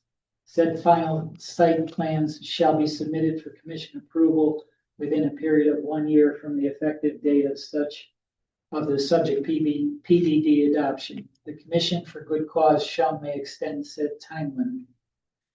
The blasting plan, final detailed development plans shall be prepared and submitted to the fire marshal for approval and shall be designed to minimize the amount of blasting necessary and shall reflect all changes, adjustments necessary to address concerns expressed by the commission as set forth above, as well as concerns from the fire marshal. Any necessary blasting must be conducted in conformity with the state regulations, the fire marshal's office, and the local blasting ordinances.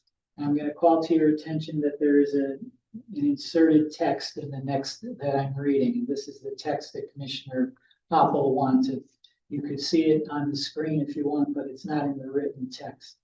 The posting of the appropriate bonding in an amount determined by the commission as recommended by the city engineer to assure site restoration and or completion of any municipal improvements or critical site restabilization and other areas of concern.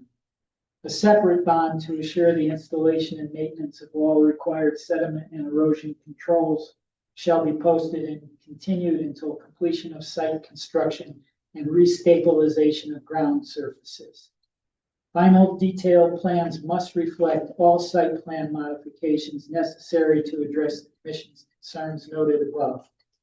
Plans shall include a large-scale drawing of the Bridgeport Avenue frontage with topography and other detail and reflecting installation of a public sidewalk northerly from the site entry drive to the northerly property line, including necessary grading to accommodate said sidewalk extension. Final plans shall satisfy all applicable concerns of the city engineer, the fire marshal, the local traffic authority, and all other municipal boards and commissions, as well as all permit requirements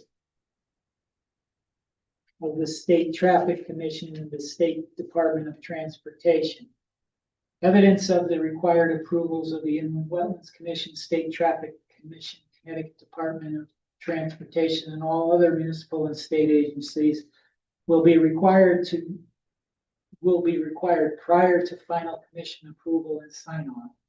Any remaining concerns identified related to on-site conditions and design must be resolved prior to final sign off of said final development plans. The statement of uses and standards may require modification and clarification as set forth above. Modified statement with clarifications, modifications, and changes must be submitted prior to publication of the notice of adoption of the plan development district. Final site development plans shall include a comprehensive signage plan controlling all site signage shall be submitted, including both site ground signs and wall signs. Specific standards shall be included regarding uniformity and consistency of font, style, color, with intention of stressing tenant identification and not product advertisement. Appropriate controls should also be applicable to display window area.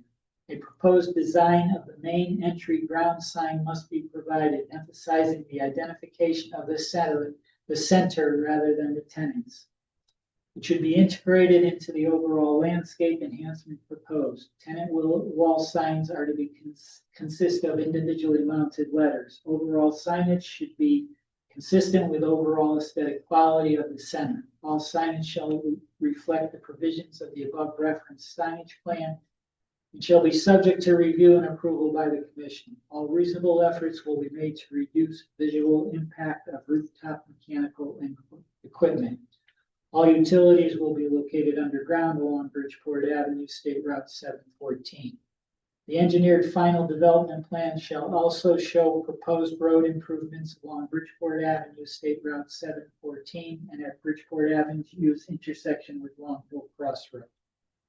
The landscape plan must provide a one-year survival note, which shall be as well as provisions for requiring supplemental plannings if deemed necessary by the commission.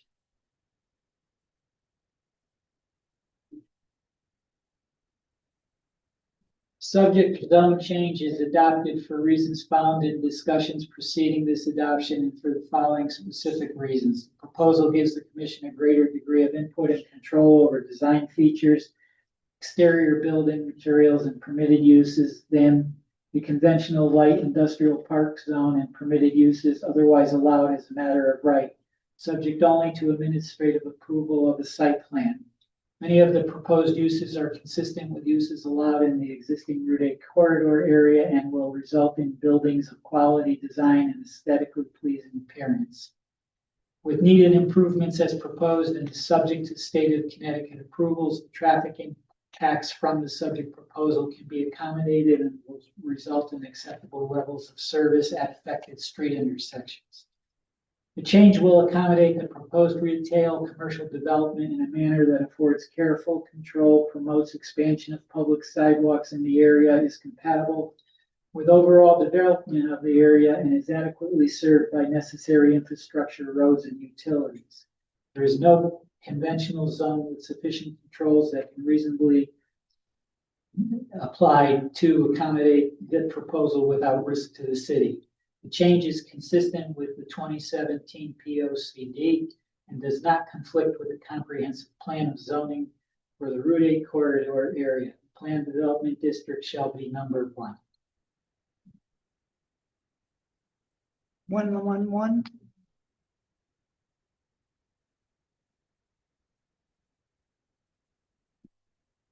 And effective date. July 2nd. 2025. All right, is there a motion to move the resolution? So moved, Madam Chairman. Okay, and is there a second? I'll second. Okay. Commissioner Kelly is seconded. Roll call for discussion. Commissioner Cristiano, Aye. Commissioner Apple, Aye. Commissioner Kelly, Aye. Commissioner Commissioner McGee, Aye. and Chair votes aye. Motion for discussion is passed by a vote 5-0. We're good. Okay, is there any comments that any of the commissioners feel that they need to make? So I have a question, Madam Chair. So in light of everything that's going on with this site at the moment, I know we've talked in previous meetings about possibly adjusting the bond, and I know this resolution does mention that. And my question is more like a process question. So what is the process in terms of we vote on this resolution tonight? Do we determine the new bond or bonds later at a different meeting? Do we do that tonight before we vote? How does that work? Why don't you call on Attorney Teodoso? The resolution talks about a bond being set by the commission after input from the engineer. Right. It would be proper for the engineer to essentially give the parameters, because an engineer can assess what's going to be done and the value of what's going to be done. We would be not the best entity to make that kind of conclusion. Exactly. Conclusion. Although the way it's written, you have the trump power over what the engineer says. So the engineer is going to give us a recommendation basically, and then we're going to be able to discuss it and vote on it ourselves. Yes. That's what Yes, that's what it says. that's what the resolution says. Just want to be clear. Okay, Yeah, you're clear. and just ask a question. There was also in there that the approval has to go back to me. Okay, and seeing that Commissioner McGee referenced everything that's going on, we know he's referring to the site work that has been taking place. Right, that's implied and subtly stated in there. But the applicant is restricted from going out tomorrow and doing anything due to No approvals being in place. no approvals from what agency? Inland wetlands. Inland wetlands. And the remediation plan and the state of Connecticut. Okay, so that stays as it appears tonight until those items are all approved. But to get to that, we had to do this. And don't we To have get to approve going. the amount of the bond too? Isn't that part of it? Yes. That's what you want to do. Inside the Right. PDD. Yeah. Huh? Inside the PDD. Inside the PDD, right? And there, another little portion that is not stated, but the impact on it is what we did is the first agenda item was the 824 referral. So that has some impact. Right, and it's written that way. So just to be clear, we set the bond, but the engineer kind of tells us what to set it at. Right, he makes a recommendation for the value of the bonds. There's two bonds. Right. So the engineer will recommend to the commission the value of the two bonds to be set. Okay. We have the final say on what the So dollar we amount can is. agree or disagree with Exactly. this Right. findings, okay. And all the other permits still have to go. Well, I'm just thinking, do we have the knowledge of setting a price on the bond? No, that's why That's why we have. the That's why engineer. the engineer is making the relying on him. recommendation. In the past, you've deferred to your engineer to do it. Correct. We're just reaffirming that. Just making that clear. Yeah. All right, any other further comments, questions, or concerns? I'm not sure if we want to get more into the weeds of it, but my next question would be what type of criteria would the engineer be using to like give us a recommendation for the bond? Would he be like comparing this to other sites and issues, or like how does that work? Generically, the work that has to be done, the product that's going to be there at the end, and what the materials cost. The Which he product would- is going to be there in the end, and what the materials cost. Did I hear that correctly? Yep. Yes, you did. But he would get that from either a contractor or something like Well, that. they're gonna submit plans, they're gonna submit plans, they're gonna show what they're doing. The engineer takes that and essentially analyzes it. You could ask your engineer sitting right here. Yeah, I mean, Right, it- right. it's not gonna be a detailed estimate like they're going out to bid. No, Some no, I numbers will be know. based on square footages, Right. some on linear footages. You know, Hours of work, all of that. Well, kind of thing. and it'll come up with a reasonable. there's a book for that too. Yes. Okay. That's what I'm trying to get at. It's not out of the No, air. it's not grammar number. Right. And as Trinity also stated in the resolution, correct me if I'm wrong, this is initial concept development plan approval. Correct. Correct. Final site is another stage. Right. So if there's any tweaking that has to be done, There's not enough detail in the plan You're to absolutely create right. an estimate for construction. You're absolutely. okay, anything else? All right, so is there a motion to approve the resolution? So moved. I'll And second it. there's a second. All right, so from motion to approve the resolution from Commissioner Opel, seconded by Commissioner Kelly, and on the roll call. Commissioner McGee, Aye. Commissioner Cristiano, Aye. Commissioner Kelly, Aye. Commissioner Opel, Aye. and chair votes aye. Motion has passed by a vote of 5-0. And the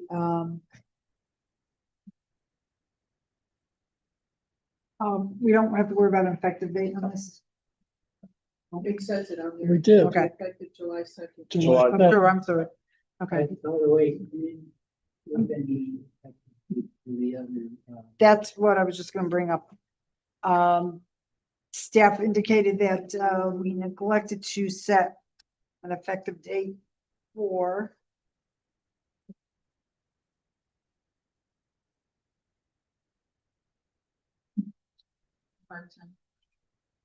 no, for application 2510, the public hearing that we had for Stephen Bellis for Matt Calandro.